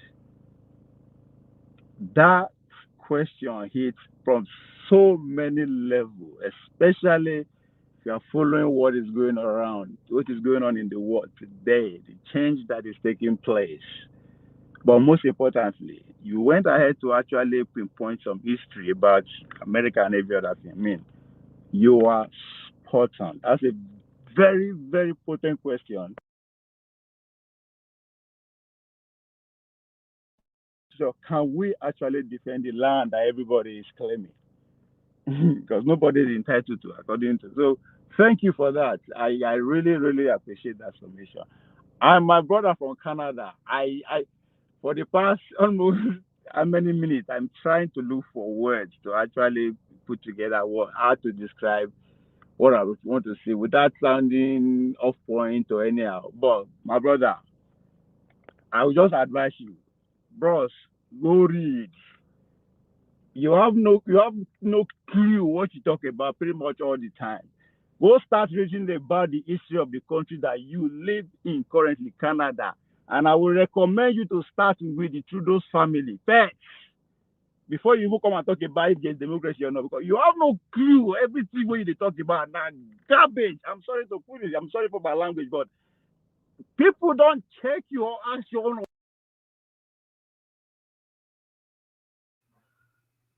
Ovie, we lost you. On our politics, are you there? We lost you. When you are lying. I'm sorry. Okay. Nothing that you talk that makes atom of sense. Like you have no idea what you talk about. Whoever that you listen to, stop. Just go study. I'm serious. It's an honest advice. I don't just know how to just talk, but just put it the way I know how to do it. You have no clue what you are talking about. Even your own country, where they go study and first. How do the Trudeau family, as I said, before you come outside, you just democracy. I don't think you will understand what democracy is, because if you do, you cannot pinpoint any part of this planet Earth that there is one to start with. But most importantly, you don't even know your history, both from Nigeria or where you're now. And it's sad that you have a platform that you just call it all rubbish. I don't know anything, but guy, it don't make sense at all. At all. Not one statement that you make that is actually, it keeps people's cells, brains, anybody where you actually know what's going on with the planet where they live on. Gosh. But to Nigeria, may your days be long. Peace out. Thank you. Thank you, Oye, for your statement. Can I give a please? Dexter, you're going to Emma. I think it's Emma or Dexter. Who is Mr. KJ? I'm sorry, KJ. Uncle KJ, you're next. I actually think it should have been Dexter, but okay. Okay, can I just? So Adama, I didn't get his point of this. No, sorry, let me hold on. Don't be in a hurry. Don't be in a hurry, please. I just want to say this, Doctor, that you see this kind of contribution is what I detest it. Okay, I don't care whether you're a professor in a university. Even a common ordinary man in the street has his some way of reasoning, and you should be respected. So when people come and just look at a man who has a family and is taking care of his bills and tell him that what he's just speaking, no, that is going too far for me. I'm serious. And the more we tone down our, no matter how knowledgeable you are, you still don't pay his bills. He pays his bills himself. Please, please. It's very distasteful. Okay, now to say something. Some of the things that have been said here are not totally correct. And so knowledge is not one man's game, man. Okay, you could argue from the left or the right. We all have different ways of reasoning. Some people reason more to the left, some people reason more to the right, some people reason more to the center. And then when we come together to discuss, please hold your view and don't just condemn the other person. His views are important also. To him, if it's not important to you, it's important to him. Now, look, the thing that is happening to Nigeria, is it new? It's not new. It has been there even before the creation of Nigeria. These injustices and things being killed to one sided has always been there. And through Nigeria, some of the things you say is baffling. You are calling if we can defend our country. Is our country right now? Are we safe? Is the Nigerian Federation as it is now? Is there anything that's stopping it from being taken over? If they want to take over, wouldn't they take over? Is Nigeria not the only country in the world where they have oil theft? Is oil theft, is it in a bucket? Who has done anything about it? Do you think you have a government that can defend you, that has not been able to defend its own people? How long has the insurgence been going on in Nigeria? How long have people been kidnapped? How long has that been going on? And you wake up and you just shout these things to people, and some people come and praise you. It's not good. It's not good. Look, we don't even have a government. That's the truth. We don't even have a government that respects the people of Nigeria, because the will of people of Nigeria has been subverted not today. So when we come here and make it look as if, this just came on us now, how can we defend it? No, we have never been able to defend Nigeria. Not now, not before. There's no time Nigeria has been able to defend itself. So what are you saying? Let's look at this and discuss what's the issue Nigeria is facing now. We are facing an issue where the things that the government have been playing since 19 something has played to the fore. It has come to the bucket is full. That's why it's coming out now. It's not be today they begin they render the people from the east. Okay, you can march out the whole army to Imo State, but you can't march it to Sabinsa there. You can't secure Plateau State. You can't. Half of Niger State have been taken over. Over 19 local governments have been taken over. You can't secure it, but you can march the army to Imo State and take over a city and make the people not be able to do anything. And then you come here, you justify that. Oh, no, it's not correct. And I think you should go home and have a rethink. If they are praising you, it's okay. I don't have a problem with that. But please, let nobody come here and shut anybody down. Allow the people to have their view. Allow them to say what they want to say. If it is correct, the people who are listening to them will know. If it's not correct, people will know. Don't tell us you know everything. You don't know anything. Thank you. AJ, you are very correct. Everybody's opinion must be respected here. When Naija was talking, I have a right to respond. Can you guys wait? Two people cannot be talking at the same time. Where is Olumide? Olumide, please. Gosh. He's gone. Olumide, please, I want to say this to you. As the moderator, if I tell you, please stay mute, and Ekene, please stay mute. Allow people to finish what they are saying. I will give you time to respond.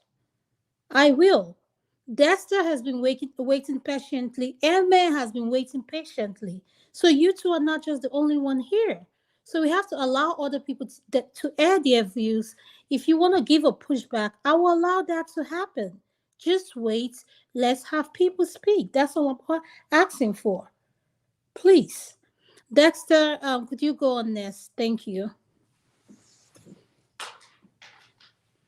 Dexter, are you there? Could you mute, sir? Dexter. Emma, are you there? Could you unmute? Dexter is not there. Emma. Hello. Hello. Okay, Yeah. yes. You're next. Go ahead. All right. I just have a few rebuttals to make on what Kenny said. Kenny, although we have a backyard discussion. Anyway, no problem. I think it's nice that you brought it to the open. And I'm not, I still stand on what I stand on. I think we need to understand that, especially you, I know there's a sense of nationhood. There's this nationalistic ideology that the average Igbo man has.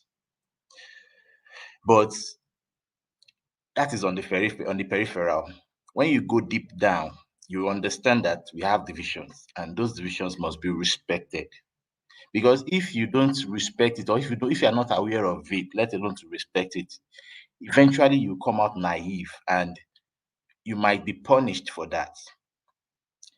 And I think that is what the average Igbo person is suffering from at this moment. There are a lot of punishment for an Igbo man. Look, an Igbo man has a business in Lagos. Some nefarious guys will just go and burn it down, but nobody will want to speak out on that. These are just the silent reasons. I'm not supporting it. I'm only just being fair in my judgment.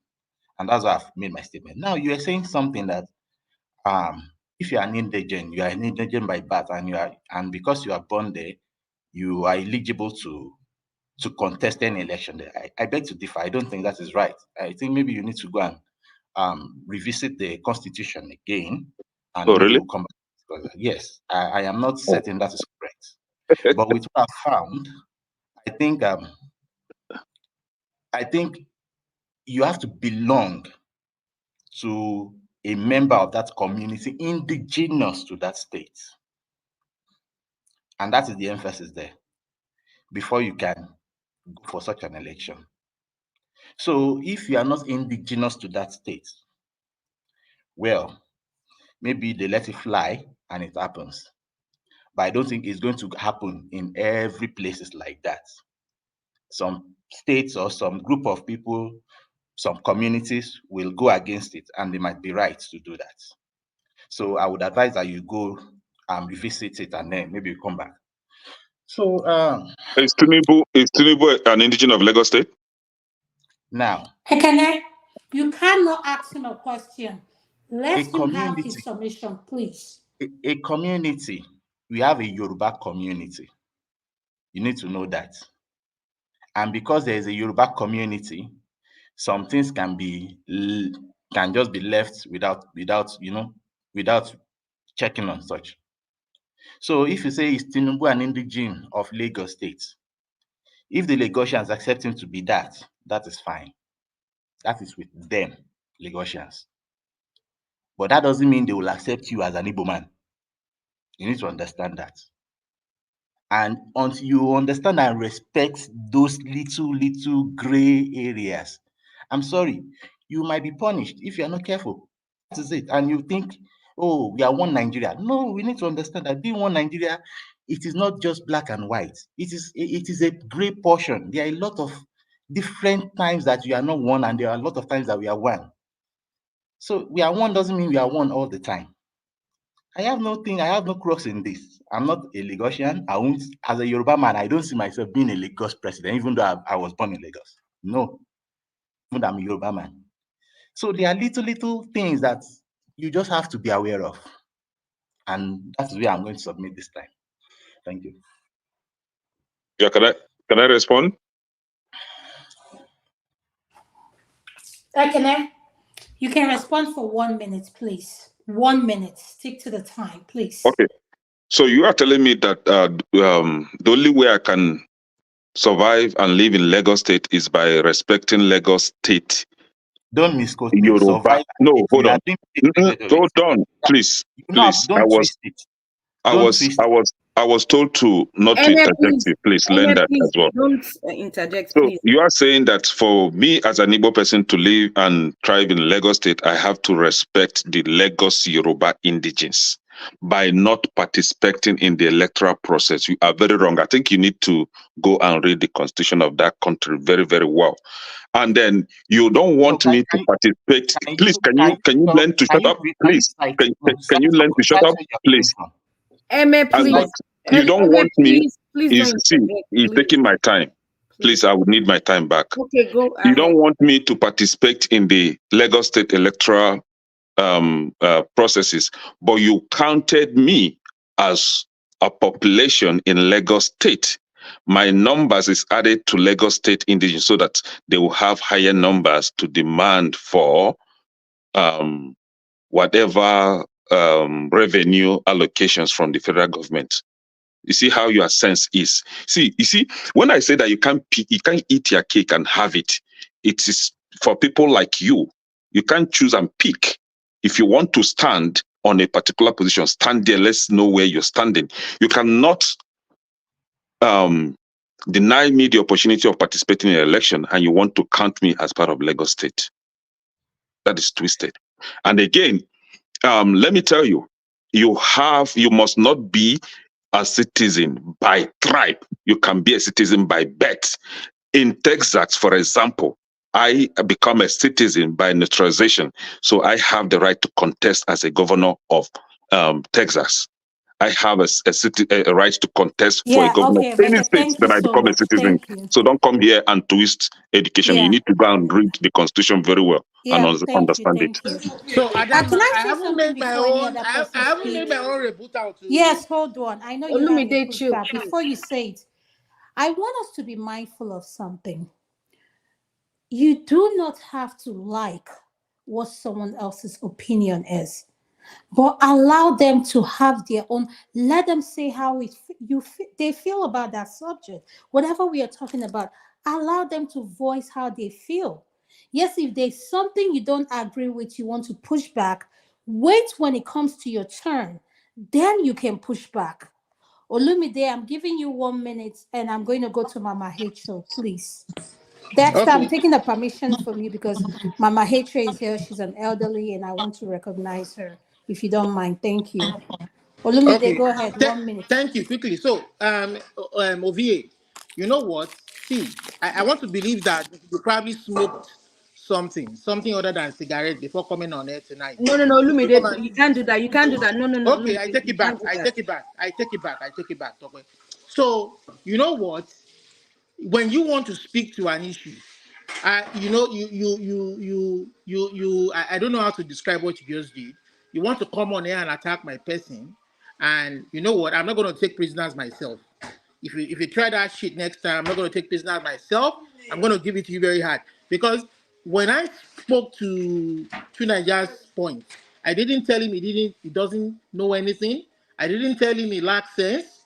I attacked his issue. I said what you said about this English law or ordinance is wrong. What you said about this constitution is wrong. I took the issues and I gave my own view of what it should be. So come and give your own view. It'd be like saying you don't go read about Justin Trudeau tonight before you come on air. And you won't tell the only thing I know Okay, about Justin. Olumide. Let me be honest with you. The only thing I know about Justin Trudeau is the fact that I want to vote him out in 2025. That's all. All That's right, all I thank care you. about. Okay? Thank you. Thank you. Thank you. Mannerless human being. Oh, no. Olumide, you can't do that. Please. Olumide, You don't do can't that. do that. We cannot reduce ourselves where grown men are insulting another grown man. Is this the level we are now? We Adama, can't. first did it to me, he attacked my person, telling me that I don't know anything. He attacked my person. He should have addressed the issues. If there was anything about the issues that he wanted to address that I said to Nigeria, he should have addressed that issue.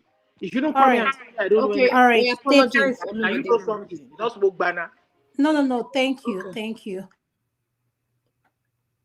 Welcome, Mama Hcho. Adana, thank you. And greetings to everybody. Again, I don't notice your temper don't cool small. Thank you. I appreciate. I make all of us begin to cool temper. Because what we have on ground is something we need unity to be able to address and find a lasting solution. So when we are coming to space or when we are meeting with our fellow Nigeria around physically or on the net, please, let's come in with a mindset. Let's go into discussion with a mindset of change, changing the narrative, that has destroyed us. I'm begging. Most of us in this online space, we've known ourselves for a very long time now on this space, as if we've known each other. But physically, we have not met each other. We may not even meet each other in a lifetime before we go. Or opportunity will come that will take this online space meeting, the opportunity for us to probably have a conference or a vacation that will bring all of us together. And all of this will happen. So okay, he said it this way. Since he didn't say it the way he would have to me, then we will begin to try to want to prove a point. Because some of this argument, we are just trying to prove a point. No need to prove point. And see, let's say things to one another with a mindset that this thing when I want to talk or want to say, is it on the issue or on the person? Let us not begin to attack our own personality. Let's attack the issue. And when somebody bring you out or refer to something you said that has hurt the person, please, using the word "I'm sorry" does not take anything from us. And it will quench the fire. Mama Rachel, can you wait for 1 second? Dexter, are you there? Dexter, are you there? I'm going to remove you. Yes, I need to bring someone else's name. Thank you. But Mama Rachel, you can continue. I'll add 1 more minute to your time. Thank you, ma'am. Okay, so using the word "I'm sorry" will just quench the fire. I beg. I am begging because that is the only way me and you and all of us can work together and find a solution to what is on ground. What is on ground is already burning our children. It's already creating an avenue for our children, the one here, that they're not even desiring home anymore. So everything we are talking, every topic, let us have them in their heart. You see, it gladdens my heart yesterday when me and Tunaja met in a platform. And when he was making his summary fall into our children. Oh, when he made that summary, it gladdened my heart. And I say, hey, to Nigeria, when they put security on head before. So now it's now beginning to understand that everything will affect our children and everything we need to begin to discuss or finding a solution to what is on ground. We should almost have our children's heart and sound behind that. And I'm going to say that I see in our religion that they talk, but I can't enter now. We don't enter security. We don't enter a lot of things. So please, when we bring topic like this, they interest me because it has caused a lot of trouble, and let us be focused. And to those of us who each one of us have bruised their hearts, please, whoever that has offended you in this platform this evening, now my pikin offend you, and I take blame for that, and I apologize on behalf of that pikin. Make una cool temper, forgive one another, and let us work together. We will definitely achieve that we are looking for. Thank you. Thank you so much, Mama Rachel, for your submission. I'm going to go to Olumide. You're next. Olumide, can you hear me? Olumide is not there now. Hello, Okay. hello, Adama. Sorry. So I think I'm going to go to you next. You're the one to speak. So I really don't have anything to say right now. I mean, I've spoken to all the issues that I wanted to speak to. Okay, stay mute there. Let me go to. Except that if that that rude guy comes on here to make any other statement referring attack me personally, then I'm going to make a strong rebuttal. Okay. Okay, it won't happen. don't worry. OVA, please. No personal insults, please. Yeah, please. I'm going to ask OVA to unmute himself. Ovie, I feel that you need to apologize for the statements you made. I think we have not come to the level of all grown men disrespecting each other. We need to be mindful of our words. So Lumide felt you insulted him. So he's on the platform. I don't know if you'd like to apologize to him. Well, my intention was to just because he actually responded, and I take no offense as I said in the comment section. My intention was to just come and I had my own permutation to what is going on.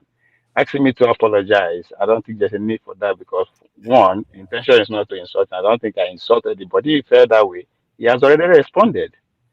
He had responded and he called me name and all that, which I took it from a lighter and I laughed over it and I said, we go. So I don't think there's a need for what you're asking for. Okay, so Ovie, yeah, is saying is equal balance right now. You insulted No, him.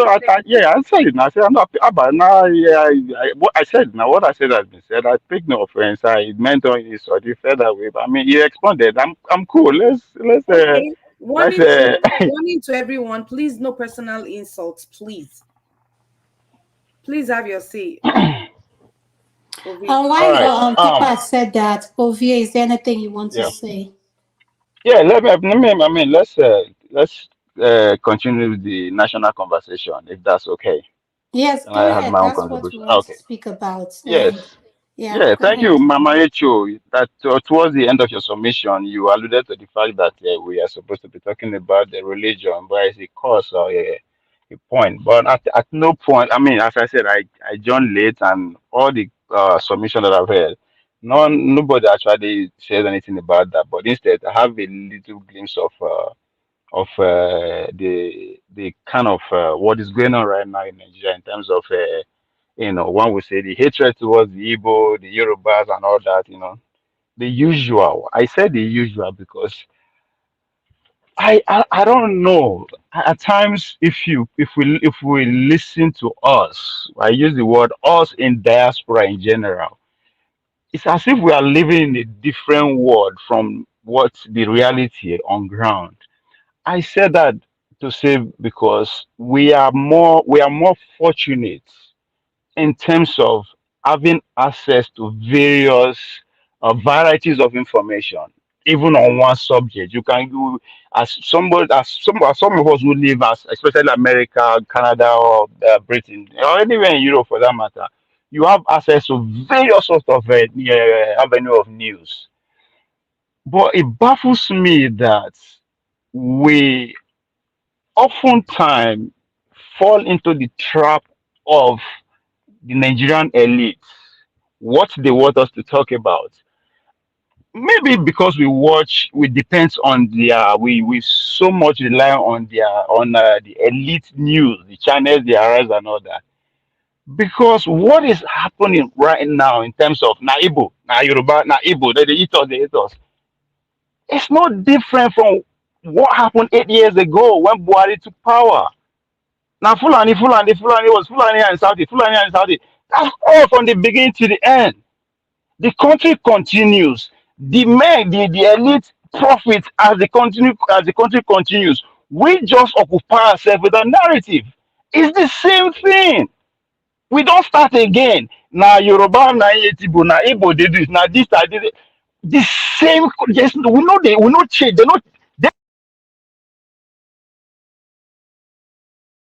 Ovie, we lost you. Are you still there? Yeah, sorry. Okay. So they don't have any reason to change because the tactics is working. They are winning according to Mama Echo. Now oppressor and oppressed, the oppressors they are winning using the same narrative, the same techniques. And guess what? No, we don't want to just stand and take a pause. How come we always go with whatever they ask us to go with? There's no difference when Buhari the power and when Tinubu the power in terms of how we relate to whatever they put through at us. We go Yoruba Igbo, Yoruba Igbo, campaign go start, election will come, we go. The same thing. What is wrong with us? I am focused on in diaspora because we have opportunity to actually filter out all through all these things. Unlike when we see the Nigeria, now only their news now that's the only option we have. It's the same thing. They just they change the actors and the label. Now Fulani and Southeast before. Now Yoruba and Southeast.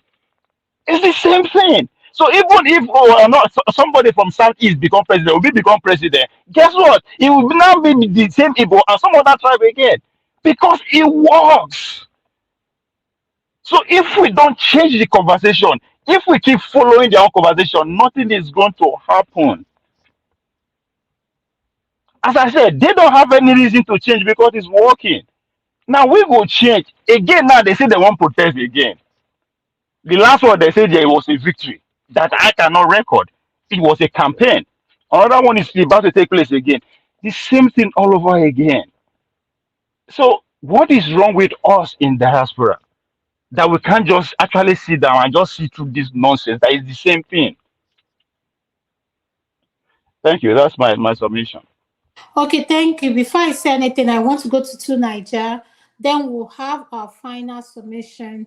Then we'll go 5. That's going to be our final. To Niger, I'll go to you. Thank you. Thank you. Thank you for having me.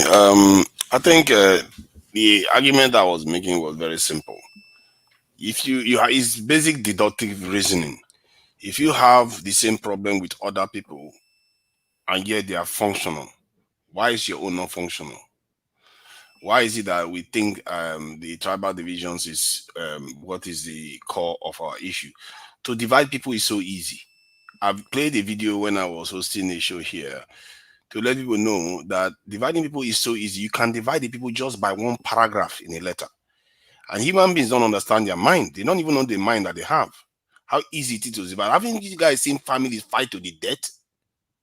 Haven't you seen people, even friends, fight to the death because of one disagreement? Human beings are easy to divide. But with all that, you can still function. The ones that believe in the right things should come together and do what needs to be done. All these people that are arguing for division as the reason why is for paralysis. I even had somebody say there's no solution. How can you think there's no solution? There is a solution, it's clear. Other people are divided, they are functional. Even Asians, if you look at Asians, even within the nations, they are divided. China hates India. Japan hates China. They hate each other. But yet, look at how advanced they are. What does that tell you? It tells you that what truly matters is what the ones that have common sense decide to do for their people. And the ones that have common sense right now haven't had the space in Nigeria. Hasn't had the space in most African countries. Because the ones that they handed power over to are the collaborators of the British or the French or colonizers. They are collaborators. These are the people that were working on behalf of these people for generations. When they handed power over to them, what do you think they will carry on doing? They will oppose them. They didn't fight them. They never fought for any freedom. And they've never had any reason to fight. Hence, they think division is our biggest problem. That is a luxury. Other nations are divided, but they have bigger issues and they confront it. Europeans, they went to a Second World War where they slaughtered more than 60-something million people. And they went straight ahead to create the European NATO, ECOWAS, and all the rest. Look at what they managed to accomplish. You think they don't have division? They literally remember the people that were responsible for destruction of their families, their towns, and all the rest, and yet they are still functioning together. Do you know how many people died in Dresden? Hundreds of thousands destroyed, lives destroyed, just out of the West decided that they want to flatten it. Japan, that is an ally with the West today, America killed almost 1 million before they even dropped the nuclear weapon in Japan. And yet they are functional. What did we do to ourselves? We think we are divided. We are not that divided as we like to think. So some of all these people that come from diaspora, they are some of the worst. I think I agree with but they are some of the worst people that think that they know something when they don't really know, because they find it hard to really study. They don't really look at these things closely to find out that, you know what? Yes, we have our divisions, but that is not the reason why we are where we are. If your nation is more functional, vast majority of the people will be happy, and they will be ostracizing the people that are trying to cause division. And we should start learning how to do that. When the last time when they brought up that bill, the hate speech law, which I prefer to call unity law in the context of Nigeria, where you have to punish people that cause divisions. How can you allow people that just cause division between the people just to be roaming free? If you do that, it's like allowing people that are corrupt to be roaming free. You will not give space for the honorable ones to emerge. The ones that will do things that is actually good for your people and good for the generations to come. You will not give them space. You have to deny these people space. Because if we start fighting each other, where are we going to go? We all know the saying, a house divided, and if you put a broom together, it's stronger than one strand of the broom. We all know these things. We should have to promote things that gives us strength. As a society, we can't afford anything else. There are consequences to this waste of time that we are wasting. We think this thing doesn't have consequences. It does. When the day of reckoning comes, there will be no mercy then. Personally, I will stop talking then because it's over. The judgment has come and we have been found wanting. Every day you live in this world, you are building onto a day when you are going to face challenge. And if you don't have enough in reserve to face that challenge, your generation to come will pay. We have paid this before already, and we still refuse to learn. We still keep acting as if division is the first issue. You can divide people just because of football. Arsenal versus this in Chelsea. People get divided very easily. It's the way our mind works because it helped us survive. But right now, it's paralyzed Nigerians to think that is the way it's supposed to be. And I blame some of our people because our leaders are part of us, isn't it? Because they go on, when you see something happen, they wait 78 hours. Some of them wait a week before they even condemn it. As if they don't know what is happening in the country. If they don't know, then why are they even there as leadership? You see something bad happening, you don't condemn it. I was here, we were hosting a channel here when they were attacking Southeasterners in Lagos. Did you see people come out on, the leaders come out on TV? Did you see Solinka? Did you see the president? Even Buhari, none of them came out. They remain quiet. When something happens in the UK, like they're attacking black people or Muslims in the UK, you see Keir Starmer come out immediately. You see leadership, Labour MPs, Tory MPs will come and start condemning it. And they'll condemn the ones that are supporting it too. But we just pretend as if we don't see it happening because it's our tribes person that is doing it, because it's our political party that is doing it, or our religious person that is doing it. We saw what El-Rufai said. We saw what Nnamdi Kanu said. All these divisive figures, they are part of your problem. Because if you are advocating dividing amongst our group right now, you have a problem. Even barely arguing against dividing among Africans is a big problem because the challenge we face is on that scale. We are not facing one country challenge. We are facing NATO. We are facing Asian nations that number into billions. Can you compete with that? Have you ever gone to Olympics when you find that the people you are competing against, they are 20 times stronger than you? That's not a competition. That's a massacre. That's what we are facing. I don't want to be talking all these issues on a minutiae level because the one that is more consequential is that bigger scale. If it wasn't consequential, I wouldn't be talking about it. I don't care about those things if they didn't affect our lives more. I wish it was this divisive stock we are talking about here, all this Awasa Fulani, and if that was it, I will be very happy to join the Nigerian crowd in talking about these things. At least that will make me a bit more popular. Thank you so much to Nigeria. I appreciate your views. Now we're going to have our final submission, and I'm going to start. Let me finish what I was saying, please. I'm just going to round up. So, go ahead. At the heart of it is that we have to seriously, especially the men, you have to seriously learn how to think about the things that truly matter. Ask yourself, those things you're arguing about, do you own them? The land that you are fighting for right now, do you control it? Maybe you should take control from the people that are controlling it first before you start arguing whether you own it or not. Because right now, none of them we own. We should take it over first and find out that whether we want to be together or not. And you find out at that time, it wouldn't even matter because the UK had the same experience. They were fighting each other. When they took over the world, did you see them worrying about whether they are divided or together? If they are divided, they will still be fine. If they are together, they will still be fine. It doesn't matter. They are fine either way. So that's why it's not a big issue for them. Because the important thing is that the people are living well. You give the people good quality of life, give them security, give them a future, something that they see light at the end of the tunnel. That is what you should be aspiring for your people. Thank you. Thank you to Nigeria for your submission. I'm going to start with Uncle KJ. This is your final submission, and it's over to you, sir. Thank you. Thank you so much. And I want to commend you also for putting this together. Well, now I just want to say something. You see, it's difficult for me to imagine, a presumed enemy that I'm going to be fighting with or for. Nigeria has never been a world power.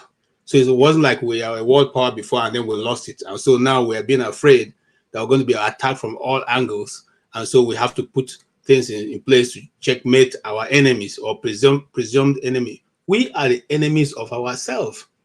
The more we understand that, the earlier we understand that, the better for every one of us. Nobody, no external whatever. In fact, let me tell you something. I had and I'm not going to mention the person's name, a discussion with him, and I said, look, why are you people wasting time not coming to Nigerians rescue? I said, what do you have that we don't have, we cannot get? Why do we need to put boots on ground? Why do we need to even come to your country? Everything we can get. And it was a shock to me.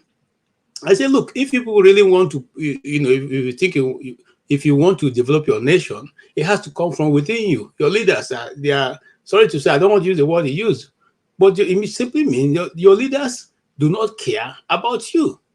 So it's not the people who are presuming our enemy. Those people, if they wanted all of the land, they will get it. And we will all still be enslaved the second time. They're not interested in the land because it will cost them money to put the people there to control you. So they rather use your so-called leaders to get their things, whatever they want. So let's go talk to ourselves. Talk to those people who have decided that and I'm saying this, I say it again, those who have decided that the Igbos are their problem. As long as they continuously to see the Igbo man as a problem for them, and they go about, whether you call it bigotry, whatever. You see, the only time it becomes bigotry or the time it becomes trivial is when the Igbo man responds. If he doesn't respond, we will continue to do it. But whenever he responds to the so-called injustice being done to him, then everybody draws out their knife and they come for his head. Until we come to that point where we now look inward and change that action or whatever it will call it, that hatred that becomes so much, we ain't going nowhere. The Igbos are not, going to give up because, like I said, or like we know, they will keep going for whatever, They will, if you say they are Nigerians, we will keep fighting for that space until the day you decide to say you guys are no longer Nigerians. They will know. I mean, that's the truth, and I don't know if that's my opinion. Now, secondly, just quickly conclude. The more we see that we are trying to build a nation and we have laws that applies to A, B, or C, irrespective of where they are coming from, and the simple rule of law is applied across board, irrespective of whose earth is God, we aren't going anywhere. Nations are built on righteousness and justice. The America will talk about, every other people, they do not compromise on the standard they've set for themselves. If you come short of it, you will pay for it. And that is the reason why the nation is still standing. No nation who decides to flout its own law at every bend and twist, that will come to something. It doesn't happen. If there is anyone, show me the example. And Nigeria cannot be an exception. So my appeal to everybody is that since we have said that we should all be one, then let us act as one. Let the law be applied amicably across board, and then we'll all be happy. But if we're failing to do that, I'm sorry, we are still very far away from our point of from taking off. We're not even a departure hall yet, so I don't even know where we're taking off to. Thank you so much for the opportunity to talk. Thank you, Uncle KJ, for your submission. Pastor Andrew, you're next. Could you please unmute? Thank you. Your final submission. Thank you very much. Well, everyone, and thank you a lot for your contribution.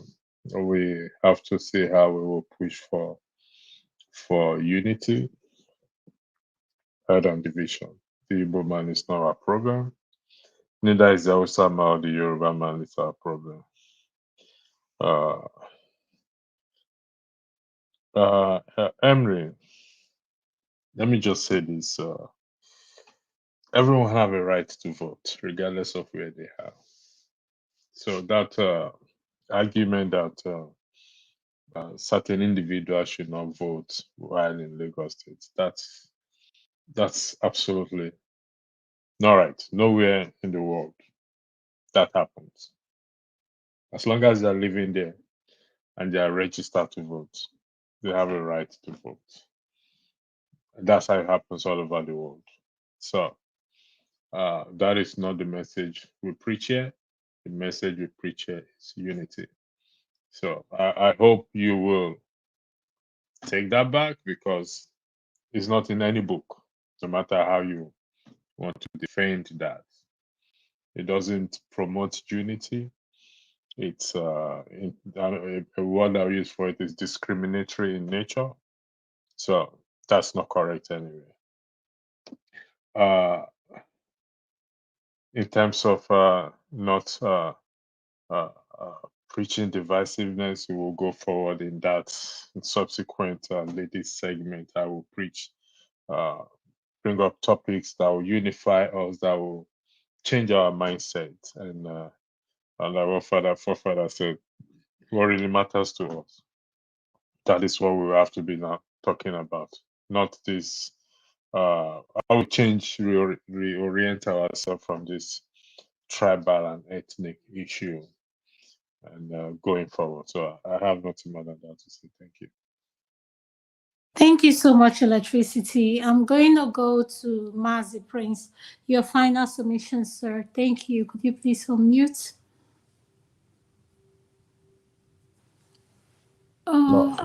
Okay. Yes. For me, Mazi I think. Prince, can you wait? This thing just shifted. It was Mama Hatred. Mama Hatred, could you please? I'm sorry about that. Mama Hatred, can you give us your final submission? Sorry about that. All right, thank you so much, Adana. I want to say, when I was away, I was broken down. I was. What broke me down, not just the election mago. What broke me down is that when I begin to listen to what was being said on the space after the election, and we are not really discussing solution, and some people will say, oh, Nigeria not go better again. And I begin to look, and I begin to get scared. And I was like, so does it mean we are in a hopeless situation and we can't come out of it? And in the midst of all this, we are seeing all the buy up and down, the hunger that is taking place, the burdens on us who are in diaspora, the demands we are getting, and every day I ask myself, so there's not going to be a solution. Is it what we are going to leave behind? I'm telling you, that really took me down to the pit. But I now noticed one thing, that especially in this space, I realized that there is no time, no single time that you people will be online, I will be there. That when I look through the comment section, at least one person will say, where is Mama H.O.? We miss her. That really begin to bring healing, that my voice has an impact, whether negatively or positively, in the heart of a lot of people. Then to those of you who reach out to me in person, I say thank you. Some of you went to the extent of going to look for my phone number from Dr. Dameji to reach out. I appreciate all that, because those were the things that I was beginning to think over. And I knew there is power in my voice. And I said to myself, wake up, wake up. They want to silence you. Your children are perishing. There's need for you to wake up. But the waking up wasn't easy. So I'm taking time to explain this to us today, because I know there are many of us out there that still need to wake up. because a lot has not really woken up from the election palaver. Then if you say something, the people that are after us, they want to continue to cause division, and they want us to begin to speak their language of division.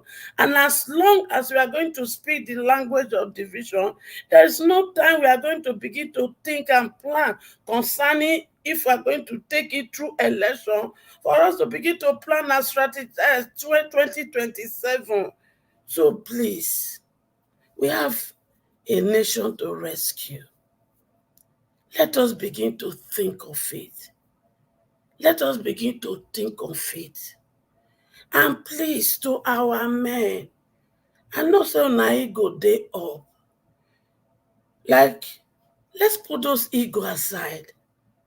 Anything any person say to you, yeah, as long as you don't remove that cloth when you wear, as long as you don't remove food for your table, as long as you not turn you to homeless person, please, let's remove it. We have a job to fight. Let us see ourselves as that bunch of broom that is only when we are together that they cannot break us. And it is only in unity of purpose that we can achieve this. Like I said, you see, before, I used to be so mad with my children that are with the APC. But recently, in my trying to prepare myself to come back, and I realized that I have some 3 group of children: the one that belongs to Showore, the one that belongs to Obi, and even the one that are going with APC and PDP. These are my children. So what am I going to do? It is how I can win them together so that we can achieve this goal. So while we are trying to do all this, I want to beg all of you, home and abroad, you are intelligent, you are smart. And those of us, personally, if I have not come to this Western world, the things I have come to understand today that is making me to take this stand to say, you know what, we have to fight to put power in the hands of my children. I wouldn't have learned and know it. I'm telling you the truth. I would have still be behaving like those at home. So it is a privilege for me and you to come here to learn all these things we have learned. Having learned this, let us begin to see how we can join fully, hold it together, and use it to get what we are looking for at home. Righteous man used to say something: diaspora, we are waiting for you. He's right, because we have the opportunity to have learned all this, and we've known that our country can become better if only we have good leader. And good leader cannot be there when the good people have refused or choose not to go in and participate in politics. So therefore, in order to achieve this, let good people begin to get ready. Get ready. Anyway, anyone you choose for yourself, which area you want to participate. Is it mobilization, or you want to contest for this? You want to contest for this? You want to contest for this? These are the things we should begin. Talk to our brothers and sisters out there. Begin to feature good people, because we will need them in House of Rep, in House of Senate, in the House of Assembly, in governorship, in councillor. In all this, begin to fish out those people now while we prepare. As for this, I want to also beg you, if I reach out to you and I need a phone number of somebody, please, these are my way of wanting to start working behind the scene. Do everything possible. Reach out and find that phone number for me, because I have a role why I am needing that phone number. I beg you. And if you know, and you know another person that will help me behind the scene on how to address all these issues on ground, please reach out. We need to work together. Because all these people, they will apologize. Or those that needs to be call back will be called back, because this Amaka, they are using it to set example, and that example, it will be applicable to all those that have been said in the past, and it will stop people from talking on this area. Thank you so much, and God bless all of us. Thank you so much, Mama H.O. Mazi Prince, you're going to be next. Thank you so much for your wonderful submission. Mazi Oh, Prince, you're next, oh, sir. Thank you. yeah, okay. Thanks, Adam. And even thanks, Mama H.O. for taking over, because my son was already pushing me for disturbing his whatever he's watching. I think it's called Bluey or whatever. He was already pushing me. Yeah, he just said, I gotta go. Okay. So for me, there's nothing much to say other than the fact that I've already said it. If you love yourself, you will love others. You know, forefathers, thank you for ruining my evening by bringing the thoughts of Asians coming to Nigeria. Eh? That right there is kind of like something that will give someone a nightmare. But I know it's not gonna happen. And for now, I don't even support anyone being recruited. Okay, those ones that have been recruited, let them fight the fight. That's all. That's all I can say on that part. But good to see you back. Where have you been? I haven't seen you in a while. It's been quite a time that we've seen you make submissions and all that stuff. But it's good to see you. Um, you know, uh, I still repeat my point. Nobody have a right to stop another person from voting where they want to vote. Voting is an obligation. If you are a citizen of that country, you can exercise your right to vote or to be voted for and participate in general. We're all free to support whoever we want to support. It does not matter. But where it matters is when someone is taking another person's, right away and talking about, oh, go to your state to vote. Then they shouldn't be collecting the taxes.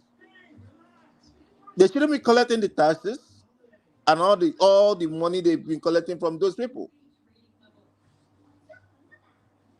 My you know my name has my I would say my if you look in my subtitle, it has always been live and let live, and I mean it with the deepest sense of belonging in me.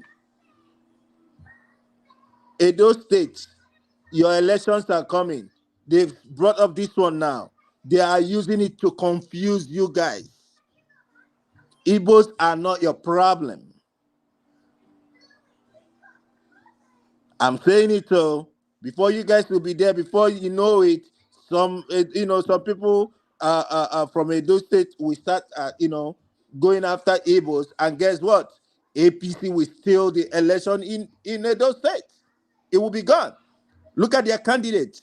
Somebody who can't even make, I don't even know. The other day he was on I saw a video of him on a campaign trail, and whatever I saw there was just, oh, it's a pity. But I rest my case for now. Live and let live. Let peace reign. That's all I can say.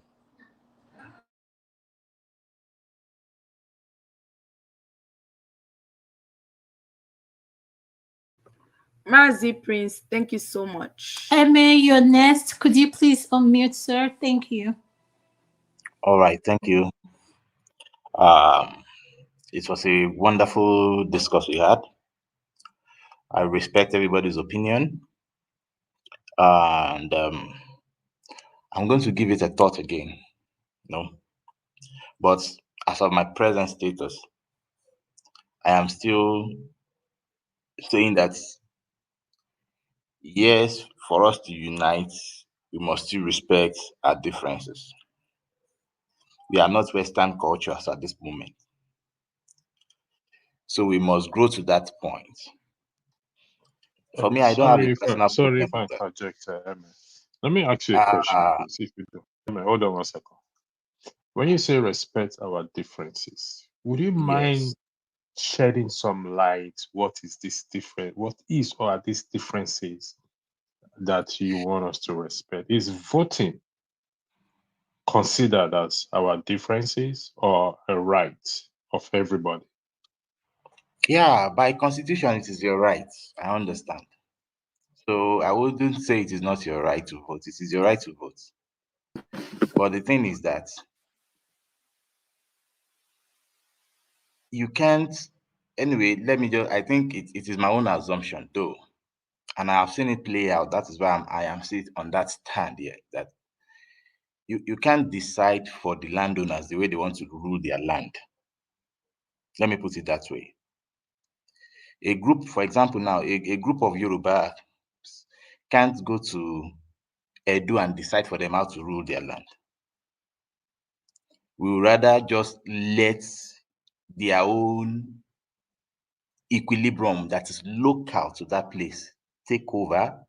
And for me as a person, I prefer that. I wouldn't want to rock their boats, especially if I'm a business person for that matter again. And it is an advice. It's not that maybe I have any ulterior motive. No. And that's why I say respect their differences. You see, it might take 10 years for them to learn to know that we need to grow above this shenanigan of locality or ethnicity. And it might take 6 months.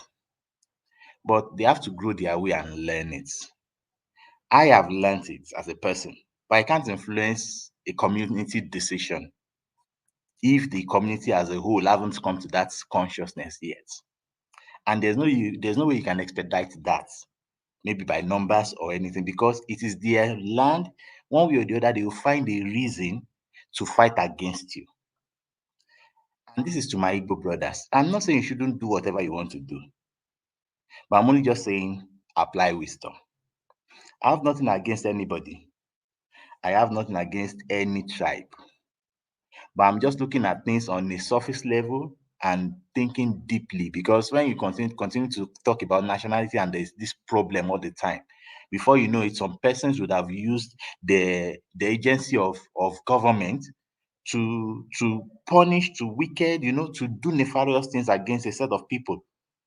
Then you just have to question yourself, when will this stop? Or what strategy should be employed again? That is where I'm coming from. So if you think, I urge people not to see that I am a bigot. No, I do not support the present president. I supported Peter Obi. In fact, on One Man's Meant to Most show, on several shows, this is my stand. Everybody knows that.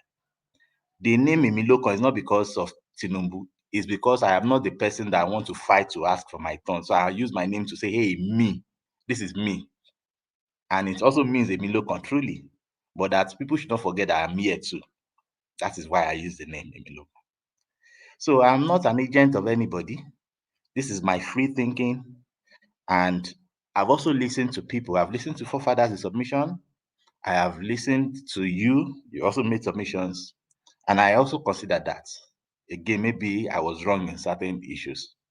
So all fine and good. But it's just an advice, because I don't like the fact that businesses are burnt. And because of what?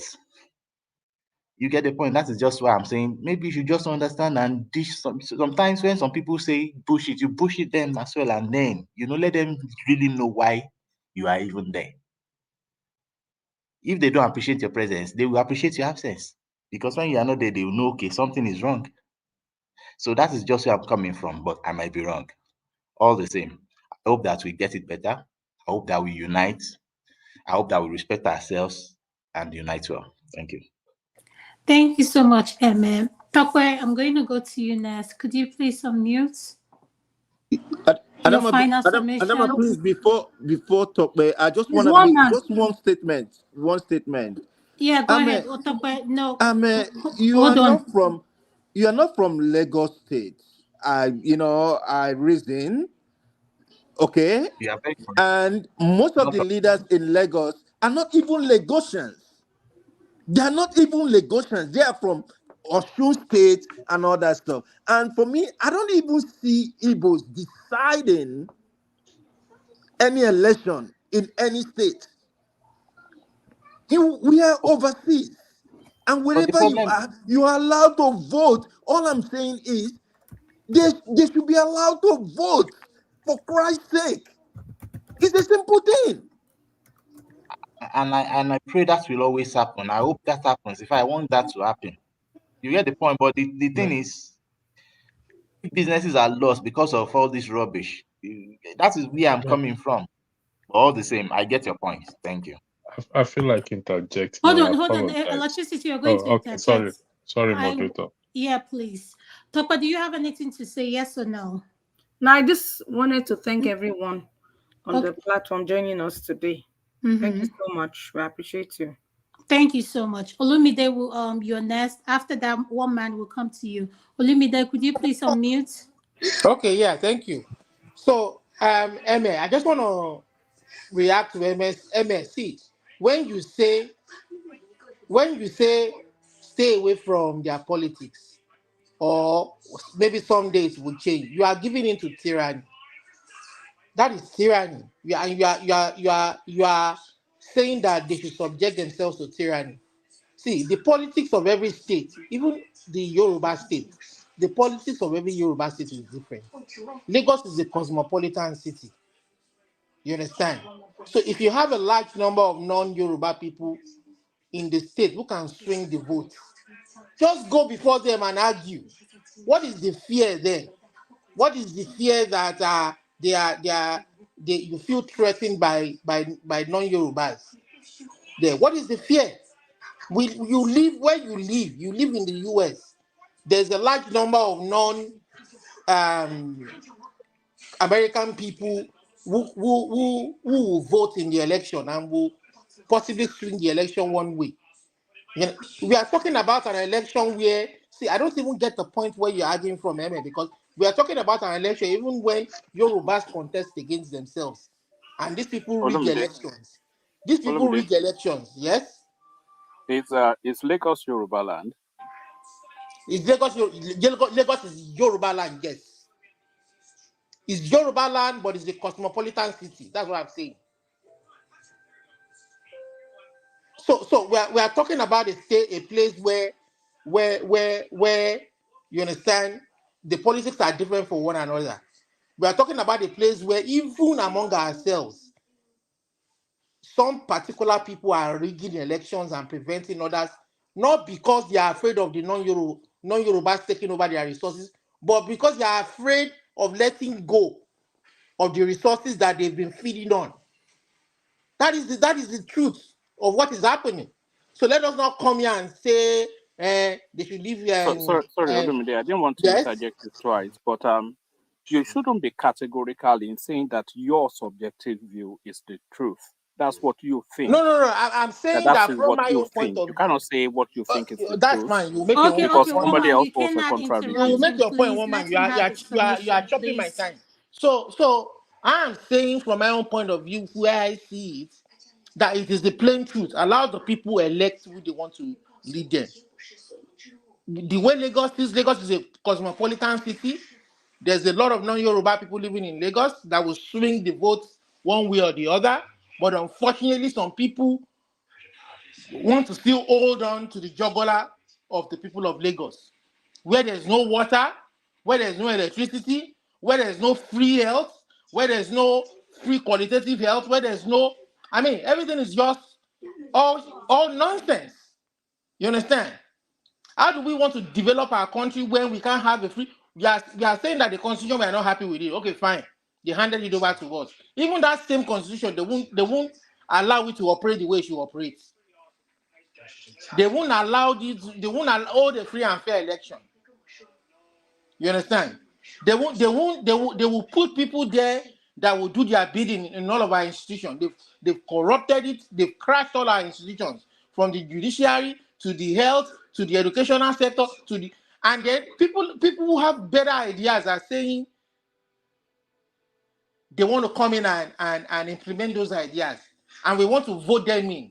And some people are saying no, you can't get there because they are more interested in their own pockets.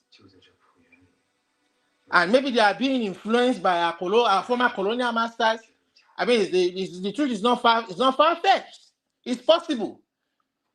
These people are the real traitors. They can't look the colonial masters in the face and say, you know what? My people come first. Our people come first. We live in this part of the world. Will you will any Igbo man or any British or American or anywhere in the world, would they ever listen to any influence from any African that will not favor their country, that will not favor their people? Can that ever happen? We need to be objective when we the fact that Lagos is a cosmopolitan city and some people will swing the vote one way doesn't mean they are taking Yoruba land away from us. It doesn't mean they are taking our state away from us. We've seen it happen in this part of the world. I know Schwarzenegger was German. He was governor of California. Did he take California away from California? Did Obama take America to Kenya? Yeah, I don't understand how we reason. Eme, and you are coming here, and I mean, I'm disappointed. Eme, I respect you, but this your opinion that you hold. I just hope that you change it very, very fast. And don't let some people feed you with some irrational thinking. Let's not think that way at all. Let's not think that way at all. Thank you. Don't Yorubas taking over our traditional institutions. We still have our traditional Obas, we still have our traditional institutions, we still have every. I mean, if anybody, if for any reason, even if these non-Yorubas are buying Yoruba lands, who is selling it to them? As selling it to them, and they are making money from it. Okay, thank you so much, Olumide. Thank you, I appreciate it. One man, welcome to the show. Could you please unmute your nest, sir? Thank you. One man, can you hear me? Yes, I can. All right, welcome to the show. Thank you. Yes, thank you, Adama. Thank you for having me. I'm coming half blind into the conversation because obviously for reasons of being otherwise busy. But I only really came in really just because you and Tokwe I thought you were talking about more lifestyle stuff. But sorry, where are you? Because I only came in really. We're talking about the religion. Then we went. We're talking about the video in regards to the lady that was threatening to kill people. You know, the Canadian lady. The Otapia woman. Yes, the Otapia. But first, our topic was on religion and what it does to our people, and how the religion has, blinded a lot of our people. So that was the first topic, and now we are talking about the Otapia lady. Yes. All right. Let me just whiz through. And by the way, I don't know the backdrop of the conversation so far. So if I'm talking off piste, I'm really just talking, just freestyling it. So on the religion, I think somebody says it's the opium of the masses. I think that's the quotation. Religion to me really has always really been. It's always been just and it's a mass manipulation tool, just to because if we don't have religion, then how will society structure? So there has to be some sort of formalized agreed structure within which society should function, and that is the role that religion plays, because there's a lot to it. There's the Darwinian theory, and then there's the theological theory. So what's trap line then? So if you go with the Darwinian theory, then religion has no base. And then if you go with, religion is the abdication of logic, because religion hinges on something they call faith.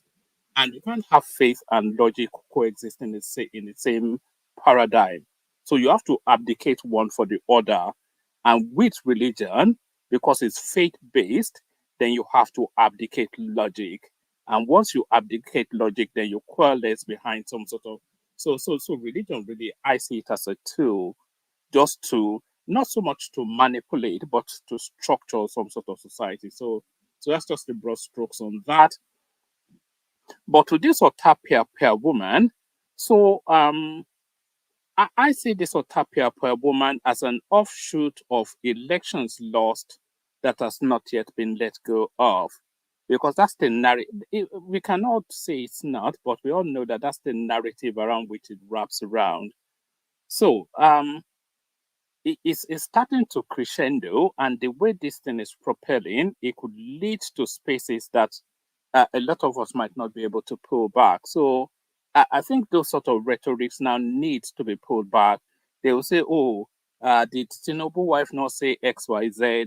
We actually went to dig out the clip of Tinubu's wife saying whatever it is that she was saying, and it was patently obvious that it was banter between two people that knew each other deeply, and there wasn't anything that was excessively over the top with that. So, but is it acceptable? Maybe not, but certainly not in the same parameters as somebody, a healthcare professional, invite. You heard what she said, and I think the authorities wherever she is are already on her case now. So, but it does have to stop.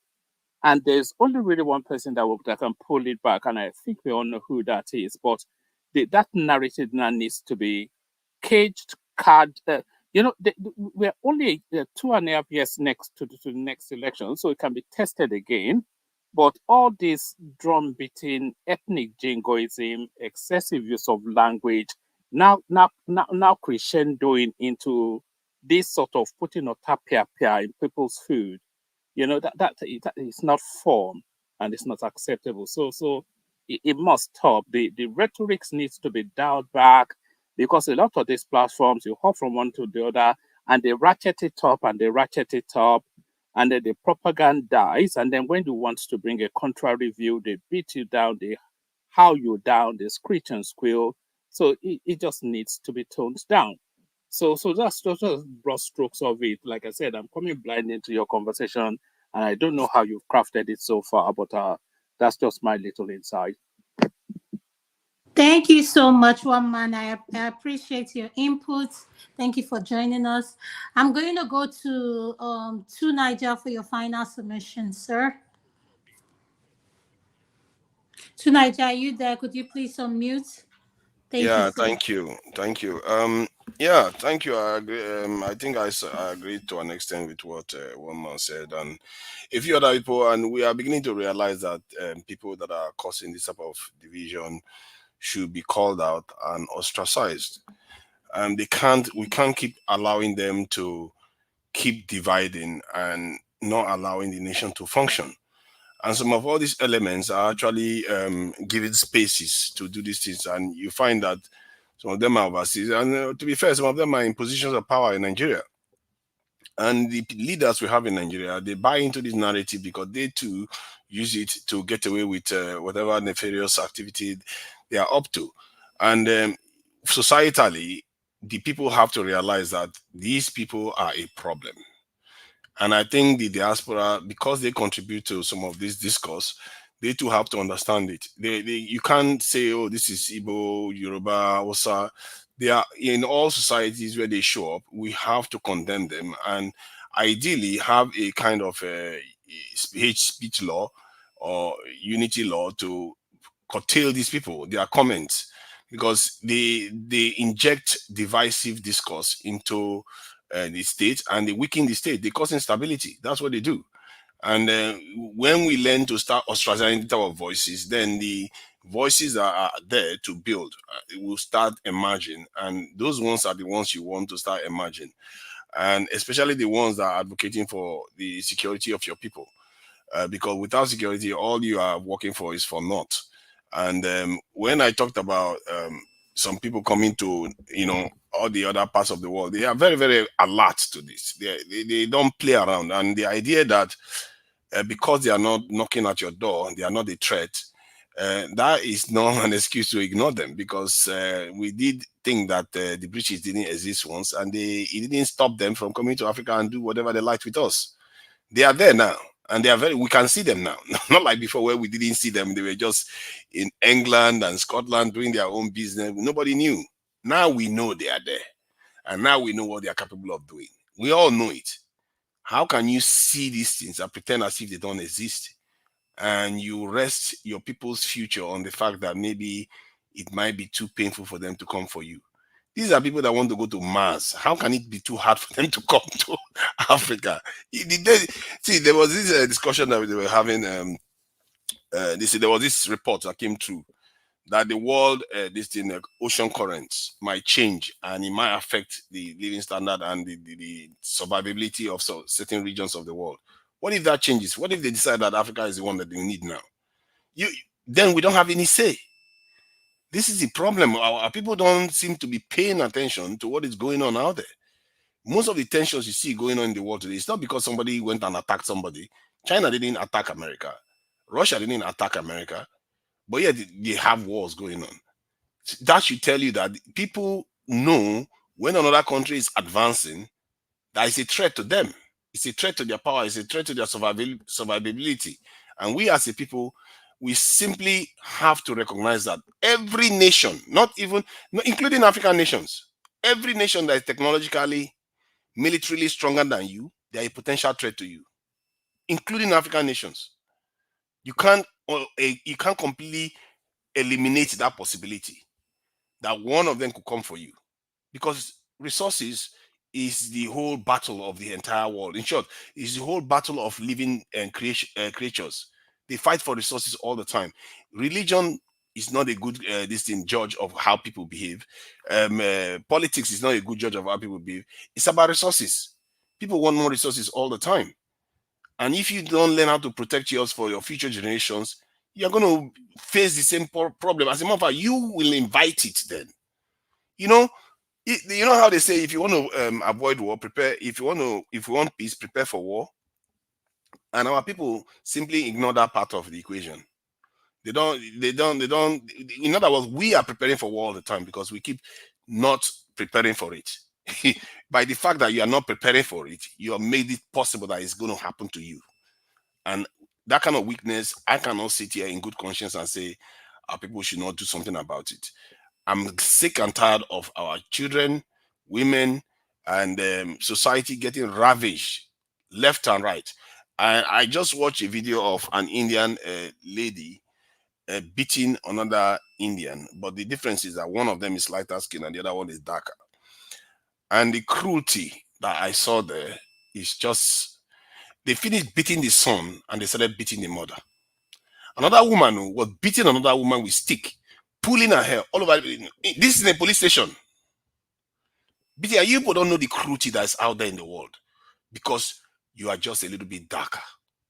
You can even, if you go further, the darker the nation, the poorer they are. It tends to even correlate. If you look at race and color, it tends to correlate. Even within nations that are supposed to be successful, like in America now, the darkest people are the ones that tend to do worse. And if you don't know yourself, if you don't understand how you exist in that space, the expansion in the world of the Caucasians and the other light landscape people is almost a kind of, if you look at it from an anthropologist, that where anthropologists look at these things, it's almost an extermination-sized event that where they expanded from Europe to all over the world, is completely displacing the local populations. And we watch it and we see these things happening. If you see from the eyes that I see, you know that you are supposed to be, that all these Yorubas stuff goes away completely. Because you are worried. You start thinking, oh my God, what is this the world my children are going to come into? Is this the competition they are going to come and face? Are we even talking about these things? In the end, that is all that matters. If your children don't have a future, what is the point? You hate them so much that you don't want to prepare for them. You prefer to talk about division. Is that what you're going to tell your children, that you want to talk about that was a Fulani and all that, while other people come and take everything? Look at South Africans. Their foolishness. I don't know what is happening to black people. Their foolishness is that they were going after a Nigerian.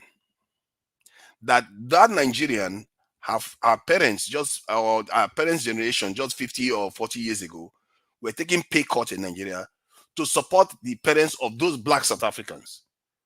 But those black South Africans today are attacking that Nigerian people in defense of the Europeans that the Nigerians were fighting against to help them. Our people are crazy sometimes. The way we think is just the level of depravity that we display sometimes. I don't think I've seen it anywhere in this world. It's so bad that it's like how can we get this brainwashed to the point where we think that fighting each other is the solution, when we see clearly with our own eyes that other people are nuclear powers, they have hypersonic missiles, they have satellites in space, they are capable of all kinds of different. We see it. We live in those nations. Why don't you want that for your people? You want to kill your people? You are inviting that to. There is no, for me, it's very simple. If you don't do anything about it, there will be consequences. And on that day, it will be too late. You know how the Bible says, on the day of tribulation, woe unto the woman with a child. Because that day is too late. This is when you do it. This is when you stop this divisive behavior. This is when you start making sure your people are protected. They have all good things. They are competing in the technological space. Because without technology, you can't compete in this world. Technology is the reason why a small country like UK came and colonized the entire, almost the entire Africa. Okay. Technologies are the core of it. No, Can I you need run to the, finish this. Yeah, please? I need to finish this. This is important. Technology is the reason why in this tiny nation like Belgium is able to colonize a country that's more than 20 times its size. And do we take that seriously? No, we don't take it seriously. But instead, we will promote divisive behavior. We will promote religious divisions, as if religion gets us anywhere. I saw a video of a pastor selling this thing, blessings the other day. And the crazy thing I saw there that was really strange, and it affects our people all the time. You see the pastor promoting a black devil versus a white this thing, angel. We worship religions that don't even value us. We worship people that don't value us. Our whole mentality is so opposite what it should be. We are busy getting divided amongst ourselves. And most importantly, I really think people need to understand how easy the mind is to divide against each other. I think if we understand that, we'll equip ourselves a bit more in terms of being divided. Sorry, I've not spoken for years here. Come on, let me just finish what I'm saying. No, but you need to run there because I will round up. Let me finish, Jerry. You finish. Let's go to the next person. You need to round up. Other people need to give their submission as well. Okay, go ahead. No, go ahead. Finish. When you finish, then I'll go to the next. No, go ahead. You can finish your submission, but I'm just reminding you, be mindful of your time. Other people need to give their submission as well. Yeah, I'm mindful of my time. I'm mindful of my time. If you have a specific time, you can let me know. Then I will stick to it. I'm giving you extra 3 minutes now. So after the 3 minutes, I will. So the point I was making was that I will give him my time. Adama, I will give him my time. I would like him to continue. Let him speak, please. Thank you. No, but I will speak before you triumph. So you can't just jump me. That's fine. Triumph said he's giving him his time. But he can't jump me. So let's Nigeria. So he has to wait for his time. Submission. Please, let's not interrupt him, please. Thank you. So when you have a pastor that is promoting a black Jesus and a white angel, and you have our people advocating divisions amongst our people. Our women, they want to look like Oyibo people and Arabic. I've spoken to Nigerian men that they admitted that they prefer they see other people as looking more beautiful and all the rest. If you don't value yourself, I don't know.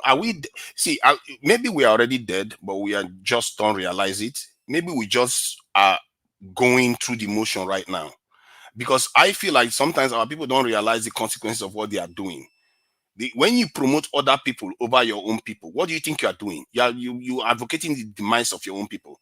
When you refuse to defend your own people, some people say, I think what somebody said something about, we don't need to recruit one more person. Okay, let's not recruit now. Let other people come and take whatever they like from us. Don't complain. Why are we complaining that life is hard for us? Life keep getting harder because other people are doing what we refuse to do. I don't understand it. You can't eat your cake and have it. If you want to prosper in this world, why are you not ready to defend yourself? If you say you value your people's life so much, why don't you value life? Why don't you defend that every single strand of hair on every Nigerian's head? Why don't you defend it? I made this submission before that our people don't value life enough. That's part of the problem. And maybe that's our greatest sin. We don't value life. We treat life as if it's just something you can just use anyhow, while other people use it to enrich themselves. They value every single human being that they create, and they use it to create great nations. Look at this thing. It's in the way we traded our people as slaves. Till today, we are willing to have our people travel overseas to go and settle there, never to return again, because we think we are playing a numbers game. A numbers game that will never win. Look at the result we have right now. All over the world, we are the poorest. The top poorest 40 countries in the world are almost exclusively black. Even if they are not in Africa, you go to Haiti and other parts of the world, it's black people. What is it with us that we refuse? What else do we need to see the truth of the situation we are in? Things are really bad. If we cannot see that and we want to be excusing all these divisive people, and anytime anybody says they want to pass a law in Nigeria to shut these useless people that keep dividing us down, we should support it. I think what Nigerians tend to do is that when they see a law, they think it's always about shutting their freedom of speech down. Sometimes some people's freedom of speech need to be curtailed because it's easy to divide people. You can divide people on this panel. Even you give them a piece of paper to read up about the new rule, you will divide them immediately. Human mind works in a certain way, and I think when we understand that, we'll start becoming more immune to being divided. We need to understand that our mind is very easy to divide. This tribal thing that we say we are divided, you are divided within families too. Face it, it's easy to divide people. Start equipping your mind against it so that you will be more rational. You'll be able to see the actual truth. Because if you don't equip your mind, what happens is that if somebody just triggers you with that divisive talk, you fall for it. You fail to see the bigger truth of the situation, even if the result is there all over the world, telling you that look at the Europeans, they killed each other in the millions, and why are they still functional? Why are they traveling between each other's country today? They are able to do that. How did they do that? Don't you ask yourself that? It's not because they don't know that divisive stuff exists, because they know they have to do positive things to progress in this world. We have to start learning that lesson. And the people that believe in these things should be condemning all these people, especially if they are from your own group. I don't like this idea. I really, really have a problem with leaders sitting down for days. They know somebody has said something bad and they keep quiet. What are you trying to do? Wait for people to start killing each other on the streets? This is how the civil war happened in Nigeria too. Something will happen, one person will keep quiet and pretend as if they don't know. And the other side will be fuming and fuming and fuming and fuming, and before you know it, bloodshed starts. Tonight, we are tired, though. You can go to Tonight, Nigeria. are you done? Become Thank commander. you. I was getting ready to Jesus tell you. Christ. Tonight, we've had enough. Thank you. Thank you, sir. See, Thank somebody you. needs to say these things. And if I you're know, tired, I but prefer that I you're know tired. one thing Thank about you. You like listening to yourself sometime. So it's good after you finish the show, you can, while you're in bed, you can be playing it so that you can be listening to your voice, you know. Oh my God. You see, now there's no need. That's below the belt.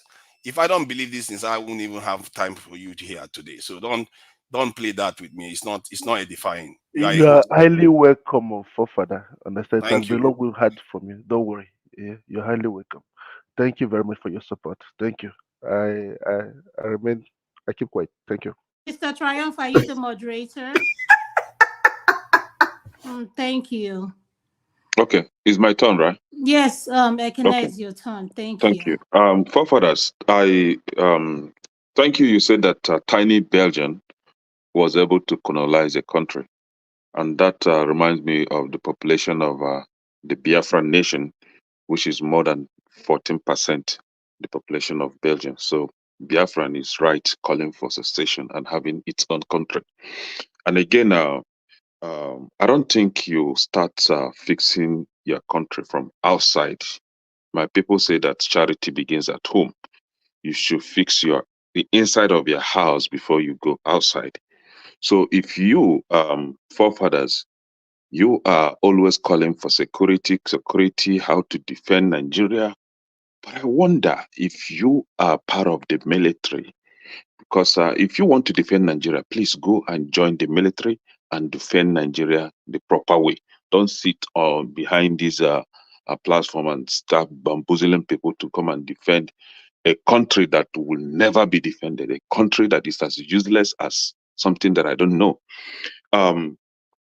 Again, my brother, one man, I don't know if he's still here, but if he's not here, hear me, I don't know if he's here, but I will want them to answer me this question. Is Kwara State a Yoruba land? This question that was actually directed to one man. I don't know if he's here.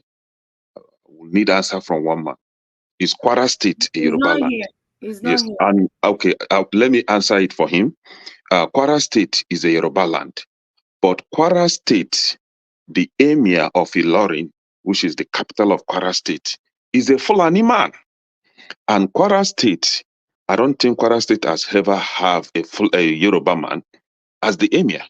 It has been taken over by Fulani people. They are in the leadership of Kwara State. So how dare you now come and tell me that an Igbo person that was born in Yoruba land, Lagos State precisely, born in Lagos State, grew up in Lagos State, invest in Lagos State, bought a land, owned that land, build his own house in Lagos State, is not authorized to take part in the election processes in Lagos State or even contest for governorship position in Lagos State. How dare you say that?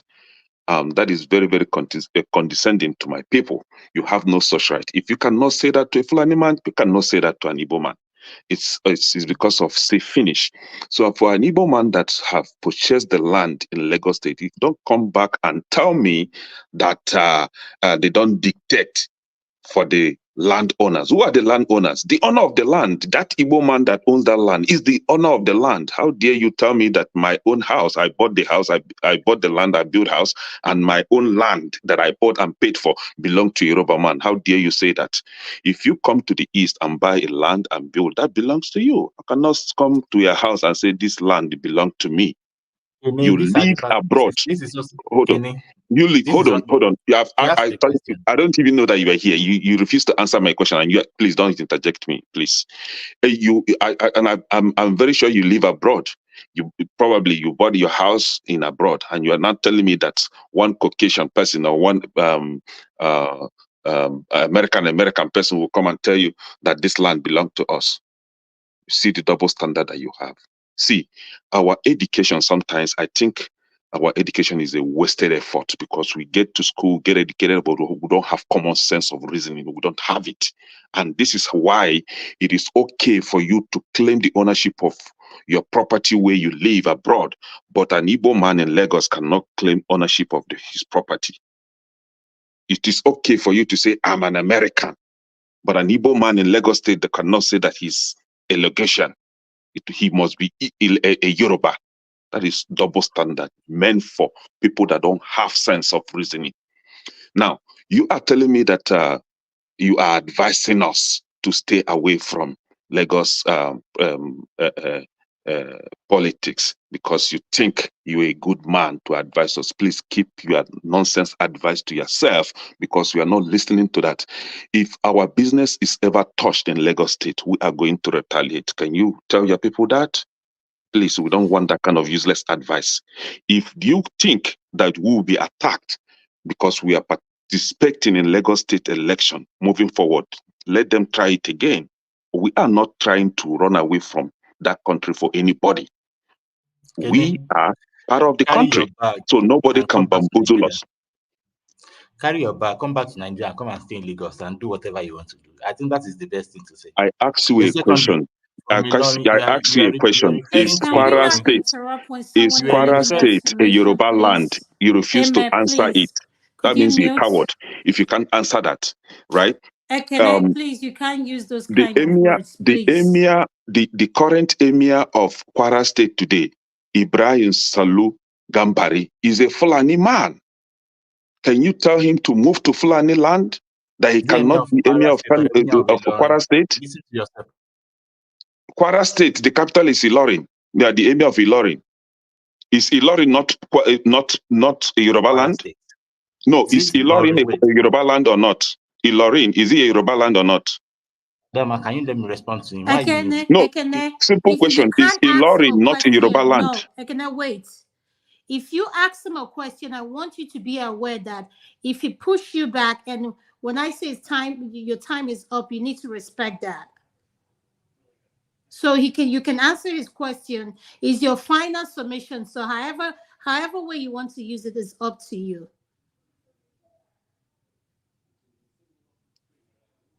So what do you want to do, Ekene? Ekene, you're on mute. We can't hear you. Okay, sorry, I was muted. For one man that said that he came here blindly, and that reminds me, he came here blindly and he ended up speaking blindly because he has no knowledge of what he was talking about.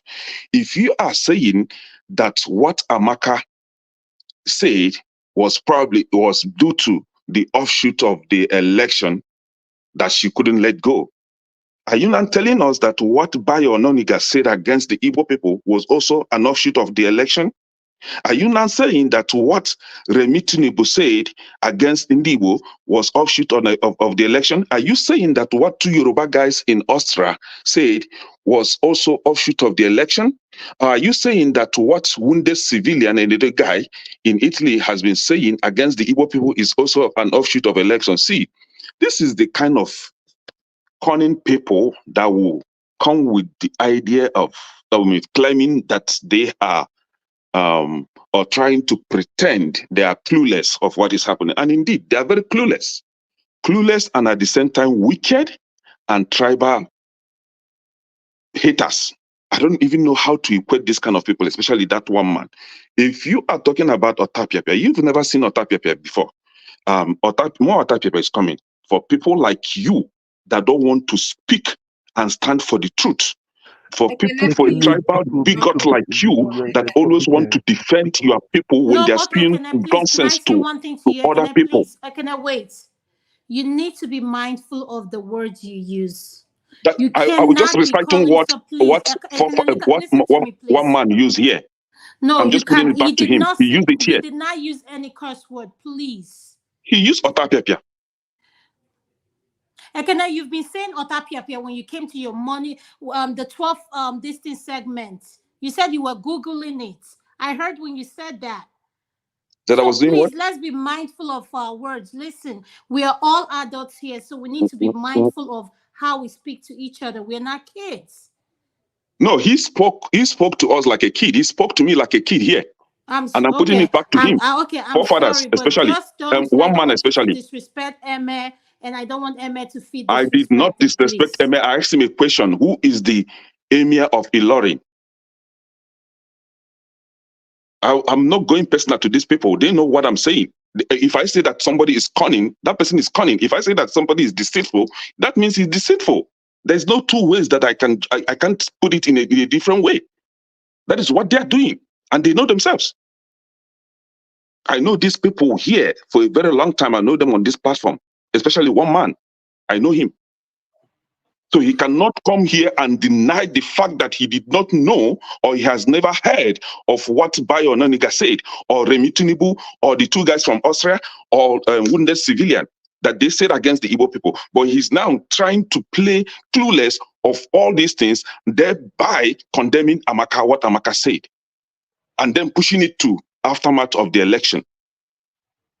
That is trying to play on my intelligence. I'm not stupid. So that is why I'm saying that he's a deceitful man that will never stand for the truth. How that a personal attack? This is his kind. So if we want to move that country forward, we need to be honest to ourselves and stop playing games. If we continue to play games, there are people that can play that games better than you can, than you. So the best thing for you is to know that you are not a game player. People play that game better than you do. So respect one another, respect Igbo people. Igbo people have never seen any Igbo person that has come up on any platform to threaten any tribe in that country. But we are always on the receiving end. And just a few days ago, Amaka responded, and you want to come here to play smart. Who are you trying to deceive? Your child? No. Thank you. Can we please move on, please? Thank you. Electricity, can you wait 1 second? Are you done? Yes, I'm done. All right, thank you so much. I want to go to I believe Ovie is next. Electricity, I want you to speak last. So Ovie is next. After Ovie, we'll go to Eme. I believe some people have some questions here for you. So I'll let Ovie go. Then anyone that has anything to say to Eme will address it as soon as Ovie finishes with his final submission. Thank you, Adana. If not because in Kamara is the presidential candidate, I would say you and the Tope should be stopped. Why not collect our job? Anyway. Ovie. Anyway, yeah, my final submission. To my people from Edo, I beg when they hear me. The candidate now Monday, Bahu na be a candidate of APC. The reason be say he knows a bit speak English. That's the reason we want him. You get why? I don't know more why. I'm gonna come on politics. So that's the guy. The pure reason he don't know how to speak English, which is good for us. Anyway, to Niger, once again, thank you. I think the reason why what you always paranoid about, I mean that in the good way, anyways. Only the paranoid survive. So that's why I use that word. The reason we always that your paranoians always fly over our head like tail by moonlight is because we Nigerians in generally we are all under this illusion of freedom. We think we are free, We think we are independent, That's why what you are alluding to all the time is hard for a lot of us to actually digest and because they no teach us history. And our way to those people who actually are interested in going deeper to what two Nigeria is already talking about, all you need to, we need to go back to 18th century or that. Just go back to 40s and 50s, a country called North Korea, what they experienced within that decades of 1940s and 1950s. So he's talking about Japan. There's an island, almost a country called Timor. Go read about Timor between them and Indonesia, right? Go read about the real reason. We talking about the massacre. We're talking about the current one that's actually going about in Gaza or even our Rwanda country. Examples are all over the place, and most of these things, all the whatever they went through, all the atrocity, all the slaughter, all the extinction, they have one thing in common. Anytime a leader or a movement rise, just try to be free. When they just try, say they won't be free, just to be free to think their own, live their own way. Go ask what they did before them across the world, not just the continent of Africa. Cuba, right there, Cuba, you see the freedom today. All they wanted to do is just be free. All these countries, they just wanted to be free. Nobody saying nothing else. So the illusion that we are under and that we are off here, that's why tonight your message is very hard to call across. But you rightly said it. With time, when it don't happen, you will keep quiet. I think it will happen because by the time the majority of us realize that we are not free and we try to be free, or we have a leader who trying to keep freedom, people like our Murtala Muhammad, which is pretty much the last patriot that I can think of. And we all know what happened, right? So that's on that. On religion, I think Adana and Tokwe, when I asked me about religion, this same question, either it's good or bad for Nigeria, maybe 2 years ago, I will give you direct straight answer. Say either yes, it's good or bad, it's not good, and I'll give you reason. But over time, I begin to carry the experiments. And one thing stick out for me. I look at the doctrine of the Catholic Church, right? What they have as God, the Father, the Son, and the Holy Spirit. 3 in 1, right? Just use that to look at Nigeria when it comes to religion, right?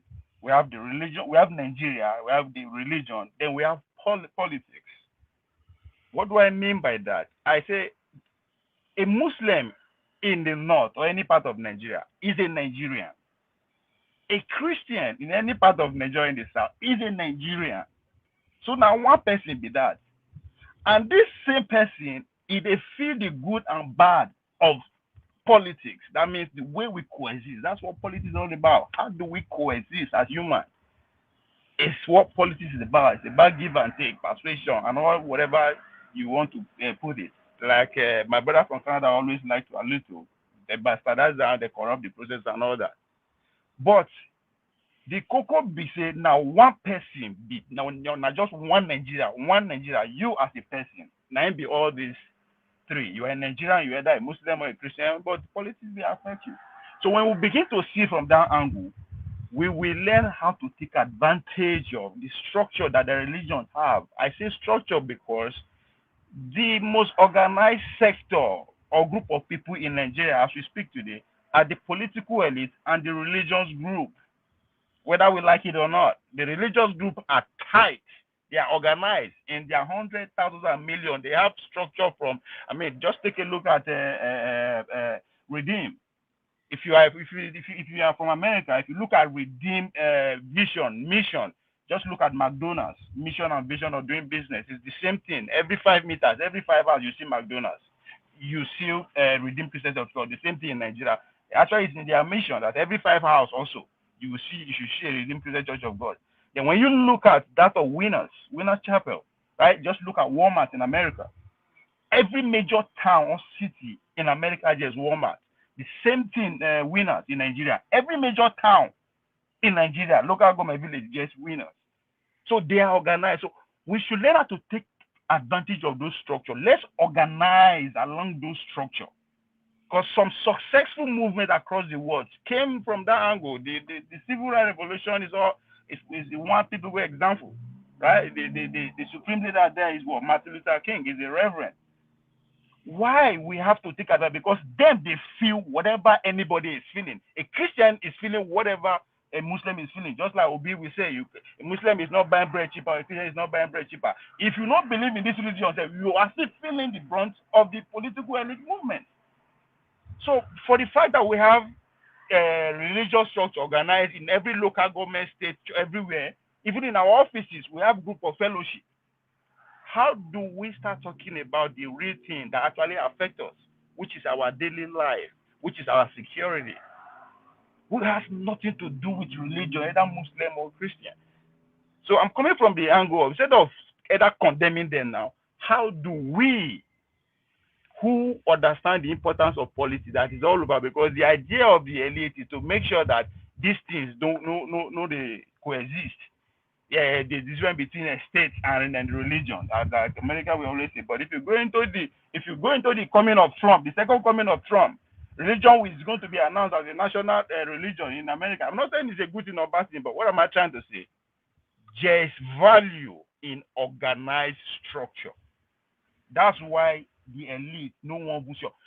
If you think these people how they hate us being together rich, make somebody just organize happiness movement. Say we won't just gather for one day in our 100, we'll just be happy. And see how long they will allow us, then we just be happy they go. But so since it's becoming difficult for us to come together physically and all that, let's take advantage of the structure that is already existing, which is the churches, in their offices, whatever. Let's start preaching along what we believe. But most importantly, as far as I'm concerned, is freedom. And again, these our leaders understand that. If we go back to history, we call what it calls war and every time. There is no point in Nigerian history that they agree, the three regions agree to stay together. There's always no, yes, no, yes. But at some point, they were able to get people who say yes, yes, yes, yes, and that's what we call as freedom. So, religion is good if we really want to use it to achieve our goal. Because politicians, they use them. APC will quickly to tell you that, yes, daddy tape. Right? Even though there's nothing wrong with that. Because the people where they say, yes, we go out, they are all Nigerians too, that they have to participate in the election. So, we should formulate a way, or we know where they put on now, but how do you take advantage of the structure that the religion has built for you? Either you go in there, convince people, preach them what is necessary, because this division along that line is very profitable to the few, for the elite. When we are divided along that line, they have their way. Nigerian cannot people who don't will be no fit carry Christian running mates. So that means however they want to do this thing will always be with us. We cannot talk it away, we cannot wish it away, but let's take advantage of it. And hopefully we'll get to our promised land. On that note, please, we will not forget Monday, Pablo of APC, Edo State, because he knows how to speak English. That's our one time. Thank you so much. Thank you so much, Ovie. Electricity, you're going to be next. You said you had a pushback, and I believe you said whoever had a question for Emmy, this is the time to ask the question right now. Yes, Thank I have you. a question for him. One minute. Adama, did KJ have his say? KJ has given his final submission. Yes. Oh, okay. All right. So I have a question for Hemi. Can I go ahead? You can ask him the question. After the questions, we are shutting Yes, it down, Hemi. please. And my question to you is, like I asked earlier, Ilorin in Kwara State, is it a Yoruba land? Ilorin is a Yoruba land. So why is it that the emir of Ilorin is a Fulani man? Okay, there's a story to that, and Tell I us would the like story. you to Summarize it. Yeah, there was a war that happened, and there was a negotiation between the Yorubas there, the rulers of the Yoruba there, and the Fulani people, in order to solve that war. So So Ilorin it is a was. conquered land. Is that what you're saying? It's not conquered. It So was. why is Fulani the emir of Ilorin? Now, it is a kind of what do you call it now? How do you call that? Is it You sold actually to Fulani people? no. I don't want to So use the right word. why is I it want the to emir? use the right word. Yeah, but I think I would love you to go and read about it. I don't have No, that tell details. us. Tell us. I have said I don't have that details, but the So you don't summary know. is that it is not that it was conquered, but all the same, I think later Is we it can sold? discuss that. Maybe Is it given to Fulani people? Okay, so what's the point? No. Is it sold? Is Ilorin sold to Fulani people? What is the point, please? No, the point is, if you can allow a Fulani man to be an emir in Yoruba land, Okay. why would you then kick against an Igbo man that came to Yoruba land, purchased land from you, gave you money, you used the money to enjoy yourself and sold the land to him, and he basically have his children there, and his children are basically Lagosians by birth. All right. And then the children grow up tomorrow and say they want to contest for governorship in Lagos State, and you say they don't have the right to do that because Lagos State Yoruba people do not respect constitution of the land. Okay, no problem. Ekene, I want you to answer it. Why will you say that to such an Igbo person? Is it because you hate them? I have already submitted I've given my submissions. I don't hate anybody. I am just an observer. I am not from Lagos. And I can never, as a Yoruba man, I can never be the governor of Lagos State. I don't even have, I can't see See, myself. if you want to Hold on. observe something, you observe Please, both the positive and the negative. Hold on. You have asked me a question. I think I deserve to talk now. Okay. You see, you need to understand something. That you can speak strongly or you think you know what you're saying doesn't necessarily mean that you're right. But it is none of my business to do that. I think you can just go and observe. I have given my own advice. Okay. Although you might think it is foolish, no problem. No. But now wait, see. When the people in their land say this is how they want to do it, let them, your people too are part of those people in that land. Let them contribute the way they can contribute. Let the nature of the people there take your charge. Okay, why So did you now whatever comes ask Igbo people to go back to Igbo land and vote instead of Lagos State? If that is the way you could comprehend my statement, all fine and good. I don't think I can explain more than that to you. But Okay. I believe some persons here understand what I was saying. They could think deeply and pick my nuances. which I am sorry to say I can't explain beyond that to you as a person, because I see I don't your know. mind is already made up. No, So, no, but all the same, that is my submission. no. My That mind is is fine. not already made up. I was asking you a question so that I will understand where you're coming from, but you said you have no answer. Yeah, You that's see fine. now. So I why have will you no then reason. say that I've made up my mind while I'm trying to interrogate to know I what have. you know, I and don't think you couldn't tell me? that's fine. I am not. I don't have any obligation to answer you So beyond now, where I can. basically, you've resorted to be an observer. Please continue to be an observer and leave us alone. We know that we have every right to participate in Lagos State election, and nobody can deprive of us such right. But All if the anybody best. thinks they did Go it ahead. last year, they will do it again.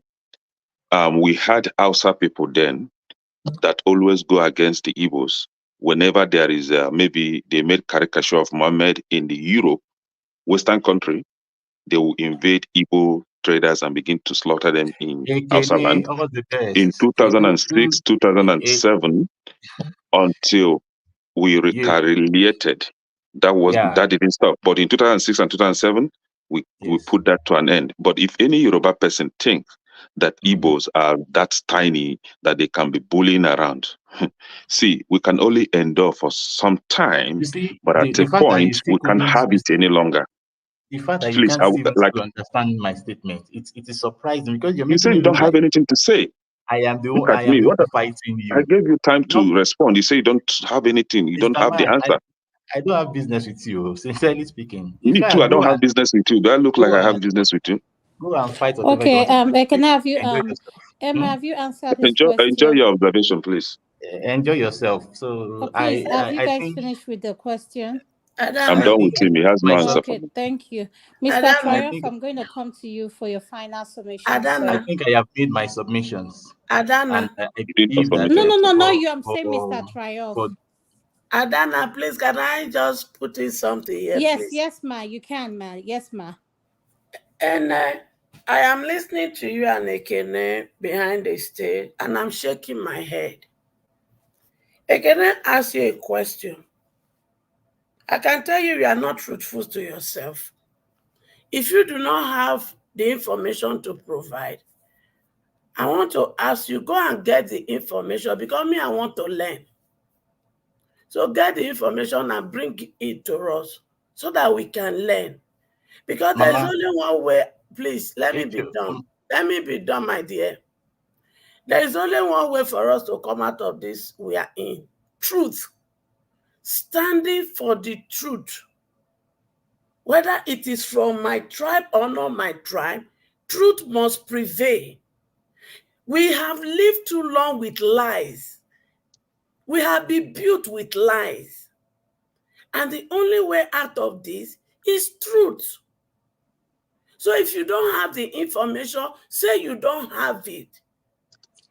I do not want us to continue to send a wrong narrative and run with it, which is what this elite want us to continue to do.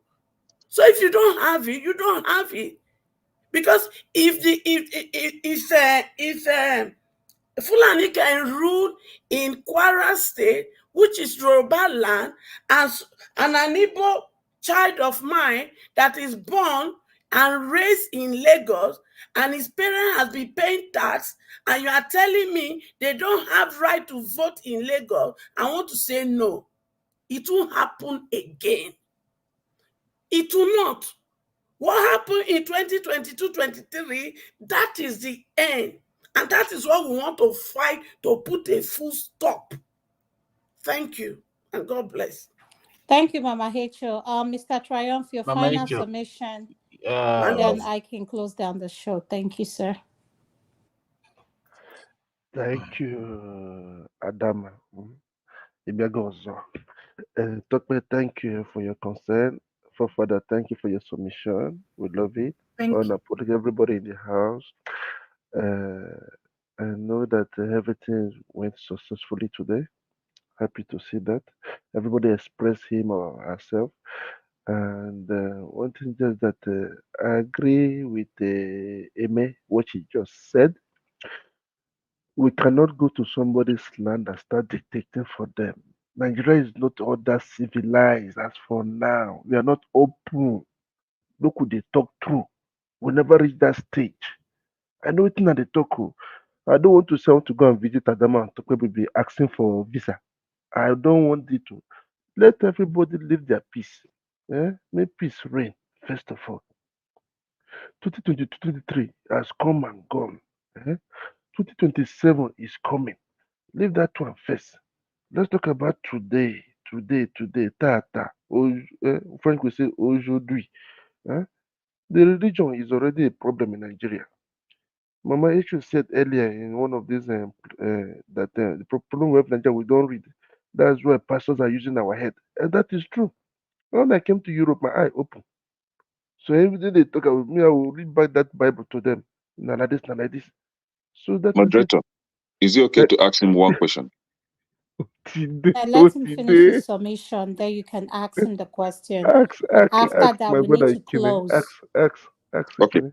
My brother, Triumph, right? No, let him Yes. finish his submission. Don't interrupt him, please. Okay. Thank you, Adama. You know, sweetie. Oh. For now, Lagos is a Yoruba man's land, whether people like it or not. Whether people like it or not. Don't come and start saying, look who they talk through. Even Delta State, as an example. Igbo no gree say Delta Igbo na Igbo. Making a hear this one. They put us for our level. So look who they talk through. Nigeria, we are not yet open for that discussion as for now. Nigeria, we have it's just a little thread holding all of us together today. Bikuno, Ejo, we want peace. We want peace as for now. Leave the other girl, what's it called? Amaka in Canada. At least now she will learn how to talk. What matters a lot, what can destroy, what can build. We should be careful the way we talk these days. Not we come up in the internet and becoming champion, but in real life, we cannot say anything. Let us be real to ourselves. I love the word I had Father expresses his opinion. It has been long we've heard about him. Understand? It has been long. So at least I'm always for peace. I have businesses everywhere. I don't want to start asking for visa. Nigeria is my home, even though I'm claiming European. I'm a born Nigerian. Now make I say make una dey recruit now.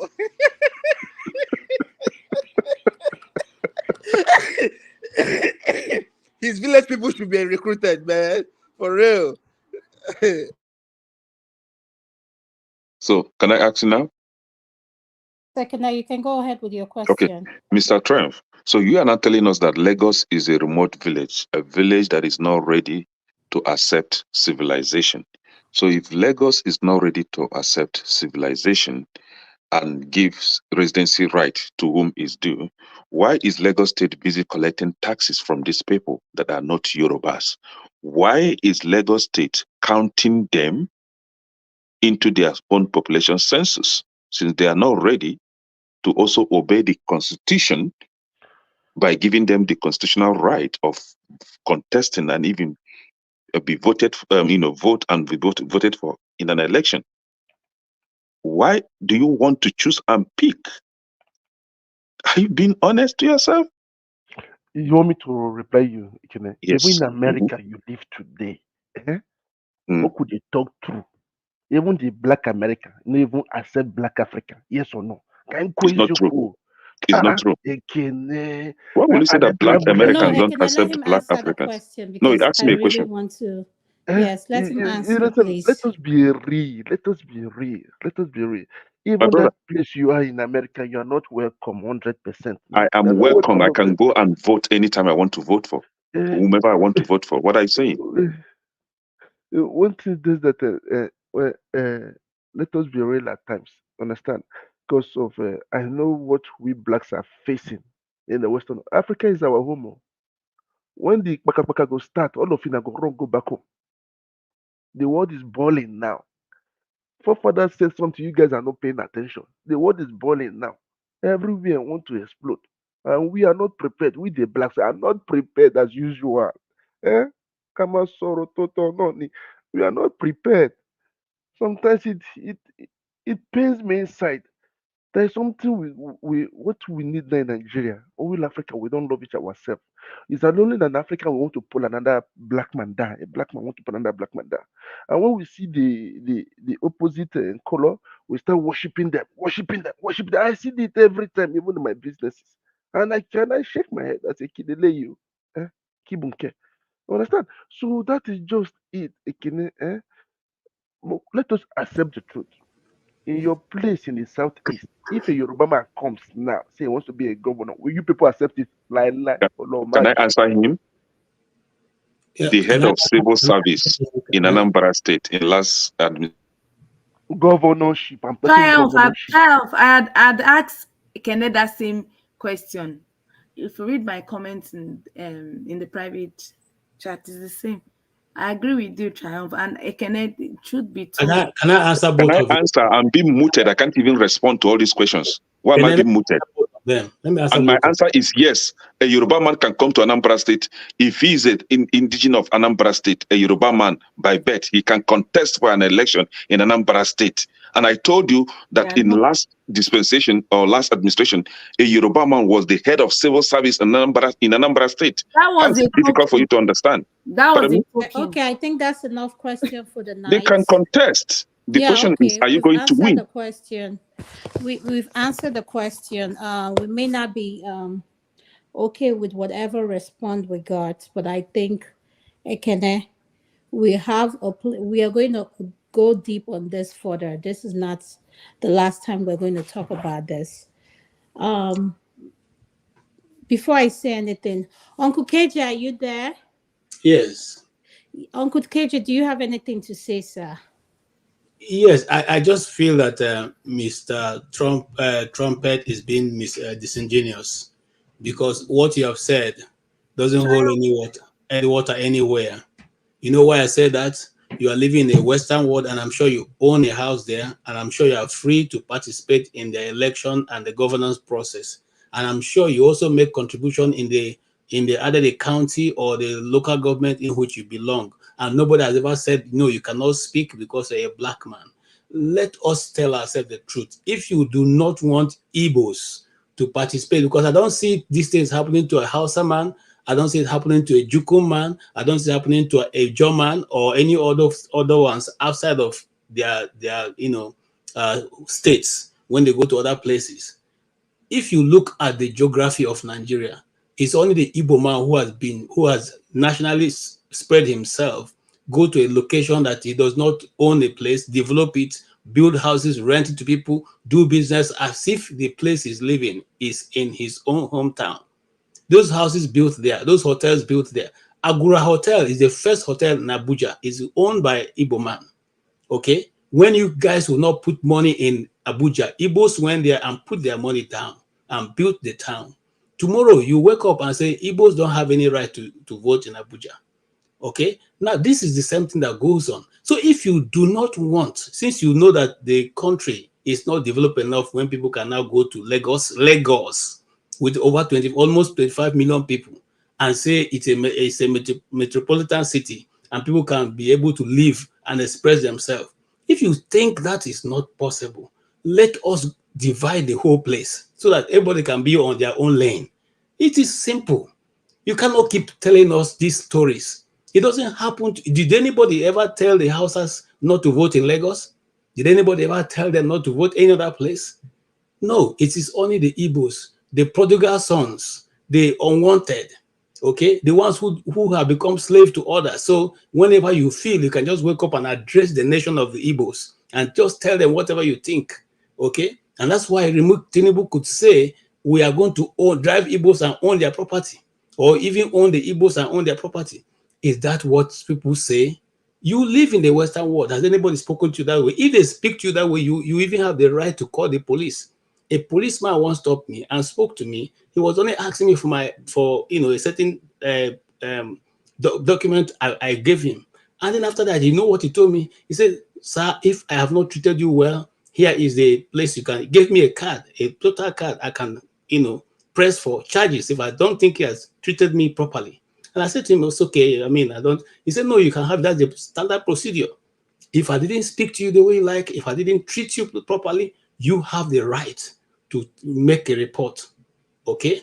And so that is people who regard other people. I'm not even a white man. I is a white man talking to me.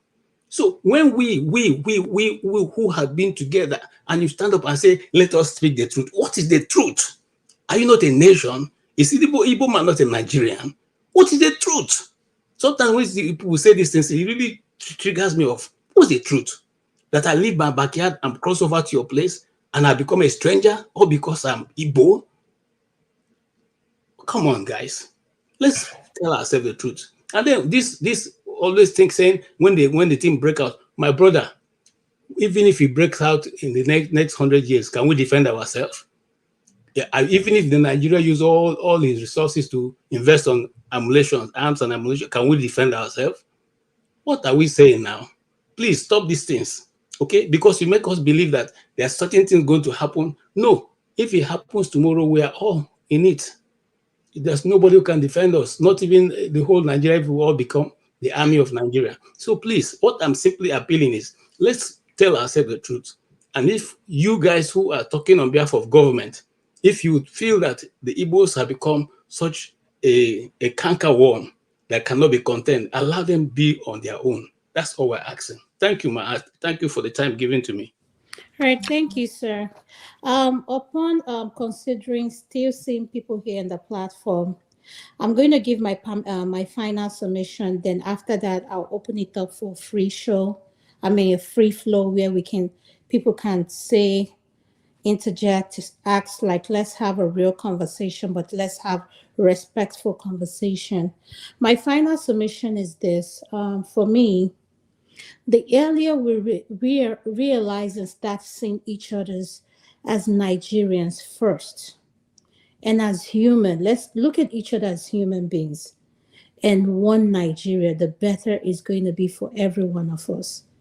Yes, if you have felt what it feels like being discriminated against here in the diaspora, is not something that feels good.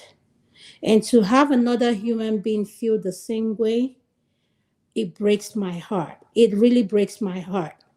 It's like the slave masters left Africa over how many centuries? Oh, I mean, they've gone, but a lot of us are still mentally enslaved in our mind. A lot of us are still hurting.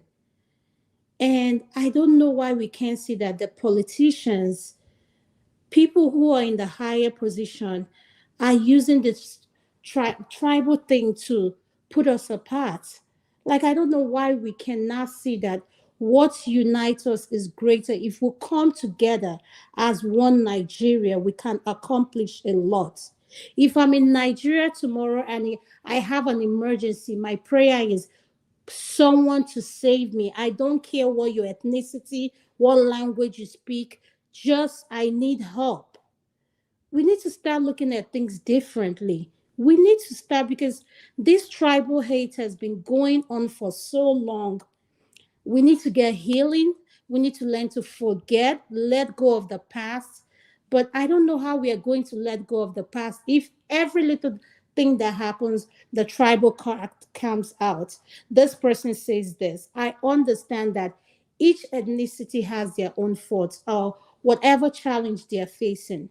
But here in the diaspora, as we come to this platform, let's learn to acknowledge one another and look at one another as Nigerian, and not look at this person as your Igbo, your Yoruba, your this, your this. I mean, I cannot function like that. That's just me personally. I cannot function like that.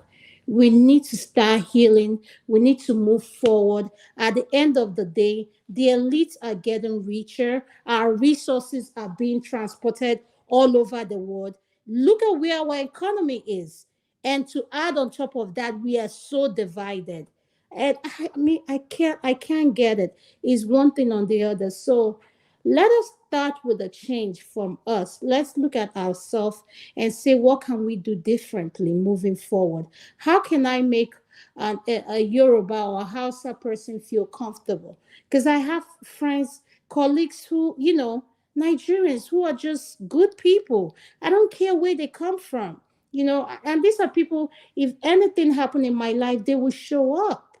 So please, we need to be so mindful because when we die, trust me, we came naked, we're going home naked. All of this will not matter.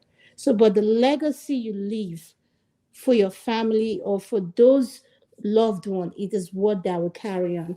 So tonight I'm going to start with you. This is a free flow. Let's say it or get it off, whatever we have to say. But for now, I'm done. So go Yeah, ahead, we're tonight. gonna end the Yeah, show. I will start with the 45 So minutes far, we're not submission. ending. It is a free flow. Yes. Okay. Yeah, let me start with the 45 minutes submission since I like to hear my voice. So yeah, but uh, that has to. So yeah, I don't know why did KJ just say that after 100 years we cannot defend ourselves? Then why do you bother with tribalism or discrimination? Might as well dig a hole and bury ourselves now and call it a day. Other people have had the same problems we have had, and they stood up in about 10 years on average. Most of them rose back up.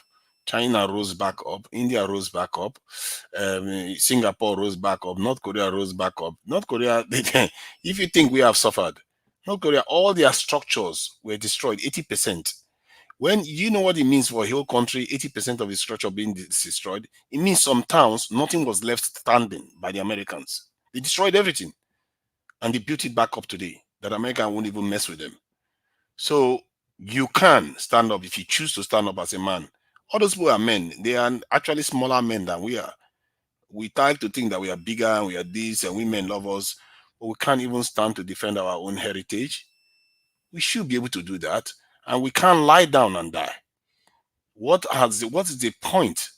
If that is the case, then if we just say we can't defend ourselves, let's call it a day. There's no point. Let's just wait for it. And the idea that we have to be careful some of the language we use, calling other people masters. There are young people watching. If your young children are watching you calling other men masters, what are they going to think? The moment they start looking at other people, they think, "Oh, this boy are our masters, eh? Oh, okay, okay. How do you compete with that?" When you are watching your own parents calling other people masters, they were your colonizers. They invaded you. They destroyed your heritage. You should remember that. We have ancestors lying under the ground, that have suffered, but you just were not around when they had the chance to have this colonization end. So their children became collaborators with the colonizers. Until today, we are Tonight, still can under I that spell. interrupt you for 1 second? I'm Yeah, yeah. sorry, I didn't mean to cut you off. It's free flow now. Oh, yes. No, I don't mean to cut you off. I just wanted to say something. I don't want you to feel I was interrupting you. Sorry. I just want to say, can we move past this Amaka thing? We've spoken for it for 4 hours or 5 hours. So please, let's not go back to it. I'll appreciate it if we don't. I don't want us to go back to it. Please, guys. Please. Thank you, I sir. was just responding to what KJ Yeah, said. go ahead. It's a free flow, but let's avoid this Amaka of a thing. Well, We've been I'm not. discussing it for I it. barely even spoke about her. I Yeah, just thank you. my Thank you, position sir. is I ostracizing appreciate people you. that just create division Thank because you. it doesn't Thank matter. you.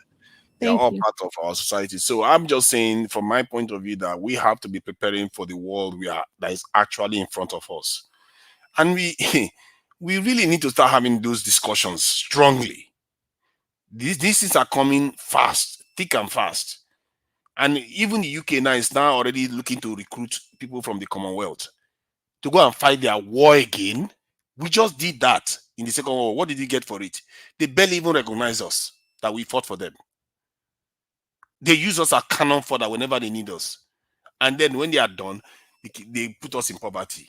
Our children, when you go to Nigeria, people are living like animals compared to the rest of the world. The way we've accepted it.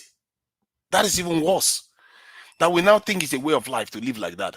How dangerous is that? Because if your people live like that, and other people are living in a totally different this paradigm, you're asking for trouble. I really feel bad for our people, how we have become conditioned to accept this level and standard of living. You will see people living in literally sewers, and then they will go there and they will make food in that area and people will eat. We have to truly start having some serious conversations about moving ourselves forward, not looking at and just dismissing all these people that are distracting us.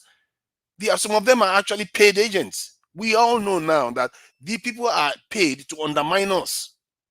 There are people that have come out to testify, even in South African societies. They will go into the black community and go and cause division among them. These are testimonies that they have out there on YouTube right now. We don't, all these things, dismiss them and truly face the true challenge we are facing here. We are facing a world that is competing for power and they are using us as their cannon fodder. This is not make believe. They are already advertising that they want to start recruiting us into their militaries. They are already thinking about forcing their people to join the military. They are not even at war yet. Nobody is coming to attack them. They are the ones preparing for it because they know they want to oppress other people. And we just sit here, want to argue amongst ourselves.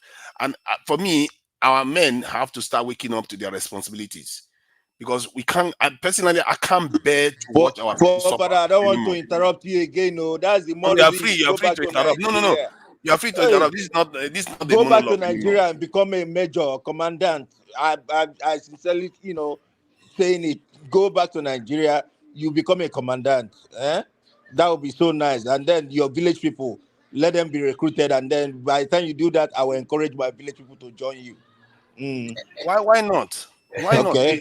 We have only one life to live. You see, what life am I trying to preserve? I'm going to die anyway. I would like KJ to reply for further, please. I would like KJ to reply for further. No, hold on, because you mentioned my name. Let me just talk, and after that I'll sign off. Look, forefather. One time Tunde Bakari was preaching, and he said God told him something. God asked him a simple question: do you know what the golden rule is? And he said, yes, love your neighbor as yourself, do unto others as you want them to do unto you.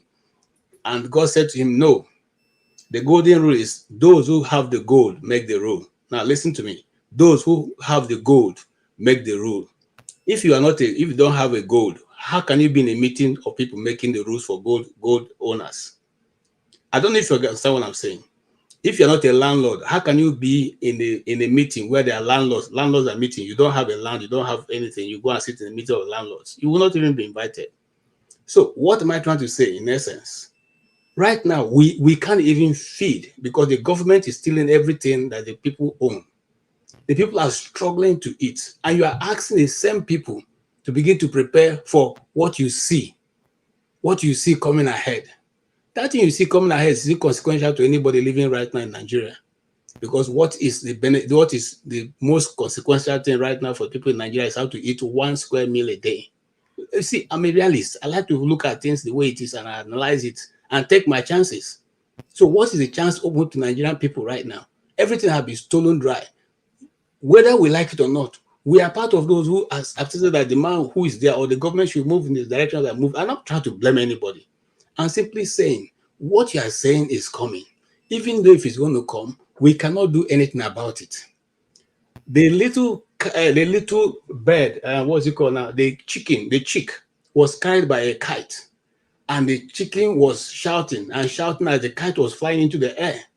Okay, and he said to the people, "I'm not shouting because people are going to help me, but so that you see how my own world ended."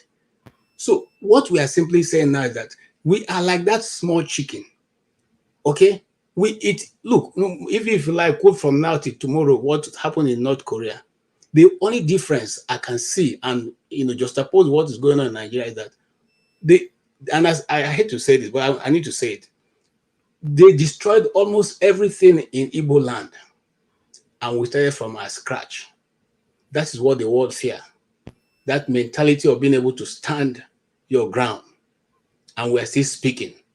So, with no apology, that is the history we have. We grew up looking at our cities and our towns that will be broken down. Okay, but now, if we are going to fight together as Nigeria, you need to recognize that there's no one tribe that is more Nigerian than the other.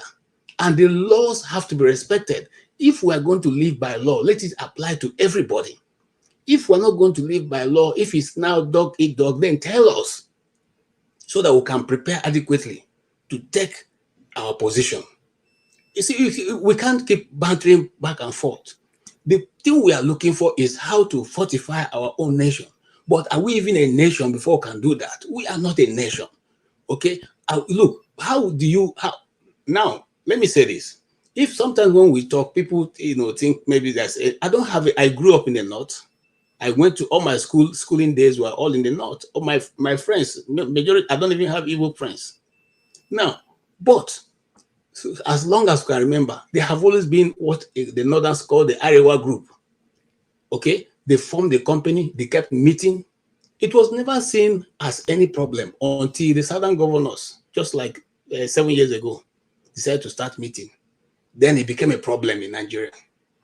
So what am I saying? This segregation has been going on. This division of tribes into regions and tribes have been going on, and it only have been played to the fore right now.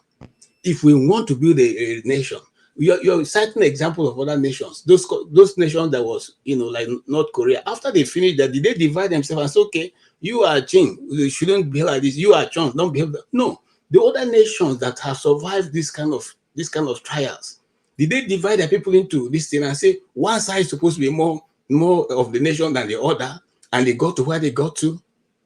Okay, let me ask you another question, Father. What is the technological development that is in this world now that couldn't have been achieved in the East? For 3 consecutive years, those guys had their own fear. They produce their own fuel, they produce their own vehicles, they produce their own ammunitions.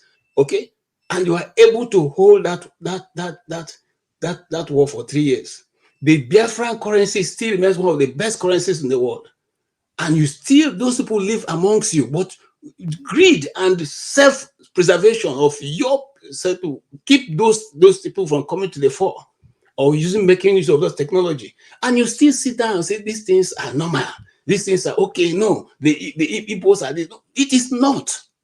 If we tell ourselves the truth, Nigeria will move forward. If we refuse to do that, we'll keep doing the same thing. The next 70 years, we'll still be doing the same thing. It's already 60-something years since we have been independent, and we're still talking about the same thing. We have no electricity. We have no good road. We have no water. What are we saying? And then we're talking about nuclear weapons. We're talking about nuclear weapons. They're talking about fighting nations that have eaten belly food. My brother. Yes, because you know when by the Bible says a man shall not live by bread alone. All these other nations I referred to, they were going through worse things. What I'm literally worse things than what you can imagine now. Far worse. And yet they made it through all that while they were going through all these things. And the idea that you asked the question, does nations have people that they don't dominate, another group dominate? Yes, they do. Nations have that all the time. In America, most of the people that dominate American politics, they tend to be from the coastal regions. The coastal regions generate most of the wealth in America. In the UK right now, most of the leaders come from the south, like almost universally from the south of the UK. You don't see them losing their mind. The nations have these peculiarities. We just like to think that. I think the problem we're having is that because we are emerging into a different paradigm, we are struggling to understand it. And because all these foreign actors and people, nefarious actors within the country too, try to play on this division and tell us that this is our problem, we fall for it. This is the nature of nations by default. You can't have, even in families, you can't have equality. It doesn't exist. You always have peculiarities. Somebody would think that they deserve more. Somebody would think that they don't. No matter what you give to somebody, they might still think that they deserve more. What are you going to do? Give them everything? There's always pressures. Your job is within that nation to be able to fight your own ground without undermining the health of the nation, without undermining the protection of your own people. You can do those things and still do the other aspect, the most important aspect, which is giving people stability. Let your people be able to go to school, advance, do research, grow, while you have these arguments. People in America, they are having these arguments, but yet does that stop them from advancing, testing all their sophisticated weapons and all the rest? No, it doesn't stop them. The same thing in the UK. That's what I'm arguing. If you have people that are causing this type of problem, ostracize them. then the people that are willing to have these conversations, let them have this conversation in a healthy way. Forefather, Then to Niger, allow the nation to we truly don't hear you. function. I beg. We don't hear Oh, you. okay. If you The have other something to say, room, say they call something me, now. Mbok. We don't hear you. I'm I beg. responding Nobody should directly argue to what with he you. said. He win. He's winner. Yeah, we'll recruit another person, please. Please. I'm not saying, did I say we should recruit now? I'm just responding directly to Oh, what okay. he said. Which one? So what I'm Okay, we saying, should what build. I'm saying in Whatever it essence is, He we'll is, said build. right? is valid, but it's how we are What executing it. All those things are valid. If you have problems in a nation, you can address them, but don't say you paralyze the nation because of it. Okay, to Niger. So what I'm saying in essence is that you cannot Yeme. fix a problem of a nation from outside. If you want to fix the problem of your country, you must start from inside. You cannot be all over around your neighborhood trying to fix their problem when your own house is in disarray. So to Niger, I'm still trying to make sense of what you are trying to say, but it's not adding up. Because if Nigeria is all about trying to fix their problem abroad, trying to fix their problem with neighboring countries, or being fearful of unforeseen war and all that, when internally Nigeria is waging war against itself. Go to the north. The Fulani herdsmen, the terrorists in the north, have sacked the indigenous owners of the land, especially the farmers. There is no food as we are talking right now. There's no farmers to cultivate the land in Nigeria. Come to the south, the same thing, the same terrorism. There is no peace everywhere in Nigeria. Go to the west, the Yorubas are suffering it as well. And you are leaving all these things. All your problem is China and all those countries. It doesn't make sense. You have to fix the country first internally. Then you now begin to talk about outside. Because it is the rat in the home that invited a strange rat to come and enjoy the fish. So you have to deal with the rat at home so that the strange rat will not find his way in, because the rat at home will be the one to show him the way in. But I agree. that I agree with that. that is what that is what we are trying to resolve. And especially if we want to start fixing this country, right? We have to begin to call them out. We shouldn't be blanketing everything. Oh, because they may come against us. So we should not be talking. We should just accept defeat. Especially, for example, what is going on in Lagos State, for example, where if you go to Lagos State Civil Service, they are all Yorubas. If you go to Lagos State Teaching Hospital, the medical doctors, nurses, and the administrators are all Yorubas. But it is not the same in my state. When I make comparison of my state and Lagos State, I'll be asking, what is so special about this Lagos that everybody is glorifying? Lagos is just a glorified village. If you come to Anambra State, for example, in civil service, you find Yorubas, you find Hausas in civil service. You find those from Cross River, they are all in civil service. The head of the civil service in Anambra State before the current one now was the Yoruba man.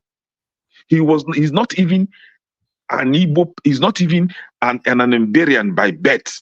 He came as an adult. So he's not even qualified to be an indigenous of Anambra State. But he was made the head of civil service.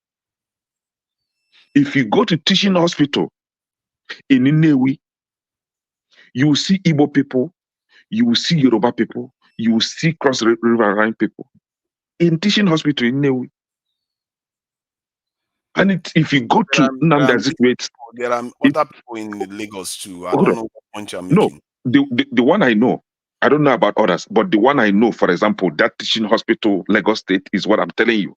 I know that one for sure. But that's just teaching hospital. There are other areas where other groups also. Other areas now, for example, in the politics now, in the leadership, why can't an Igbo person participate in the election in Lagos State? Why can't they? And then somebody will now come and tell me that is because the Lagos State Yorubas do not respect constitution of the land. But the same Lagos State Yorubas respect the constitution of the land when it is Hausa person or Fulani person participating in the electoral process. But when it is Igbo, this is when they don't respect it. This is when they are so clueless, or when they are so stubborn that they cannot respect the constitution. And you are not telling me to accept that. No. Are you saying that they are specifically targeting Igbo, but they accept other? Exactly. So Because the we saw question that is not we witnessed that whether in the they. just concluded election. Yeah, but where that is the nature of people, though. People have certain people they don't like. They like other people more than they like hold other on. people. That is the The nature. nature. Okay, hold on. The nature of people that you want to share the same nationhood with. And I ask, where is the nationhood if you don't like me? If They you don't hate me, have how to can we? like you. How can I be proud to say that you are my brother? No, see, the way For it us works to is be, that they like some people. Yes, no. It's not because they hate you them, they hate cannot you. They see don't have to like. They again. don't. As long as they don't do anything to I damage thought we you. were ending, They no, for damage me Christ's sake. already.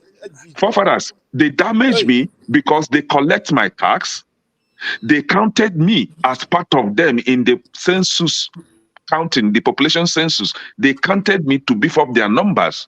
But when it comes to me choosing who becomes my leader, they will tell me that I'm not from there. So they are damaging me already. Then what you want to do is find a way, just like the other groups that they accept what they do. You find a way to be like them. No, I cannot be like you. We are Can you guys created hang on so differently. that we can move to the I next can't be person? like them. I can only be like me. Do you understand? Can I wait? Maybe Can I, it's your PR then. can I You wait? have to do a better No, PR than the other people. no. Forefathers, I can only be like me.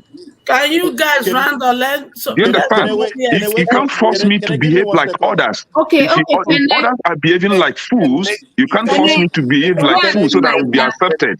Can I answer Can I give me Naija, 1 please? second? Give me one Can I second, answer please. Naija, Okay. please? To Niger, when Please. you go to Lagos, right? And they Mazi say, Prince, Mazi Prince, can you please hold? Something was brought to my attention. I'm looking to it. To Niger, Uncle KJ, are you there? Yes. To Niger, did you write something in regards to KJ or say something to No, him in regards it's to him not going to school? all now Why would politics. I do that? It's all Oh, now I know you will politics. not do that. Oh, okay, sorry. All now politics. Ovie, if you're listening, please, that's not right. Please, you run a platform. You know you cannot be there disrespecting people. Let's try as much as we can. And I see Alaba as well writing all kinds of stuff there.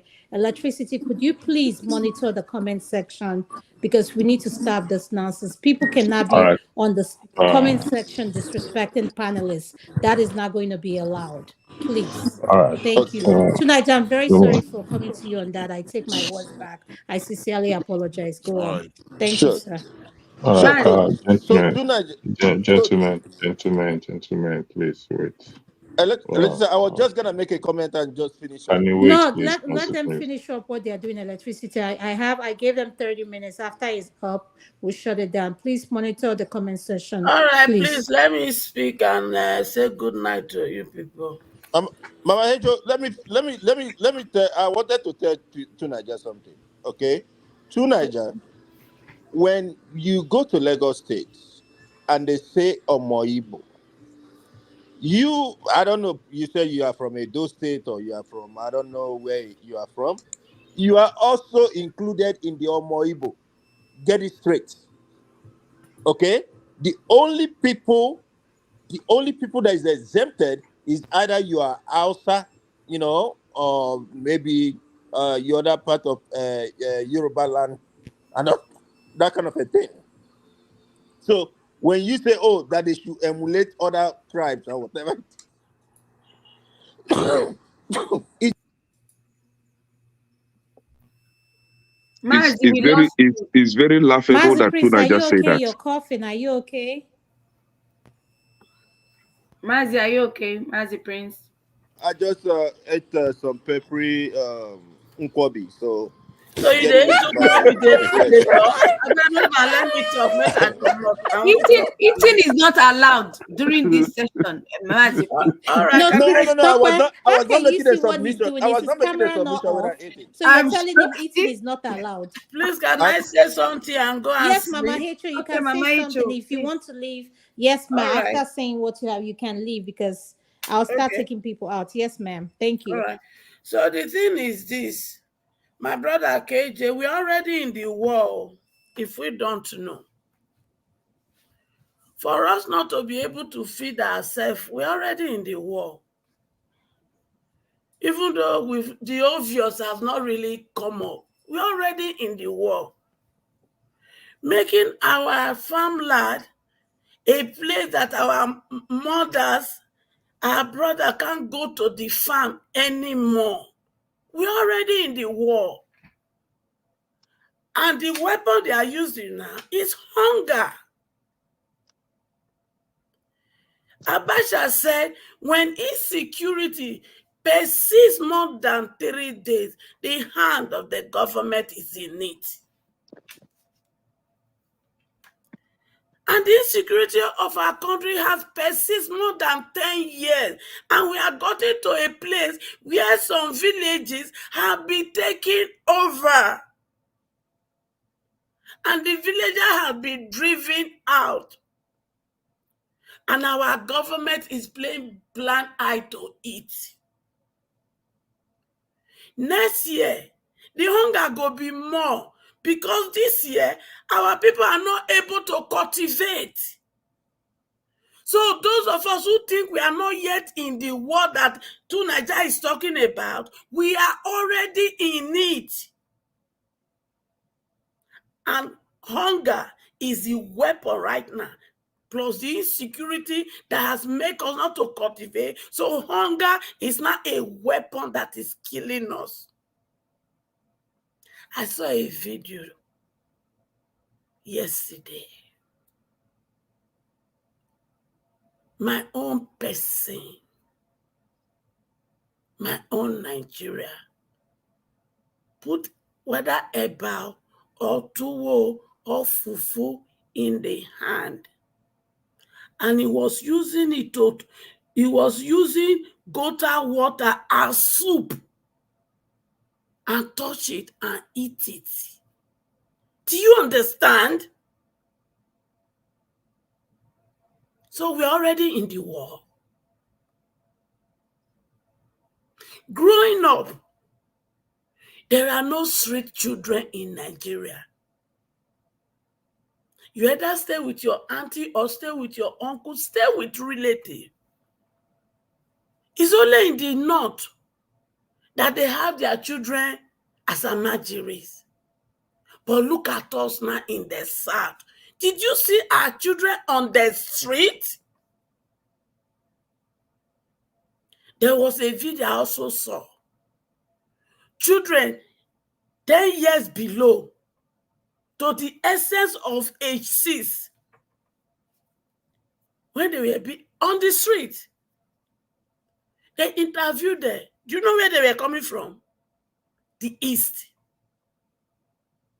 They came all the way from the east to Lagos. And what did they came to do? They come also. Are we not sad? So we are already in the war. Our children that were supposed to be in school, they're on the street now, hustling. So when they now become teenager, they become youth. What do you think they will become? They will become kidnappers. Have you not heard story of some of us who traveled to Nigeria and they didn't come back because of kidnapping? They end their life there. So we are already in the war. So this one, when they come here, come begin they narrate the story over and over again, thinking we are not in the war. Make we stop. Let unity. Let's see ourselves as broom that must stay together and fight. And the fight that I talk about here, not be physical fight. And let us come into space with an open mind to learn, and let us begin to unlearn those things that is inside us, that is making us to argue and fight ourselves. Those are the things we have to unlearn and begin to learn new things that will make us to stick together as a broom. I am begging. Don't do it for yourself. Do it because of my children, your children. Thank you so much. If peradventure I've offended you one way or the other with my submission, please forgive me. I Good forgive night, you. and God bless you. True. And finally, Edo people. Hey, I don't forgive Mama Ichu. Edo people. Mr. Chayo. Hey, they bring person like Tinubu for na for APC when no one talk to na. And na one vote for am. Those when they promote am. Congratulations. No. Let me tell you one thing. 3 of una candidate one at the project, none of it will fit Edo. I can tell you that. But then, shine your eye and choose well. If not, what did they happen for the central? Now they can't happen for Edo. And those who are thinking Akpata, LP, I want to tell you now one thing. No. The one when came into LP and they are in House of Rep and House of Senate, how far? That does not mean I am endorsing APC or PDP. Because the real person una not project am. So now one chance una they go, but then shine your eye. Thank you. And God bless all of us. And good night. Thank you, ma'am. Thank you. Does anybody have anything else to say? If not, we're about to close it. I just want to thank. Let me. I want to talk now. Okay, When Mr. we go, Triumph, you can move go first up, ahead. move Well, first before you up. start, hold on. Before you start, let me start from the top with Uncle KJ, then we'll walk it all the way down. Uncle KJ, do you have any final thing to say, sir? Uncle KJ. No, He's no, sleeping. thank He's you so sleeping. much. I think I've said all I need to say. Thank you, sir. Thank you for joining us, sir. I you. much appreciated, sir. Pastor, how about you? Do you have anything to say, sir? No, nothing. Thanks for everyone that attended. Much appreciated. You're welcome. This one are Tokwe, how dead about for you? you. Nah, I already said thanks to everyone for joining us. I just want to thank all the panelists that came. Uncle KJ, Pastor, thank you for all the good work you do for us. Kenna You is didn't ask always me. here. Is it because I'm not a panelist? I wanted to preach to our people Kenna here. Zueke. Some word of God. Just few lines. I know you come to your turn. You come to Okay. your turn. Okay. I mean, you guys are disrupting my vacation. I'm here still hosting. Zueke Kegabulam. You threw me off. Okay, then I really appreciate you always Thank you. joining us every week. Mazi Prince, thank you, sir. I really appreciate you. Emmett, thank you and welcome to our show. I really appreciate you joining us. Mr. Triumph, thank you for your unlimited support, even though sometimes I don't want to bring you in. I guess I have no choice. Oh my God. Kene, you're next. Do you have anything to say, sir? Yes, I want to encourage our brothers and sisters that are hurting.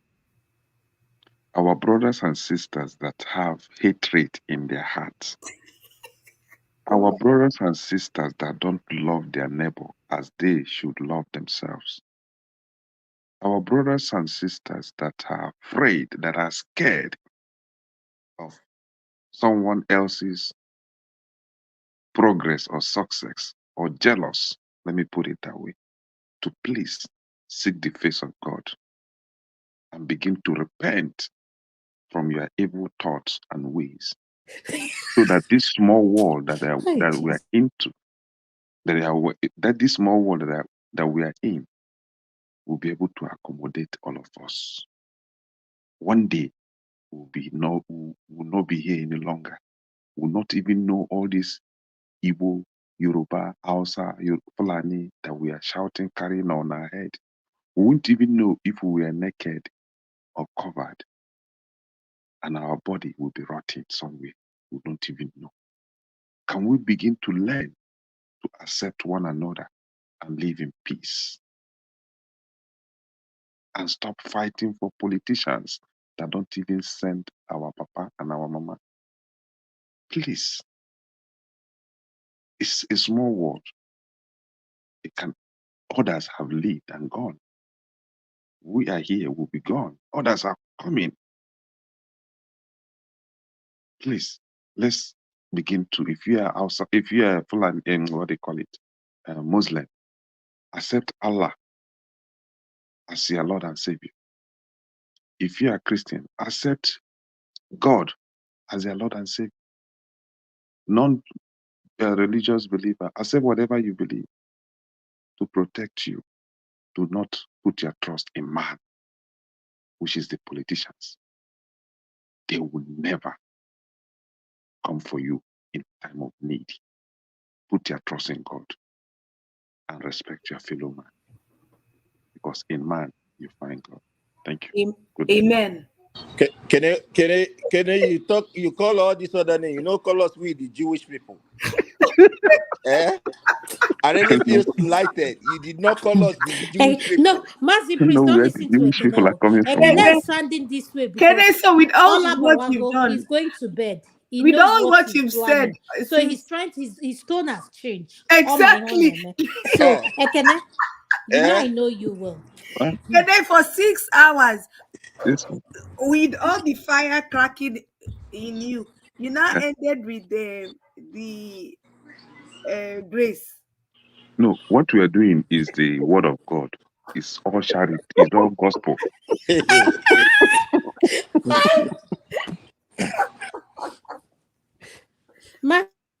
Sir, do you have anything to say? Okay, yes, I do. Thank you, sir. I will also told the line of Kene. You know, the Bible says something that I can do all things through Christ that strengthens me, right? That same Bible also said wisdom is profitable to direct. Look, in this life, you must understand equilibrium. There is balance in everything. If you think you can and you don't apply wisdom, there was a time David, in all his anointing, he had to form like a madman so that he could escape some things. That is wisdom.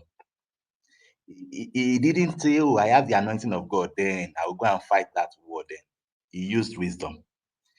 There's wisdom in this life. If you don't use wisdom, you will burn if you are not careful. May we not burn, no. Do you know monkey? Do you know monkey? Let me You just know finish why my his thoughts. head is bad? Let me finish my thoughts. Because of too much wisdom. They conk his head. Let me finish my thoughts. You can't interrupt me. Ekene, let him settle down. Ekene, why are you like this? So what I'm saying is this: I do not have hatred for anybody. But when you look at the reality on the ground, let wisdom guide you. I don't want anybody's property to be missing.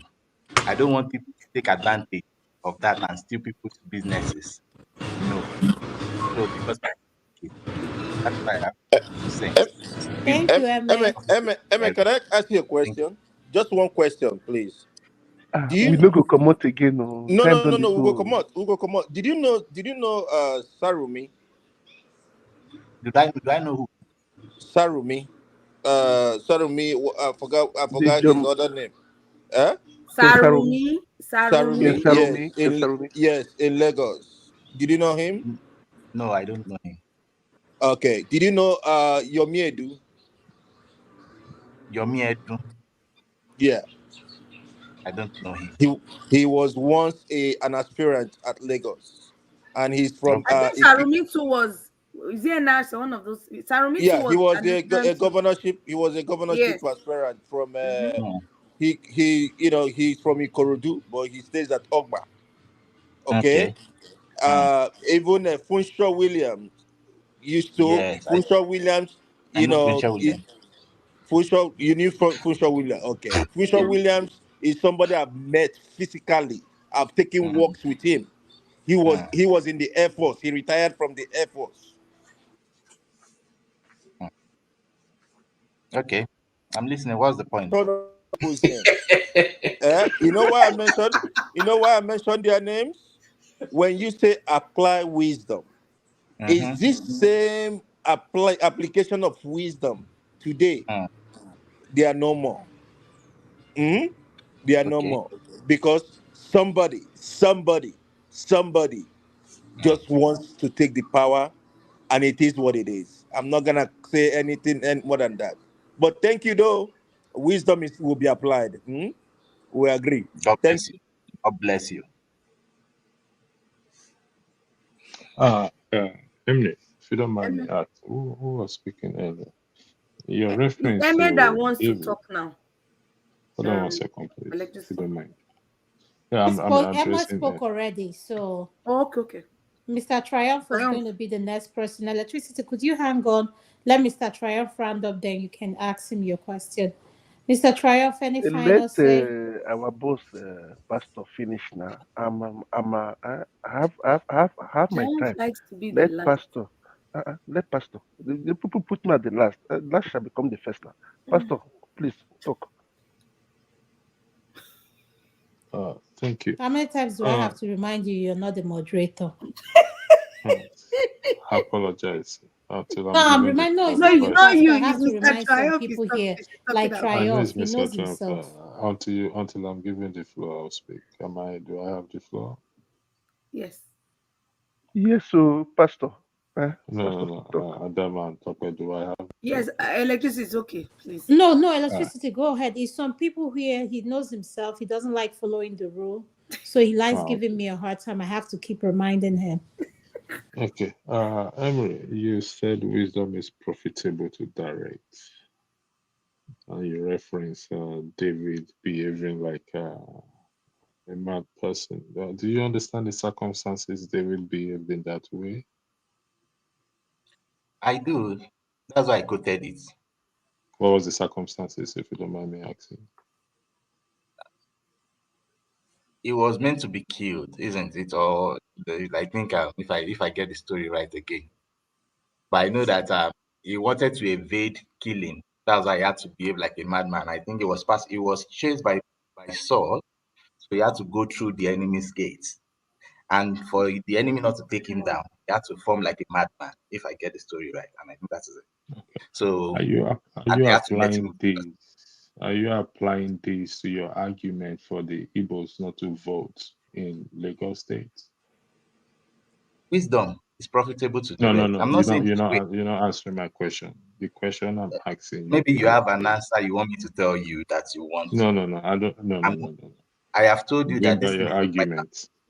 I have said this thing is not white and black, it is gray. And I believe you are wise enough. I know you are a teacher of the word, so you understand what I mean by I that. am asking you, Emery. Voting is everyone's constitutional right, human right, not just constitutional, except those individuals decided to abstain from voting. I'm not saying you should not vote. Get my point. It's like you guys don't get the point. I'm not saying you should not vote. What's the point? My point is that, look, if you even have an opinion, keep these things to yourself and make, and you know, Yoruba will say, "Oníkù ló mọ nǹkan tó fẹ́ ṣe." Look, if you think you just have to be plain, it is not everybody that appreciates plainness like that. Otherwise, they will hurt you if you're not careful. And that is what some groups, not everybody in the Igbo anyway, but some persons have lost businesses because of that.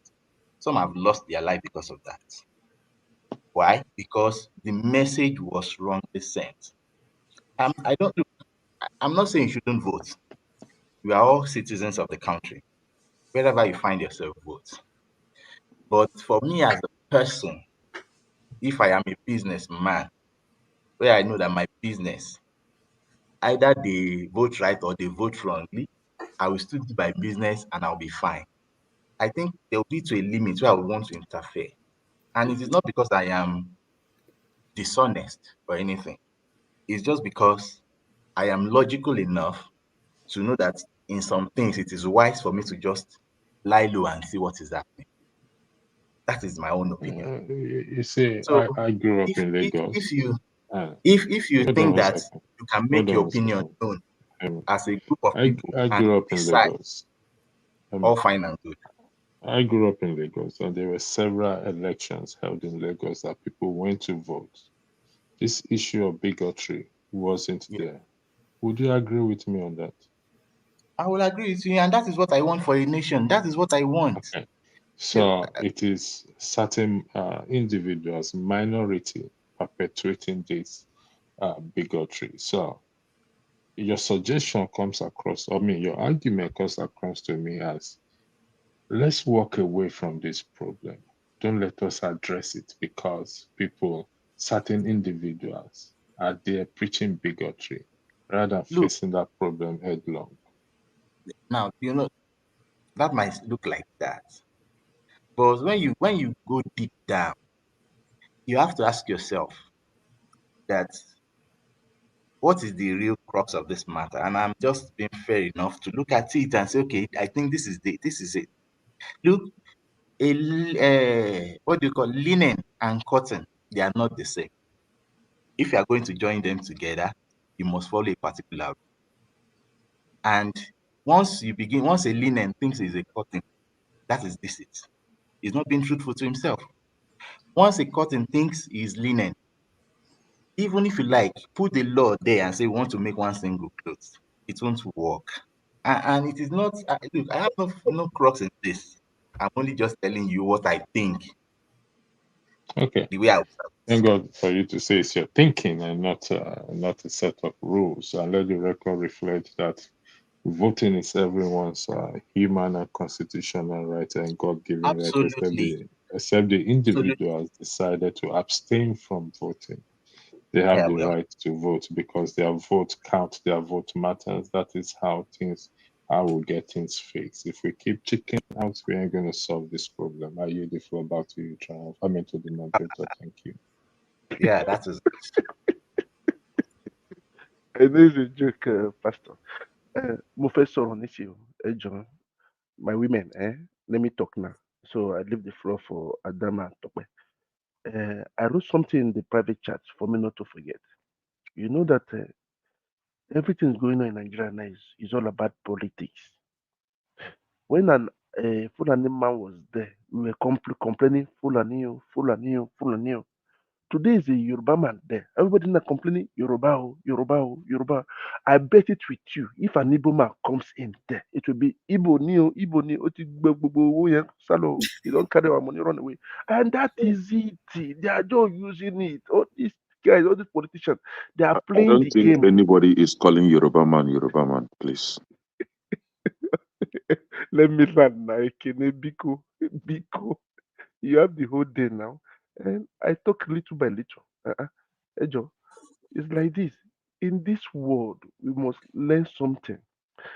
I agree with Amy, Mr. Amy. He said something. Even I wrote in the private comment that even in money during that election crisis, he went to go and even video it and give somebody gift.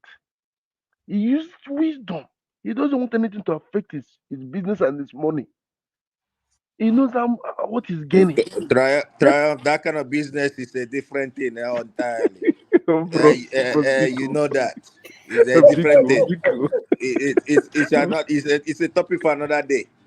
Okay, you understand now. Hey, Joe, let me land now. And you can see, you guys doesn't let me tell that. That's why I like giving you guys to talk. Understand? Everything wisdom only. I don't want to say that I want to go to Anambra State, start asking for visa, or go to Kaduna, start asking for visa. I still repeat it to even to. I'm a born Lagosian. but I respect the rules and regulations of that land.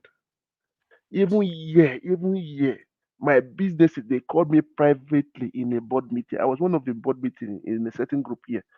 They told me that they see you, I'm in their land. They are taking our money, our women. They told me, oh, I've never seen them say. Then I humbled myself. I used wisdom, resign from my position. Then went to another sector. Just my life is more important to me. When you die, you don't finish. You guy go, you don't finish. It will be closed chapter. So enjoy yourself now. Okay, this is problem. Enjoy your life when you are still alive. So that's it. That's what I tell people. My sister is in vacation, holidays. She's enjoying her holidays. So my brother too, Mazi, is eating Nkwobi. It has been long I ate Nkwobi. Or I don't know how we'll get it in France. But the part I have to travel back to Nigeria and eat it again, as usual. So for me, Go let to us live African at store peace. nearby and get Isiewu and make Nkwobi. We don't have it here. Honestly speaking, Don't worry, when we go backstage, I will show you. I'll show you trial. Okay. They say no backstage today. Tokpe don't tell me. That's why I have to speak out my mind. So let us live at peace. I'm for one united Nigeria. I still stand my ground. Let us be love. What we need in Nigeria today is love, love. Not that artificial love or profit. And they say profit love. The real love. When you love your Okay. neighbor, you will do Triumph. more to protect. They say love your neighbor as yourself. Gentlemen, thank you very much. Okay, I thank would you. like to say appreciation to everyone who have participated, those who have given super chat. Let me highlight your super chat again, starting with Mama went to more. Thank you very much. Top our own person. Top thank you for your super chat. Twice you give a super chat. Timajek. Thank you, Sally. I appreciate it. And who is this? Timajek again. Thank you for your super chat. Timajek again. Also, thank you for your super chat 4 times. Thank you for your super chat. This is highly appreciated. We shall see you again and have a lovely Sunday. Some people are in Saturday, but I'm already in Sunday. So thank you very much. And God bless you. Have a lovely day. Thank you so much for watching. Thank you. Have you subscribed? Yes, you. Have you subscribed? You. Yeah, before you go, click. It's free. Click. Just that's it. Have you subscribed? You're laughing. Have you subscribed? Have you subscribed? Thank you. Thank you. Thank you. Hey, madam. Thank you so much. I can see you. We have to get to 100,000 subscribers. By the end of the year, how are we going to do that if you don't subscribe? Yes, you. Yes, you're about to click off. Why? Have you subscribed? It's free. If you don't, ask your son. Ask your daughter. How to? Just one click. Thank you. Thank you. I see you. Aha. Thank you very much. Thank you very much. I'll see you tomorrow.